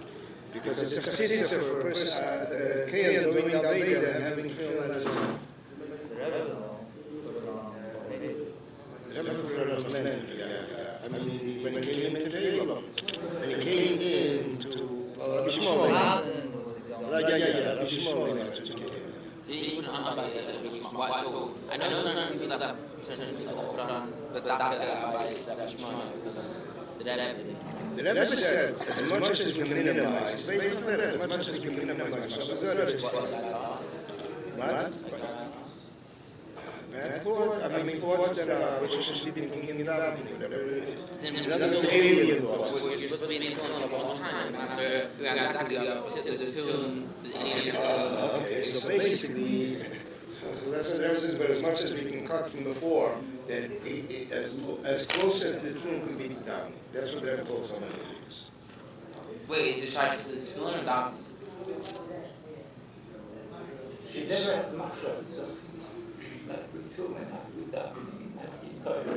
Right, but you still have to fill on for Mishnayos, which might even be longer than Mishnayos. Okay, so I'm not sure, but I'm saying, we're talking about the before. They asked about before, so they got the answer we give. Didn't they use it in the Bible before, like, to do it around the day? I don't know what you think about before. This is what we have told somebody like this. And then, what's it called?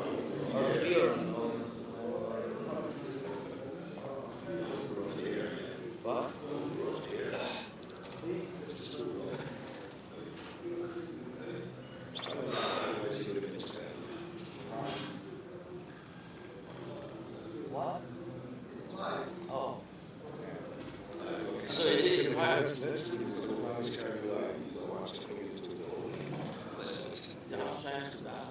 What? Like, why we put on my Asian beginning? Because when you go to the bathroom, you have it on. The bathroom is one thing, but you could live in himself with the bathroom. It's just, it's not valuing money that a person's mind, something should go into his mind. So as much as he can spare time of being before film, spare the being in film a little later, not before. I was it has to do with like, I don't say doctor, I science, why we don't do doctor. And so it has to do with like Donnie or getting ready for Donnie. The brachas are called achana to Donnie. Meidani is just the beginning, washing the hands, washing. I heard this much of the soccer. The mom being the back, there wasn't that much. And then, but the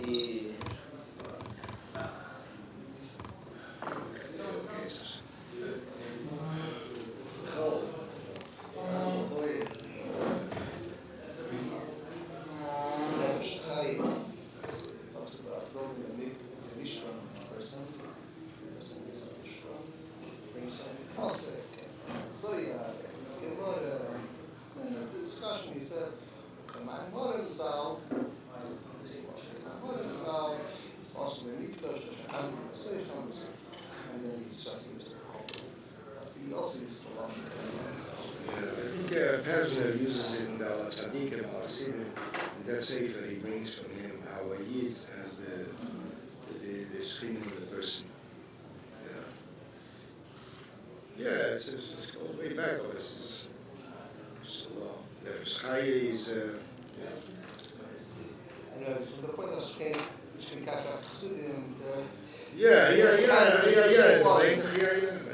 Hij brengt de Gmamis, Zachen. Shitas that he holds like Alter Rebbe.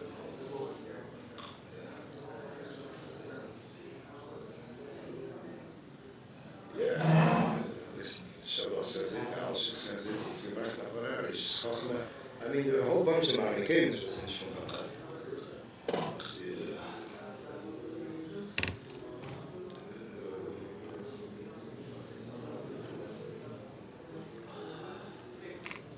The same thing is also with the YUD-TES KISLEV Farbrengen. The Rebbe would speak on my mother, YUD-TES KISLEV, the Michoel will be a study for itself. In other words, this Dibra Master, that Dibra Master, for example, 41 years ago, YUD-TES KISLEV was Friday, like that this year. Friday, Thursday night, Rebbe Farbrengen. The beginning of the Farbrengen began with the minor began Zeligson Tfilas Masecha. And the Rebbe explained, although the Tfilas Masecha, the Friedrich have been used, the Friedrich have one set of minor like that, and the Rebbe Rashab writes in the letters Zeligson Tfilas Masecha, aber von deswegen, we see that when he came to Maimorim, the Rebbe Mamish was Medai. What's it that Seder? That since it's Friday, and Friday is the day that other Marishim announced Hashem Malach Yesh Lavesh, it's the beginning of the creation. It's because it is the fulfillment, the purpose of the creation. And therefore, it is, the Rebbe said in the Zeligson Tfilas Masecha. There are times that the Rebbe would say Maimorim based on either Vashkocha Pratis, a minor came to him. The Rebbe said, I was planning this minor of the Pale, another minor came, and it was based on Vashkocha Pratis. That the Rebbe felt the minor. The Rebbe once said, the Ramasel of a minor is the passport.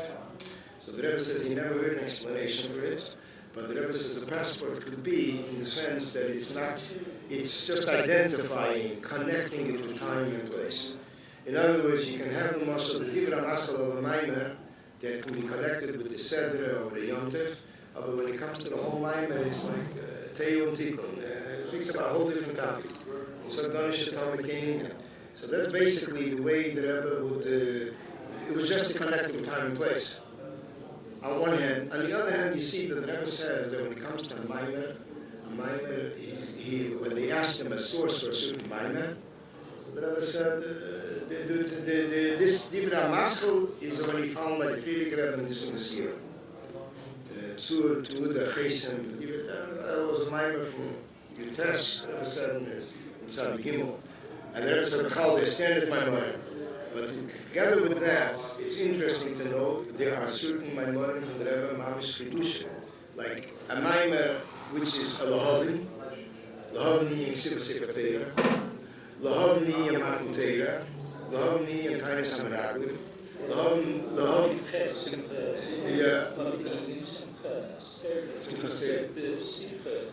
oh, you mean in the room, right after the Harvard, yeah. And then he said, Lahavni is supposed to you heard from the Friedrich Rebbe, I think the Rebbe Rashab. The Lahavni and Tainis, Lahavni and Matan Torah Shanitim and Shabbos Begufim, and then there's another minor, everyone doesn't know it, but the Rebbe said it, Lahavni and Chedesh Tishrei. It was Lamed Tishrei, the Elam was leaving, there was a Farbrengen, says himself, the Rebbe said, Lahavni and Tishrei. It's like out of the blue. And Mamish, the Rebbe goes through all the Yom Tevin, Lamed Vav. And the Rebbe goes through all the Yom Tevin, all the Tzovas, the two extremes from each Yom Tev. You don't find it. Sometimes you find that the Rebbe uses the Dibra Maschel, a new Dibra Maschel, although the mind itself is based on another, but because it's a different time by the Rabbeim, so he uses the Maschel Purim. Purim, for example, when Purim fell out Friday, what did the Rebbe do? So the first time it fell out Friday, the Rebbe's Nesias was Tavshin Yudalit, 1954.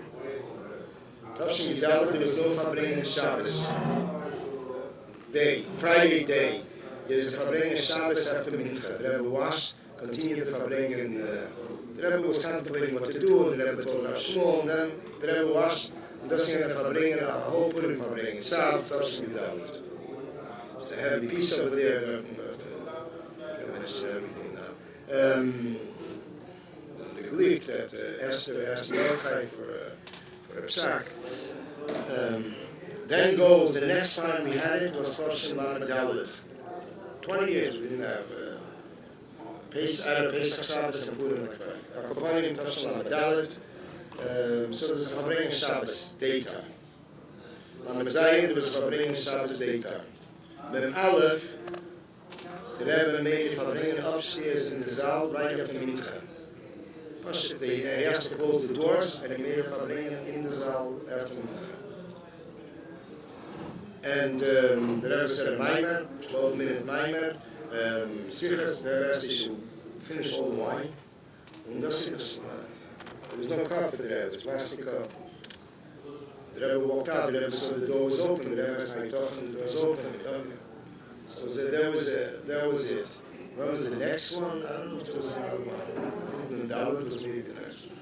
What Maimer did the Rebbe say? Shabbos. So here we go. Toshin Yudalet, the Rebbe said a Maimer Michoel and Kras. Toshin Lamed Zayin, Michoel and Kras. Lamed Dalet, I think it was the Parsha, and he connected it with Purim. Mem Aleph, Shabbos was, Friday was like Hudim Esaira. Shabbos was the union of Shushan Avira.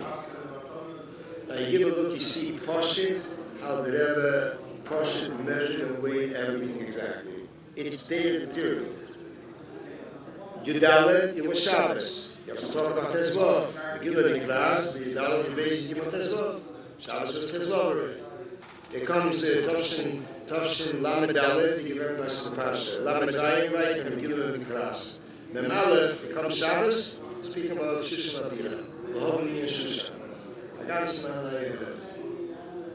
and the same thing happens also with my morning, that based on Al Rebbe's my morning, he makes another, he assigns another Dibra Maso, but he uses the same Hemshech because it's a different time period. I mean, you see by the Rebbe, it's like every Dibra Maso, you have a deep match.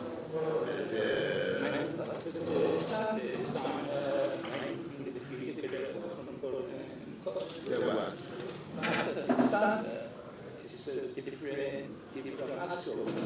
After the Tzabeh, the Kibbutz YUD. The third and fourth, my pardon, from the Hemshech for the Gilgul of the Yeshivah don't have any difference. Because the Rebbe didn't want to assign it. First two were assigned, the Rebbe did not want to assign it. And actually the Rebbe even changed in Toshin Yud. Somebody pointed out to me, it's very interesting. Right after Yud-Shvat, when you go through the whole section of Toshin Yud, till Yud-Shvat it's called Toshin Yud, after Yud-Shvat it's called Hashis. Hashis, and we turn around and okay, Hashis is a more positive meaning. Toshin Yud is to be a lot of Hashis. But today, when I look at the printed thing, I don't see the Yeshivah. I don't know, they decided to change it back, but it was, I mean, the Rebbe like started to name the inclination Hashis. But the last two were not any Michoelis. But still, I mean, it's a whole idiom for itself. How the Rebbe chose the Master, take in consideration sometimes he would connect with the Parasha, sometimes he would say the Pasuk of the Parasha and connect it with the idiom of the Yom. So that also depended on how close it was to the Yom Tov. It was 2-3 days already after Yom Tov. Afil Birchas HaChama. Like Birchas HaChama, Toshin Aleph. People don't realize that Shabbos was a Maimer only in Anigoyim. In the middle of the Maimer, the Rebbe starts speaking about Eish B'Chachamasi. Brings up the whole thing, he starts connecting with that. This was Maimer, Birchas HaChama. And then at the end of the Maimer, the Rebbe finishes with the Medrash, the whole thing under the Medrash. Vabayis, Abeyanega, this is all very, very, very interesting. Maimer mentions the name of the Savior of that day. Met dat nemen we als bedrag. Dat hebben we ons leren. Understand it. That is a nice that happened 44 years ago. And this mice was a 1 week project. We have finished in a week. Rabbi says one of the miracles that Rabbi did. The graces see further, this was also then again himself. It was Yeshivah Kislev. The Rabbi called him, the said he wants to make a index on the memorial of the Rebbe, and it should be ready next time it goes to YUD-TES Kislev. 9 days, 11 svarim, every sefer hundreds of pages, a lot of Kabbalah, and to set it up in entry, in etiquette. Which you use? The Malach. And the Rebbe says, he wants to know when they can start. He wants local people that have experience with stuff like this. I got involved because later there was a power story. A manpower story fell out, so they asked me to. I was working in a cause, but they got a call so started Sunday. The bail, he went to Rabbi and he asked Rabbi what Rabbi said, I don't know of such a person, I don't know such a group. So he went to Sichas, and they said we'll get together a group. The Rebbe wants to get around, each wants to get paid.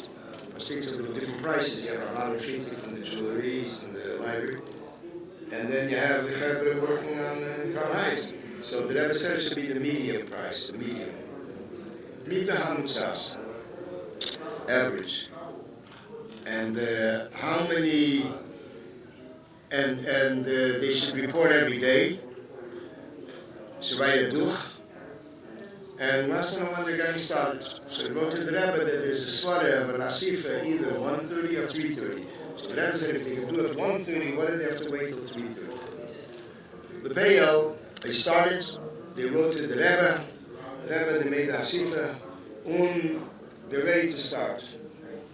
The Baal, the Rebbe wrote, Miskabel v'tach v'dover b'yitei, Vayisar Yankiv Raglo, we heard good news. Nasser Libe Kalo, Nasser Raglo Kalo Lechas, we heard good news. That was and every day the Rebbe is watching the progress. A day after a day. About Monday, Tuesday, the Rebbe writes, the Rebbe asks, with such a pace, it's questionable if they'll finish in time. Because the Rebbe saw the number of pages, and the Rebbe knew everybody got copies of pages, so you have to learn it first. And it turned out the Rebbe's my mother was a little different situation. So they wrote back, Be'ezras Hashem Yisbarach, we will finish in time. L'yem ha'mugbo, the entire day doesn't write. The Rebbe circles the words Be'ezras Hashem Yisbarach.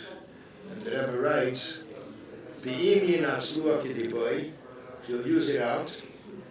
And then the Rebbe adds, the Yem HaMugbo, Medida V'Hagbola from the 4th Kislev, we're in Kislev. Maybe you'll finish actually earlier than that day. Everyone jumping. It was like crazy. People fell out. It was like some people had jobs, so this was like So Wednesday I went in Wednesday, and we met every evening. I was sitting in the store anyway. I'm always saying it's good for customers that when you sit and learn. But talk upon him, it was Masliach, Baruch Hashem, whatever. Friday morning we got a call.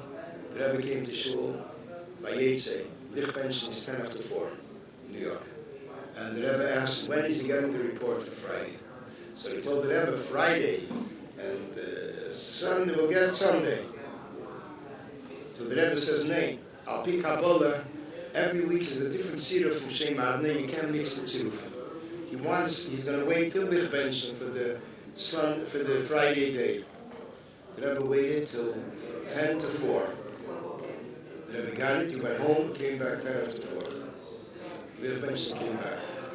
But before that, the Rebbe asked what's going to be with the Michoel Shabbos work. Michoel Shabbos, it's a long Michoel Shabbos.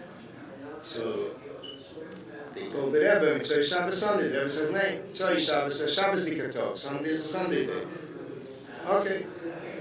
Finally, Sunday they finished it, and they asked the Rebbe if the Rebbe wants to include his Mafteach and Tanya, Tereir, and Tereir. And the Rebbe said, yeah, they can include it. Okay. They included it. Batishlam HaMalocha, there's no computers there. 1980. It was index cards. The Alamalika al-Masol. And they pushed it, that's what they worked. Then they started to typeset everything. So the Rebbe said, Bevada Yagiu Hatif, surely they will proofread it well. Uschus ad murazokim tamid lechol echad ve'echad. Bakil. Uschus ad murazokim should stand for everyone. Now the Rebbe would always get proof sheets from the Sfarim that came out. In other words, the typesetter would give a proof sheet, a copy to the proofreaders, galleys, and then he would give also to the Rebbe. So for the Rebbe, this was also a security thing. That if the Rebbe, whenever if it was still laying around, the Rebbe would ask, "What's the for the sefer?" And as soon as the sefer was out, the Rebbe sent it out to the Shemus.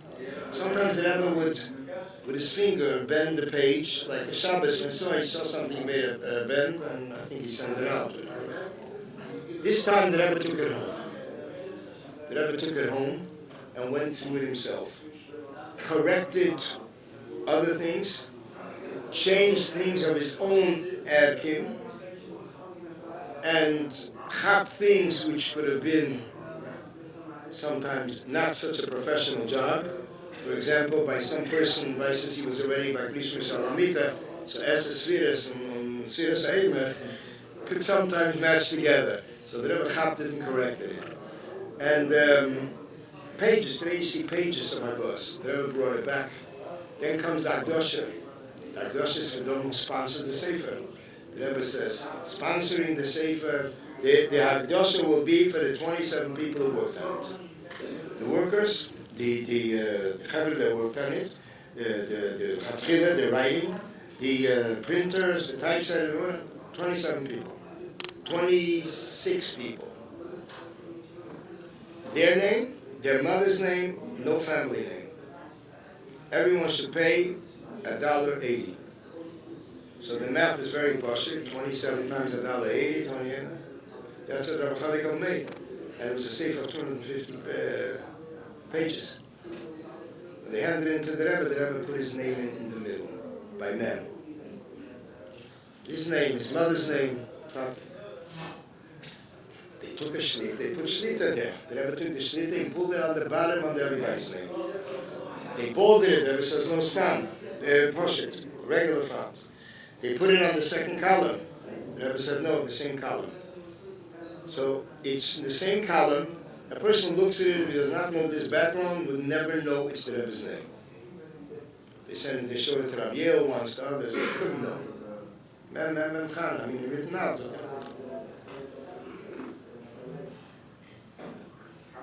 Then Rabbi Chalikov asked, where could they print it? Because they heard there was another condition. The condition was, it should be ready for YUD-TES Kislev. Print it, bound. So the Rebbe said, they can print upstairs in the Vat. So what I heard was, I'll take it maybe as a story of the year of Hashem. If it didn't happen, it could have happened. That the Rebbe said, there's enough Chavre that are up there training Zacharam, and you can mobilize them for the work. Now the Peyel, the Bachan, they got everybody working. They didn't have any paper. They're not ready to make sweating the Badlofos. And they pushed it, worked on it. They gave out the Sefer, they sent it to a binder. The only thing they didn't have is a rim on the cover. That's when you know it's a collector's item. That everyone should be sold for $1. It came in YUD-TES Kislev. I was there in Kahas running the show. And mamish, minutes, the boxes were empty. In a few minutes, finished 250 copies. Everybody got their checks paid. And Hanukkah time, every one of us got $1. And this was $1, which was part of what was on the books, but here it wasn't on the books. I mean, it's kind of trending on the YouTube because this is something. The Bismar Magdil. Okay. Akopanim, een geweest gaat aan minuut 2, maar dus. Boom mute, yeah? And this will be also the one I have. Yeah. He's talking Which part? Yeah.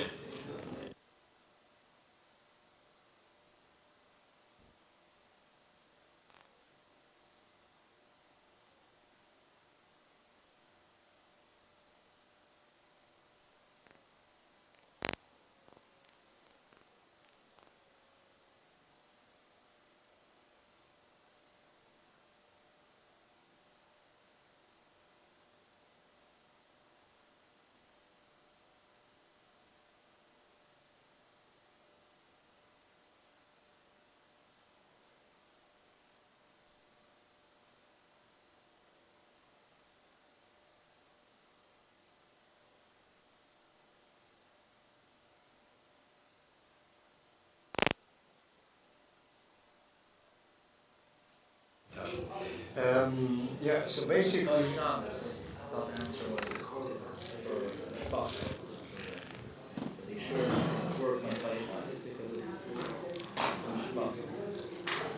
they should spend time with the family. I never saw that. Maybe it's in the Yeshivah Madure Kana, maybe a different thing. It could be from here, a different safer. A different safer. Certain safer that had to be done. It was Mr. Madure Kana, Tanya. We never heard about this. So, Kitrik suggested to do it Motzei Shabbos, and the rest said. No, that's a different safer. We didn't get that night off. That night was mamish like. As soon as Shabbos was over, like 5 o'clock in the evening, Rabbi Lipska, like he came right away with his pages. It was like a whole evening, like a Kayim Yoyed. So, this was Rabbi said then, it was mamish on Nefes. It was like one week. A sefer includes 11 svarim. The sefer is called Sefer HaMafteches L'Sifrei Rabbeinu Hazok. The red sefer. It was sold at $1, it went, and then Rabbi Zeligson printed it and sold it for $3, and then lasted for many years. This made a special sale, but Rabbi Zeligson got it for free. But this is like I say, it added something in the paragraph that the Yonah is a step in Hafetzas Mayonis Chutzah and reading the Ulik or Siman. A ganze Stikel that I never wrote that. So it wasn't even necessary to teach just create.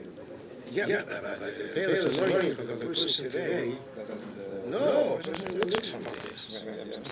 Today's everybody, the Rebbe is the one that makes so many mafteches. Mentioned it in the broadcast. Many mafteches that the Rebbe made, spend time on it. Tanya, Teire, Kuteteire, my man Friedrich, my man Rebbe Rashab.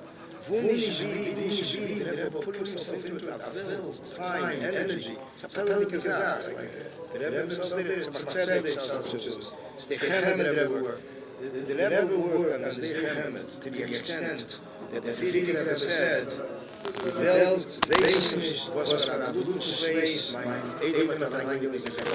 world don't know what blood sweat blood my son-in-law put into the Stichhemet. And the Rebbe writes one place in a letter that I work myself, I have many assistants, this is not other work that I did. People were complaining about typos. But the Rebbe Mamish we actually did it now. We have a WhatsApp trainers group. We have 1,500 and growing. And the trainers took place by the Rebbe. And now we just finished the Mafteches. All the different Mafteches that were made over the years. The Rebbe encouraged Mafteches everything. The Rebbe wrote authors. Make Mafteches, indexes. Otherwise it's like a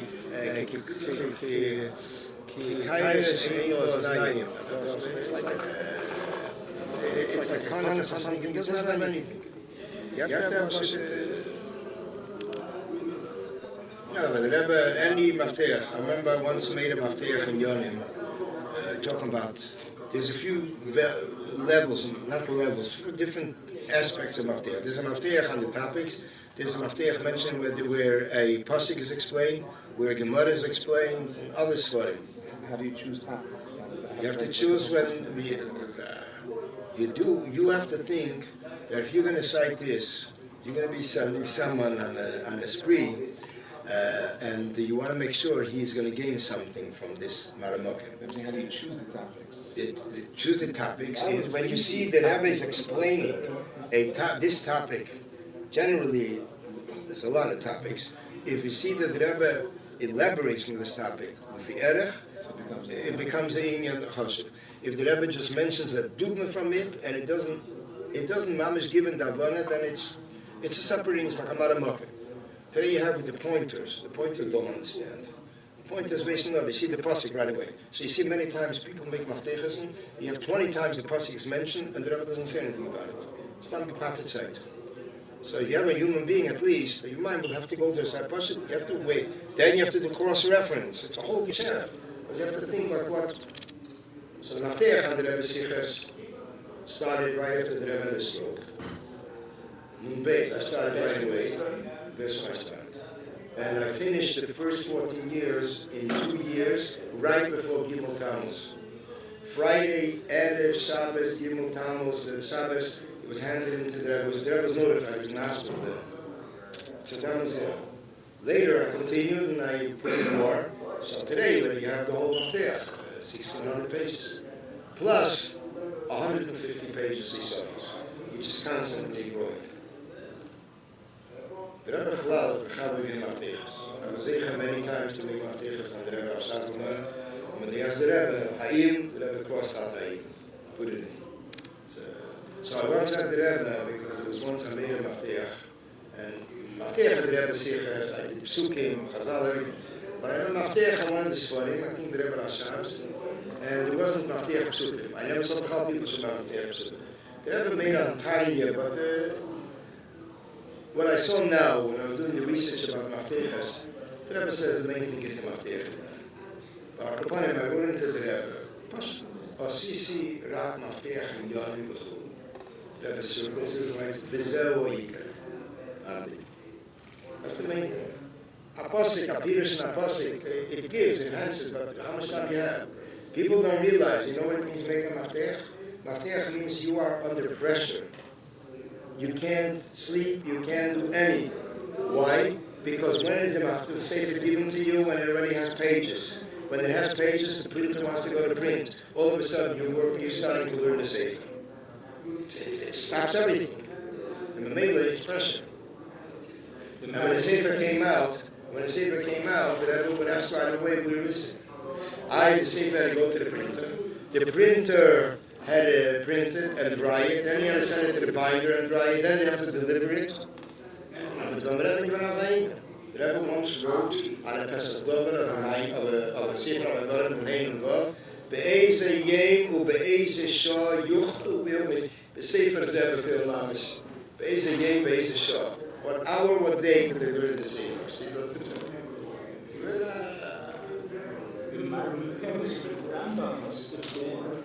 The Keilu Chalus.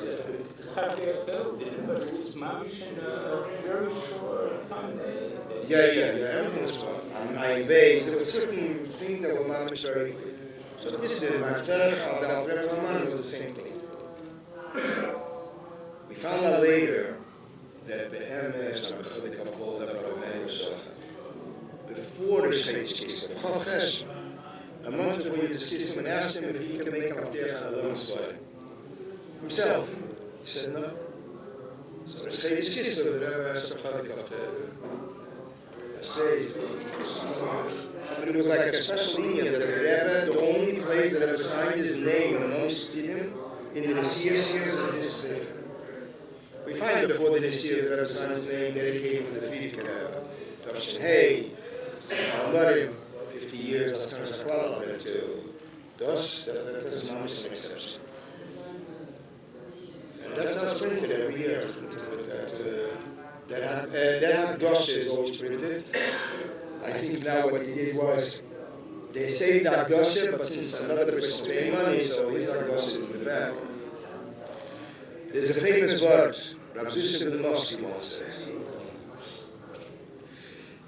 I mean, Efterstand in the Messick. He said, die ganze Welt ist ein Moschel. Und der Nimschel ist Geld. First days, the whole world is a parable, but the real thing is, is money. Das is not das, you know. But there was a special Memalef. The Rebbe once told Rabbi Chodikov, the Benegia printing story, the Medrash says in Kehelas, the whole year because they're the bunny. There are all times you're close to be clean. What does it mean clean? So he says in Dugma, he brings a muscle of Melech, that he once did not notify people about a party, and people came. People were called in the middle somewhere, this guy came with pajamas, and he couldn't. So in other words, he wasn't a pikeach to be ready to be on the alert. So the Rebbe says, when you get printing Sfarim, Rabbi Chodikov says, by the Rebbe, there's a special time, and they always have to be on the alert to print Sfarim. By the Rebbe, there was a date, they said they couldn't make it to the date, and the Rebbe said they don't print it. There were certain days the Rebbe was working with certain young. Dates, with ganze Himmels in Jahren. Durchgebracht in Jahren. Another time after census or something. Okay.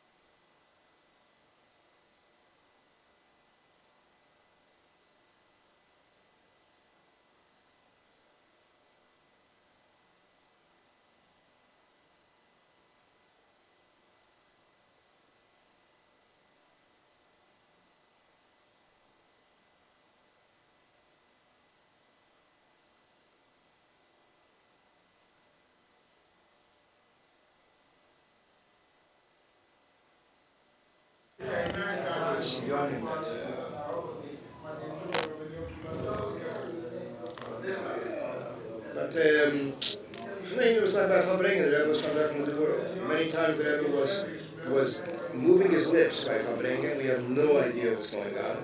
Sometimes we thought the Rebbe was singing along. Sometimes one time they heard a person that I was mentioning a name and a mother's name and a first Shlema, like together with the tomb. The Rebbe Michoel knew who was there by Farbrengen. It was amazing. We're talking here in the 80s, by dollars. Somebody came by dollars, and the Rebbe asked him, I did not see you a few weeks by Farbrengen Shabbos. Which means basically, you have rows of people. The Rebbe would make Yiddish. They would come in, would make Yiddish, quietly, and then they would sing a lied, and the Rebbe would look around. That look around was the scan. It was moments like the Rebbe looked around from all sides. He could look through. It was just like an X-ray. He was just looking for, and he knew exactly there. And basically, I mean, one time the Rebbe said to someone, the question that you asked was answered by Farbrengen. If you weren't there, ask someone who was there and they'll tell you. The Rebbe didn't mention names, and the Rebbe didn't point with the finger. So by answering, everybody who had a question knew exactly, walked out of Farbrengen, they knew exactly what the Rebbe. The Rebbe would say, this is an answer to a question where people Tayin Azay. It was like different people were, complained this way, that way. It was mamish like custom made. I mean, you heard it by different people. The same thing you're learning, like I mentioned earlier. The other person addressed the other. When you get to the Ayin Yem, the Yeah, I asked the question, how come the first Oder is referred to as Oder Aleph, and the second one Oder Sheni? Is Mimonish, or it should be Aleph Beis or Rishon Sheni. So the Rebbe wrote the following. Al derech harogil, chelik Aleph, chelik Sheni. Ve'ein l'dayik, she'im kein ho yotzorech liyas Rishon. The Lamaskir Maisa Bereshis. This is the second answer. Second answer is that the first day is called Echad, the second day is called Sheni. So it's not Rishon and Sheni. So the first answer is like volumes, a Sefer. The first one is called Chelik Aleph, the second Chelik Sheni. The second answer is like the Maisa Bereshis. Then comes the third answer. The third answer is Eid Yashlema, Di Bitchile, Oder Aleph, Oder Echad. There's one other, because when they had the leap year, in the time there's no leap year for Shoshana, they knew it by the end of the first Other. They made Purim, they did everything, then they realized they have to make Other a second Other. They made Purim again. So basically, it generally Other is Other Echad, Aleph. Then comes the Sheni, they get another one. Then came out Farbrengen. Der Rebbe said, das ist ein was mich gefragt. Der Rebbe said, since we halt of Mashiach now, was then Mashiach on Aleph, so the Rebbe said, is the mail of Yeshivah Torah Ohr, so Mashiach had Paskin, that we don't need a second Oder, is the mail of Zayin Oder Aleph Oder Echad. Shayla is as it to say. If it will be B'Shach Mashiach will come, and it will be after we didn't make Purim, I'm talking about Zman HaGolus. Dan moet er iets van Purim van jaar. Maar het is Mashiach gegeven. Everyone told Rabbi Karski, the Rebbe asked him once a question. Met Ches, about YUD-TES Kislev Farbrengen. The Rebbe says, what's the time Mashiach comes? To see Pesach when he was selling the chametz to the Rebbe. So he told the Rebbe, it wasn't from Mashiach. The Rebbe says, we lost too viel Sachen. Too many shaylas.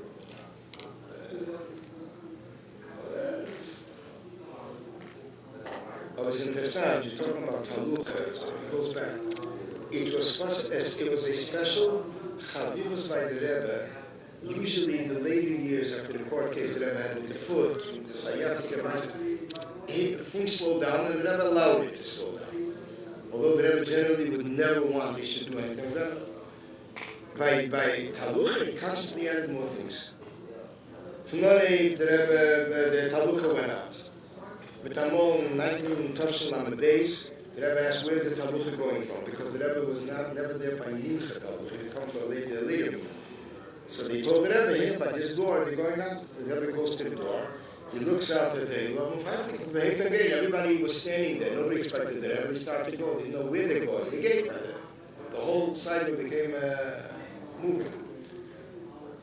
Then, 10 years later, the Rebbe comes out from the library and the Rebbe says, 11 o'clock at night, everybody was going home.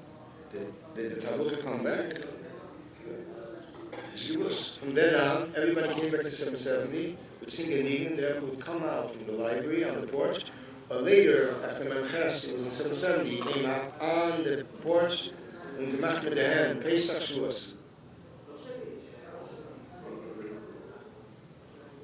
The last two Yom Tov, Pesach and Shavuos, Nun Aleph, Pesach and Shavuos, the Rebbe, while they were singing the Nigan, the Rebbe raised his hand, he should get quiet, the Rebbe spoke a Sikha.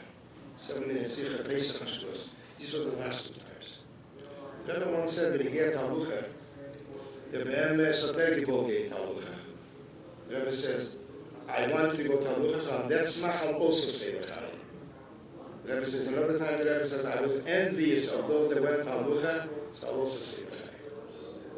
Michoel says, the Talucha is one of the few times in the year that you have a chance to speak to a shul, which are Weltishegiden, and they'll hear, maybe they're not saying Yisrael, they'll hear a word from the Rebbe, the remaining shul, 15-20 minutes.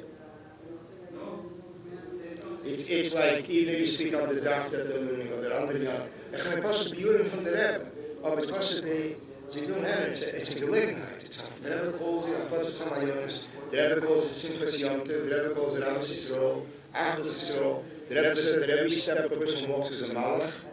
It's like, people in Yonim spoke about Halalucha. It started in 1955.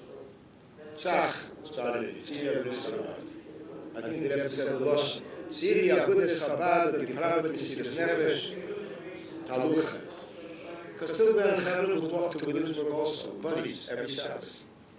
Then it was Bronzeville, New York. But in the Zachar, was to be a bracha last was a special meaning in that.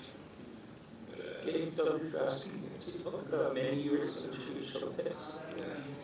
It's like Zohar. He used to make haluchas even in Game of the Pagra, Shabbos before. We went to haluchas, soaking rain.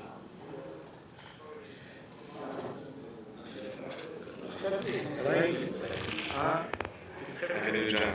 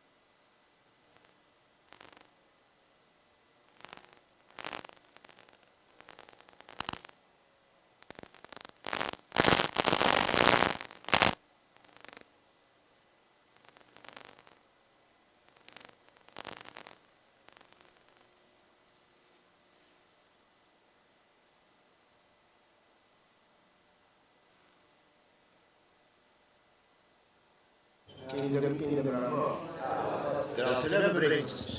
So in other words, about drawing water. The Alter Rebbe says, "Yes, man, here to this mine, mipnei be'eres Miriam mistiveres al kol habe'eres v'mayores, u'misha sheisem meimo yisrape meyad b'kot ha'chaluf."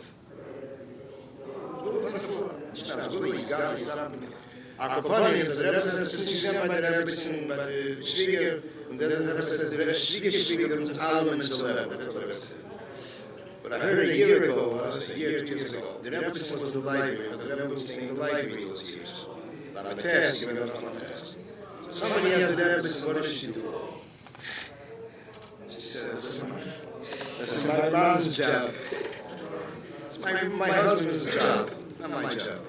In other words, the Rebbe said, "Well, you didn't see it by her. Drawing water. This is my job, it's my mom's job. This is what she did." The Rebbe says, "Michoel very makpid, that nobody should be there besides Peretz Licht." The Rebbe says, "Makpid, no one should light candles before she lights it." Somehow, the Rebbe writes in the Yeshivah that it's not accustomed to light before, and if somebody did it, I heard from someone that changed it. They did it, the Rebbe says, change it to other licht. They light it and blow it out and put it out. They should not do it. So the Rebbe says, somebody did it to make it easy. I didn't know. The Rebbe changed to other licht. She changed. Yeah. Changed it. The Rebbe says this was a Michoel. She, actually, the Rebbe writes in the Yeshivah, it's not late now, to do that. So don't get tired of some bias, but they already do some bias. The Friedrich say that. The mice is also because now, then it was in case something doesn't work out. Today already have to wax lift. So maybe it's like steady, like that. That it's only a mix like that. Zelfde dag gezegd dat je dus met je Chanukah, and you have Chanukah, so it says that you don't stand around by Chanukah. Eén misakim, yeah. Was een misakim? The zak is een misakim because maybe he might shemayate. The pale is interesting. The Rebbe, when he went to the library of Chanukah, he remained there Friday till a couple of shots. It was like he was learning whatever.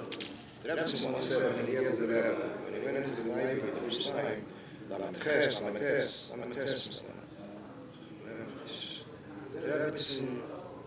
The Rebbe, like a meeting was set up by Rabbi Krinsky. Rabbi Krinsky asked the Rebbe how it went. So the Rebbe said it passed flying colors. And there was some right before Shabbos.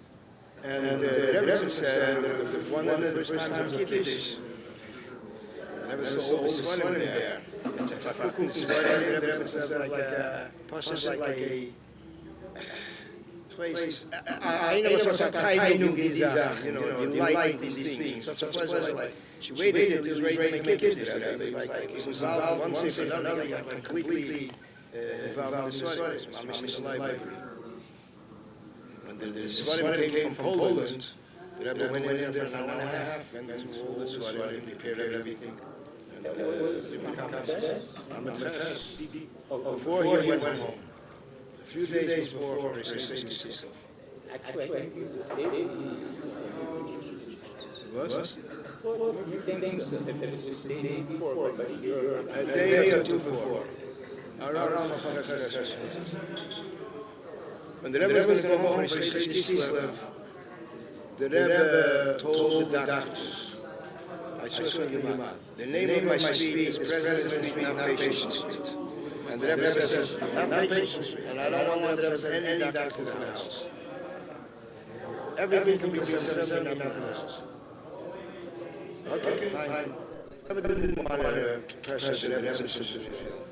My father's inside his house, and there's one since he was born, and the other my father, We should come at the same time. Come in middle of reasons as we can from here. But the Rebbe health was the most top kept secret, more than other things. Everyone said that they wanted a certain thing in health. Doctors who been in the Rebbe of the Lachas, the Rebbe said, not to get wrong, who befragt in Gesundheit. It was like completely. In January, the place by the Rebbe, health and people have no idea. There was a mice that happened, mice that had also then mice, a heart disease.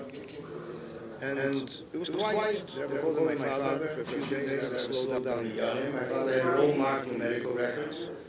It was something with the heart. They made 3 suggestions, I heard, to the Rebbe.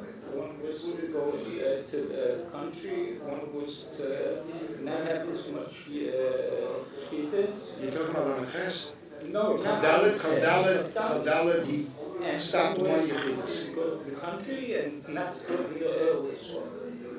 So he said about the oil, don't mix and that's between. You're talking about Chassidim, they went in, the older Chassidim? Older Chassidim. They went in and they asked the Rebbe, this is the mice like this, they went in, Tosh Chazayin, other saying, and they asked the Rebbe, that the Rebbe doesn't eat. The Rebbe doesn't need Pashit, yeah. So the Rebbe says, Estnish, so got Echem B'Sheisik B'nei Adam. And then they asked the Rebbe, did he get on to the Ale? The Rebbe says, Ale and Ishtovas Reden, somebody has to take it back. And they told the Rebbe that we need a Rebbe to take care of himself, 67. So the Rebbe said, you zogt it nach a Rebbe, folgt to Rebbe. Yeah, Rebbe, I'm going to the Rebbe. So basically, anytime we came to the AL, it was non-negotiable. The doctors were Lamches, and you don't want to say that. Although the Rebbe didn't go for a few months. But AL, now the Yechidus, I know Lamches, even when I was 70, I saw about going to the camp for a week. But the Rebbe, I mean, the Rebbe ones, I heard once from Meishu Corona was like a computer. Pastor, the kid in Sil Mice, he made it in his car, it was always a bacher, and he passed, his brothers were even afraid to speak in front of him because he passed they say he knew what food he was saying, when I was. He knew what food he was saying. His man, I passed it, so he spoke with me twice in the last years, in Vo and in Tess. One was an April night, happened to be at the Miraculous. He had a question, and the conversation went from 6:35 till 9:50. 3.5 so. And by him, whatever I read, I wrote, I didn't record this, I wrote. When he told me many stories, very nice stories.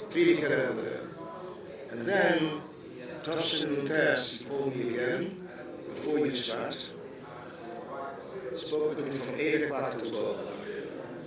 And he didn't look at the clock, and he was like excusing himself, because he was going from one mice to another. I asked him, he was very serious. I don't want to finish the Monoshcheda. I'm signing the tape. So one story, another, this is not good, this is not. So you just continue the story. I got one story, I said, the Gleishing is getting out tonight. So I wrote everything down. After he was lifted, I posted everything to God. Again, one of the stories that he tells is Rabbi Michoel was a Tversky Schneerson. He was the Koderer, he was the Einikel of the Alter Rebbe, he was 3 generations from the Alter Rebbe. He was in his 90s and 1950s at Cherkassy, it comes from Cherkassy. Akaponim, he once came to the Rebbe. He used to sit down in 770 in the weekday, because we never meet him in the middle of the week. So he comes to the Rebbe once and says, the Rebbe, your Chok Sovim was a Derech Chassidus Chabad. The Rebbe is interested. So the Rebbe says, what's that about? Derech Chassidus Chabad. We have Chassidus Chabad. We have Chassidus Chabad, but we need Derech Chassidus Chabad. Okay, Akabani went to Yechidus, was an older man, high 90s. Meisha tells me, Meisha is going out, and the Rebbe escorts him out, the Rebbe was in his 50s, and and the Rebbe motions to him to mention him. They said, never him, take him home, either with a taxi, which is a block and a half, or take him under the hand and go home with him. Mason decided to hear some stories. He'll walk home with him. Okay, he said, we're getting to Kingston, it's the Parkway, on the lights, and he said, I started asking him, what do you want to say? So he said that he has the Rebbe here to a shrine. How come the Rebbe doesn't wear a shrine? So he said that the Rebbe said that the Shver also didn't wear outside of the Lubavitch. The Pale, I mean, he rewards, I don't know what the hamster calls. Then he has the Rebbe doesn't go on vacation. So the Rebbe says it's not much vacation. So he tells the Rebbe that the Rabbi went on vacation. So the Rebbe said, the Rabbi zijn on vacation of dat ze wel die doktoren om vacation gehen. Hier op een vacation. I wasn't told to go. So the others, the doctors instructed them to go to the Rabbi. Shame, but then it's like handy. But this was like, the Rabbi carried his arm. This Michoel is. Just got a call. When did Chukas Hashanah begin? I heard that one time was For 50 years, Chalukas Hashas was Chavdal Tevis. The Rebbe Rashad did not have time, YUD-TES Kislev, to make that, to make Tzim Hashas, so maybe he pushed it on Chavdal Tevis. The Rebbe, in Tashim Gimel, switched it back to... When did it start? It seems like from the Giddas HaChedus that we're learning yesterday, today, Tzim Hashas... That he started that. Well, that's the idea, that specifically YUD-TES, if anything, it was YUD-TES Kislev. The Rebbe Rashad changed it. And for 50 years it was for the years. I think so. I don't think we have any caves. The Rebbe Rashad Michoel was once a whole night Farbrengen. Just 3 times a year he Farbrengen. So he Farbrengen the whole night. Farbrengen the whole night. And he's already known, obviously, about so there was one time we made a see him, and I wore my time, and I said to say the cars that are born. But then the Rebbe switched it back. The Rebbe Farbrengen once, twice, Chavdal Tevis, and then he changed it back. I think Chavdal Tevis, the Rebbe called it Arnigla Nacht. So in the youths, the Rebbe would Farbrengen Chavdal Tevis. In the Tafshins, it's Farbrengen Chavdal Tevis. Rashi Klein would come, others would come. So they will mix the human a few times a year. But Tishrei, Chavod, Yud-Shvat, YUD-TES Kislev. Rice, Sanhedrin. But the Rebbe Chalukas Hashas was, there's the Bacher, raised Bumi in Nachal, Bumi Friedland. He's a Bacher, he doesn't learn 16 hours. One time, Rabbi Chodakov goes over with him, you took a whole packet on the surface, now listen if you're going to finish it in time. It's basically, the Rebbe was going through the list. And the Rebbe also urged there should be reminders before YUD-TES Kislev to finish, that if somebody took a Guzman, the Rebbe wanted to know if he'll finish in time. If he'll finish it, that's not marketing. But he sat and learned, man. Yeah, he fulfilled it as he got. But that's a meaning for Sima. The Rebbe once said Sima Shas, like everyone did the whole thing. So basically, the Rebbe would pick Gemaras, which of course some of them are mamish current events. Torshana Medal YUD-TES Kislev. Hashem Yivarech Hashem Yivashal. Rebbe stopped Farbrengen the Sukkah. Right. So Lamed Aleph, the Rebbe made the UN then. The UN. So the Rebbe then made the braid back in the Aftrukung, the Rebbe says, on dry. So we had a Farbrengen then, and it was, the Rashad was from Mitzrayim. And Rabbi Chodakov was Latvia. Rabbi Shmuel was from Russia. Rabbi Benji was. So the Rebbe made everyone for delegates. And everyone, and then the Rebbe has who's on the Big Four. The Big Four, the United States, Russia, England, France. So Kumin Zogel Chai. And then the Rebbe got up and he said a Sikha standing. And the Rebbe said, Behemes, the Seder is, that the Rebbe concludes the Sikha that everyone who's masking with my thing, the Rebbe should say L'chaim. And the Rebbe sat down. Then the Rebbe said, as if the Seder is in the UN, Then after that, they go to a theater.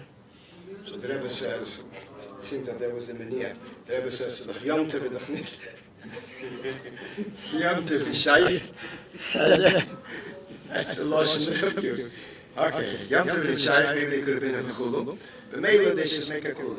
Somebody rolled down from the bleachers. The Rebbe said, that was it. Toen hem zingen dan was Yeshivah Torah Ohr. Yeah, that's exactly what it said. A whole T-shirt was the UN. There was Mechaber the from the UN. 3 years later it was Aderes Mamuna. Nobody expected that. The Rebbe asked that the French delegation, to get this sarcophagus. Wait, the Rebbe says, alle zijn dorten? Yeah. The Rebbe takes the sitter, walks over to the end of the bina. He always would stand at the end and starts singing. We Michoel didn't know what was going on. The French, money they couldn't have it. As soon as they have it, started to jump to the sky. The mamas are resuscitated. And then the whole Eilam don't give down. The Rebbe saying to the whole other Zamuna. Chavre don't realize. The Rebbe says by Farbrengen, Parashat Bereishis, that the Kabbana is nicht am Zeligson in Brooklyn and singing them big. Kabbana was just didn't sing it there. And Asimov says, this was one of the biggest Hatzlacha years in Balshuvas. Hundreds of Balshuvas from this meeting of the people. And there are allegations in the meeting. I have a son that's actually in Ottawa, Canada. So by his meeting Shabbos morning, he sang into by davening, he sang to that meeting. And there was a whole political statement that made all Canada. Because it's the French, we did. There's a Yid called Rabbi Title. His Yortzeit was a week ago. He taught the Ding on the after.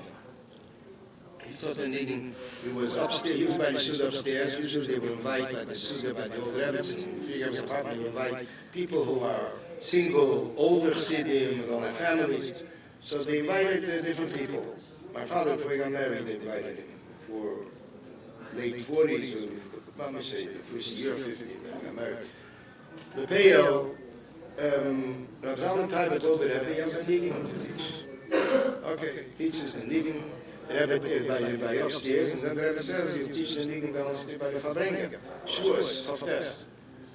The Rebbe speaks a whole sikha on the Avda, and I think the Rebbe told him to teach the Eilam that in the Bacharim. The Rebbe spoke a sikha, and then the Rebbe turns around him that he should teach the needing. He was Michoel a very tachas habitl. Standing for the Rebbe was like tachas habitl. So he goes over to the he goes over to the Rebbe, to the side of the Rebbe, puts his fingers into the gadol from both sides, closes his eyes, and starts singing in Ananda, facing the crowd. That's a beat, and he had a very thin voice, and he was shy to sing. He should have sang more of Lubavitch and Nigunim, which are more delicate than Nigunim. But Shamila Tekadav singing Nishtachas, and Akopani was saying that thing, and the Rebbe was very much besimcha from that. Anytime they sang the Rebbe, sometimes the Rebbe was dance by the Rebbe. Sukkot time, the next Yom Tov, he told the Rebbe he has another thing to teach. So the Rebbe said, if there'll be time, you'll teach the Nigin, if I will teach it to the Bachar. So he taught us the Nigin. It's just too foul, and never got off the ground. Today it's already probably in different audios.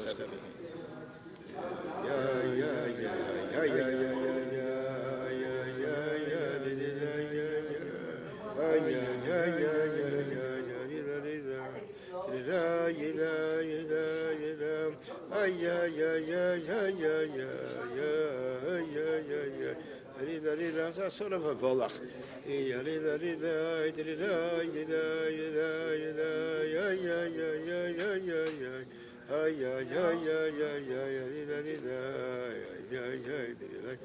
That's underneath. Never got off the ground because it was the stupenish.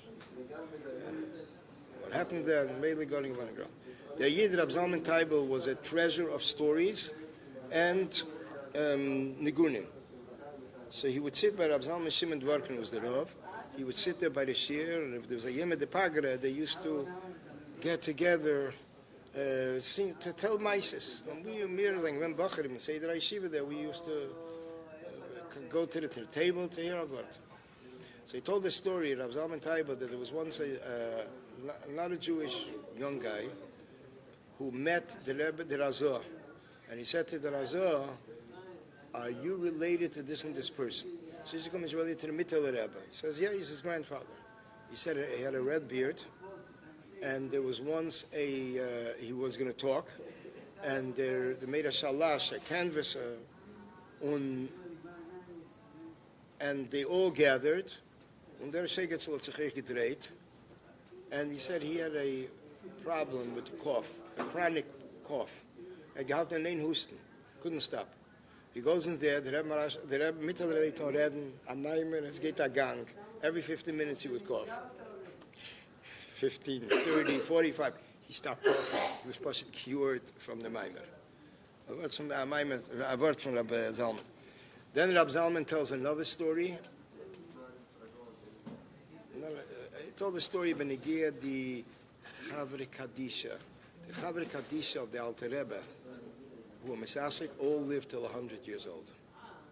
So, Inya Miyuchad. Okay. There was once by Farbrengen, and the Rebbe mentioned the Yin Yin. Teva pool achas me'elav hanoches. One pool is more than 1,000 size. Okay?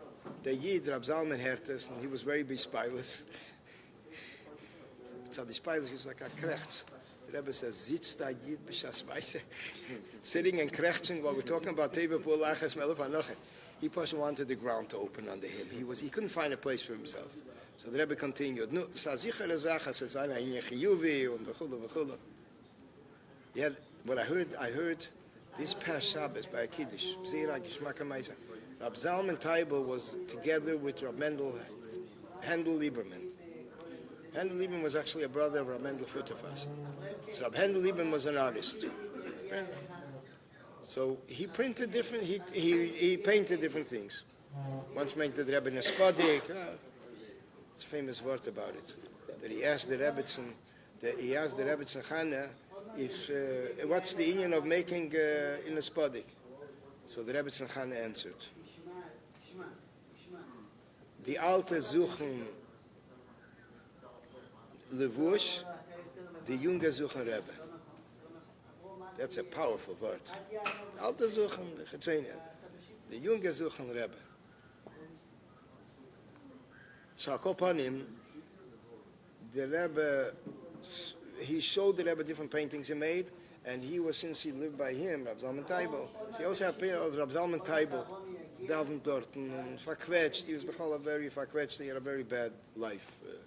The wife died and never family. He was a shliach in North Africa. Many families today in Crown Heights were saved because of him. A lot of girls, the Pashit, were taken into Mesed and later raised families in Crown Heights. So the Rebbe asked Rabbi Handel Lieberman, show me Eppes artwork what the host. Shows him different things. Shows him amongst them Rabbi Zalman. The Rebbe chooses the picture, the painting. So he comes over to the Rebbe later and he says, why did the Rebbe choose this? Was some other shleira there? So the Rebbe said, because this is where you see Emiskite. The way, das ist der Emes yet. So what I heard was that after a while, he came out of the Marashteira, Rab Zalman. In other words, the Rebbe kept that picture by him, so to Uvgiton, a Rizikrachem from the Marashteira. Like a Yid once from Russia, they needed, a family was coming from, they needed someone to come out, the Rebbe asked for a picture, and a few months before he came out, the Rebbe says, you can take back the picture.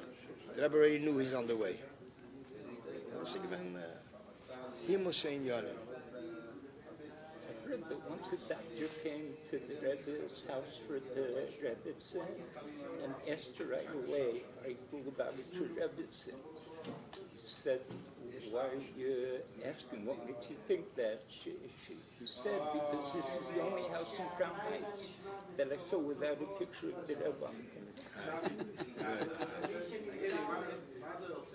Actually, there was once a worker, electrician, that came to the Rebbe's house.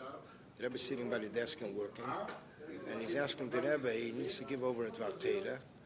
And he fragt the Rebbe stops. The Rebbe starts speaking about Ilufinu Mole Shira Kayamos and Nirina Alkein Ivarim Shesamta Banu, a whole marshal of a king who once got lost from the way, lost the route. He ended up in a village, and a villager gave him food, and he Pashat maintained. He saved the king. He rescued the king. Later, when it came to the king, the king wanted to make a Suda Seidah, so everybody, Aruma and Derma Yechosim. So he said, "Where's this Yid, this person in the village who saved my life?" So the same thing here also. We say that although, because what happened was, it wasn't, or maybe it was similar, that the person, the villager said, "I'll give you what I have. I'm not rich. I'll give you what I have, and that's what I'll say." So the same thing here also. What you gave us, this is what we can serve you with. We're human beings. We're limited. So this is basically what the Dvar Torah that the Rebbe told this guy. The king sent him dishes. To whom? Was it the story that the king sent the villager that saved his life dishes, and then the king made a said he wanted to come back and serve the king with those dishes? That he reminded him, that he's the king. He used the king's dishes that he gave him. That's how I that. Then I don't remember. It's Kenzai.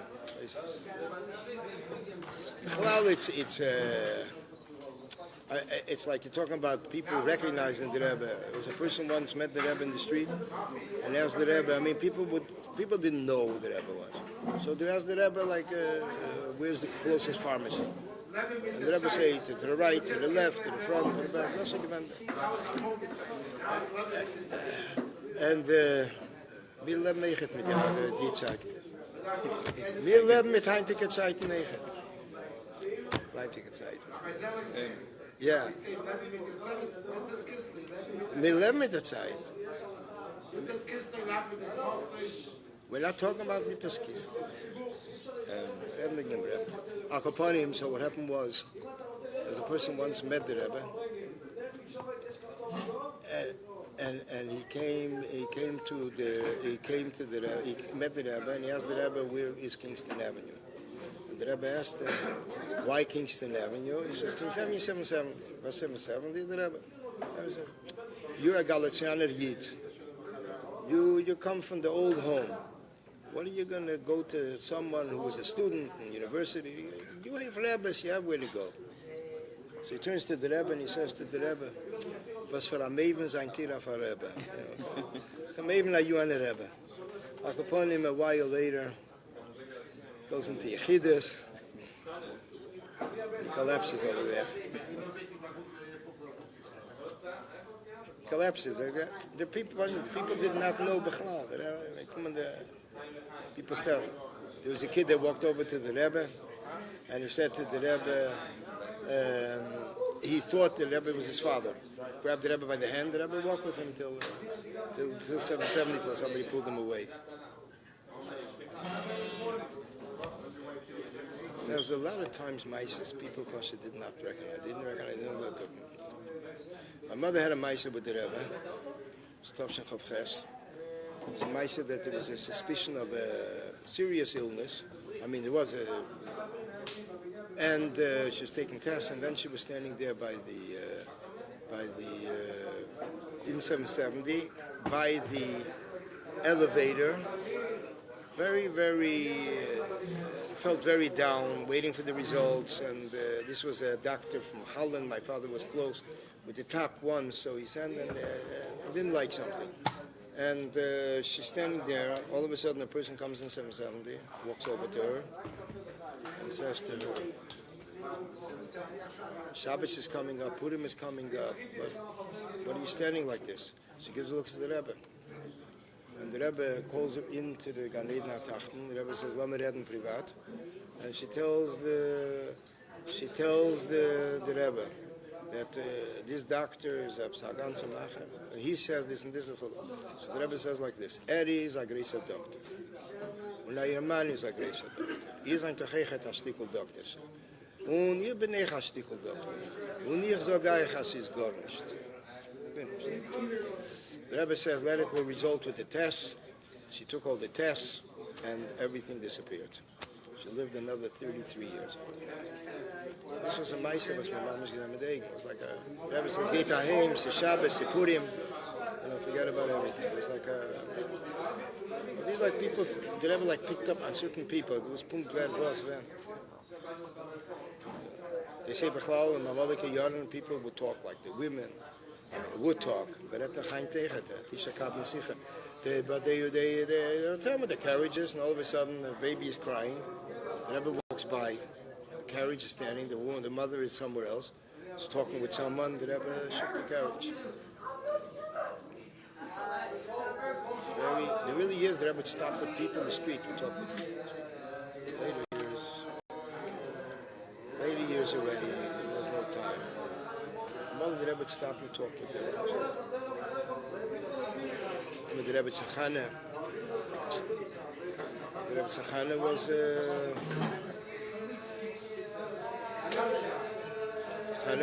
Baftisha Chavhei.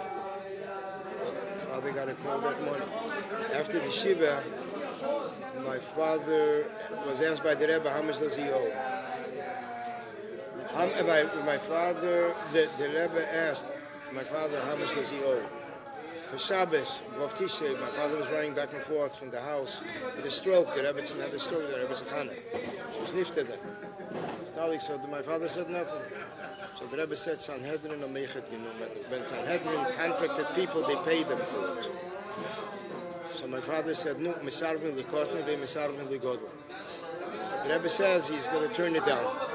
The pay is not. My father said, if the Rebbe, if a small person asks, he can turn it down, but not the Rebbe.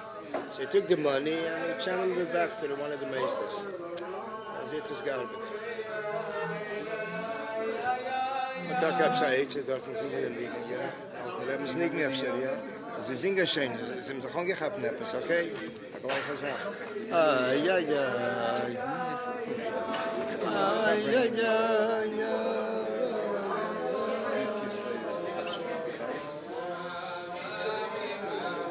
I was just like learning the Mimer and as well, trying to understand what YUD-TES KISLEV Farbrengen.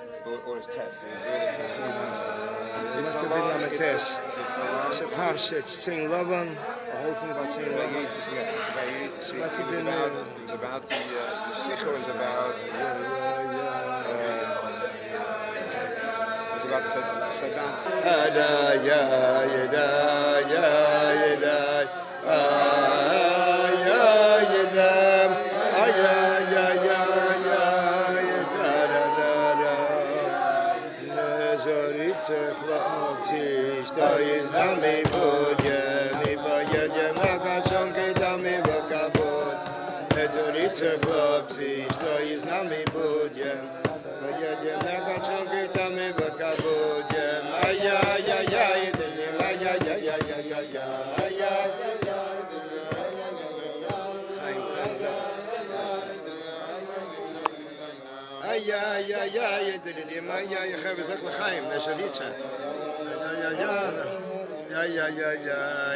What happened to you? What's it up?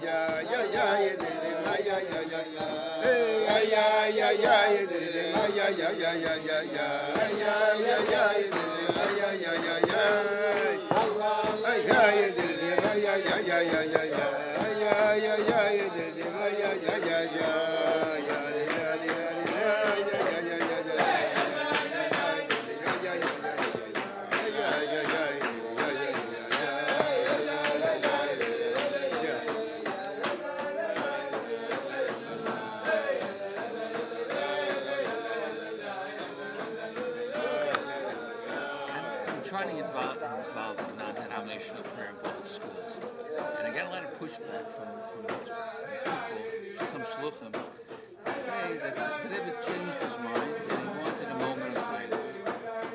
it's mashma, not changing mind. The mashma that it wasn't Shayv then, so he went from... Okay, there's a letter, first of all, to Rudy Bashkins. Rebbe wrote Chavches Nissen, Tavshin Mem Gimel. It's after everyone spoke 3 times about a moment of silence. And in that letter, you're familiar with the letter? The Rebbe writes in that letter there, he says that that I'm a strong advocate of non-denominational public schools. And the Rebbe wrote in the present situation, a moment of silence. Now, all the things that what Rebbe's speaking about there is that in a particular event that Reagan in 1982 he spoke about instituting an amendment to the Constitution that there should be a prayer in school, but it wasn't defined. In other words, it would be in every. And even I did some research into it, and that they knew that in certain places that it would be a denominational prayer. You know who really is involved in this also in New York? Avram Frank. I spoke to him. Yeah. He told me, he says, the Rebbe said that it should be not a verbal prayer. I said, no, the Rebbe was speaking in a particular situation. And I said to this particular situation, and even Gufa, in that thing which the Rebbe spoke about, he said that the teacher was afraid the teacher will have a spur on a person's prayer. But that's not by non-denominational prayer. The Rebbe said it there. And even he said it's about that'll create arguments. It's because it's all talking about it's maybe the morning. What is all said? We're talking about a prayer that will not have any boundaries and limitations to it. What's patient? People are patient. This is patient. I mean, that's what I say, and it's just like... People that are involved know more than I don't know. I'm not questioning. I mean, I've used your maftech, so all the places where the Rebbe spoke, and I looked there, and I took those sichas there, and it says that itself, because in shows... Gimel, he was native because the government, he wasn't able to get the vote. But okay, you say that anyway, the Rebbe No, he didn't want it, because they're over there. What? 12:10. What's that? 12:10. Well, the Zeger wacht nicht vor keinem. So, Mem Gimel... Richtig in Mechutzev. Wacht nicht auf keinem. Clock doesn't wait. What was mentioned about Sadat and Bayet's... I was curious. Sadat came then to Eretz Yisrael to show they want peace, and he was like doing a speech, and the Rebbe says the chutzpah that he comes there and he shows how aggressive he is and how Yidden should learn from him, that because of that they want to start teaching Arabic in the schools now. The Rebbe spoke about the Arab gefallen Kate of Gen Yankiv when he came. The Rebbe mentioned him a few times. Mentioned him then, he mentioned him when he was assassinated. Sadat, Altira Mepachapisim, there was suddenly a Sikha after Mairev. After Mairev, Altira because he was shot then by a military parade. So the Rebbe spoke a Sikha Altira Mepachapisim because people were scared, who knows what can come out from that.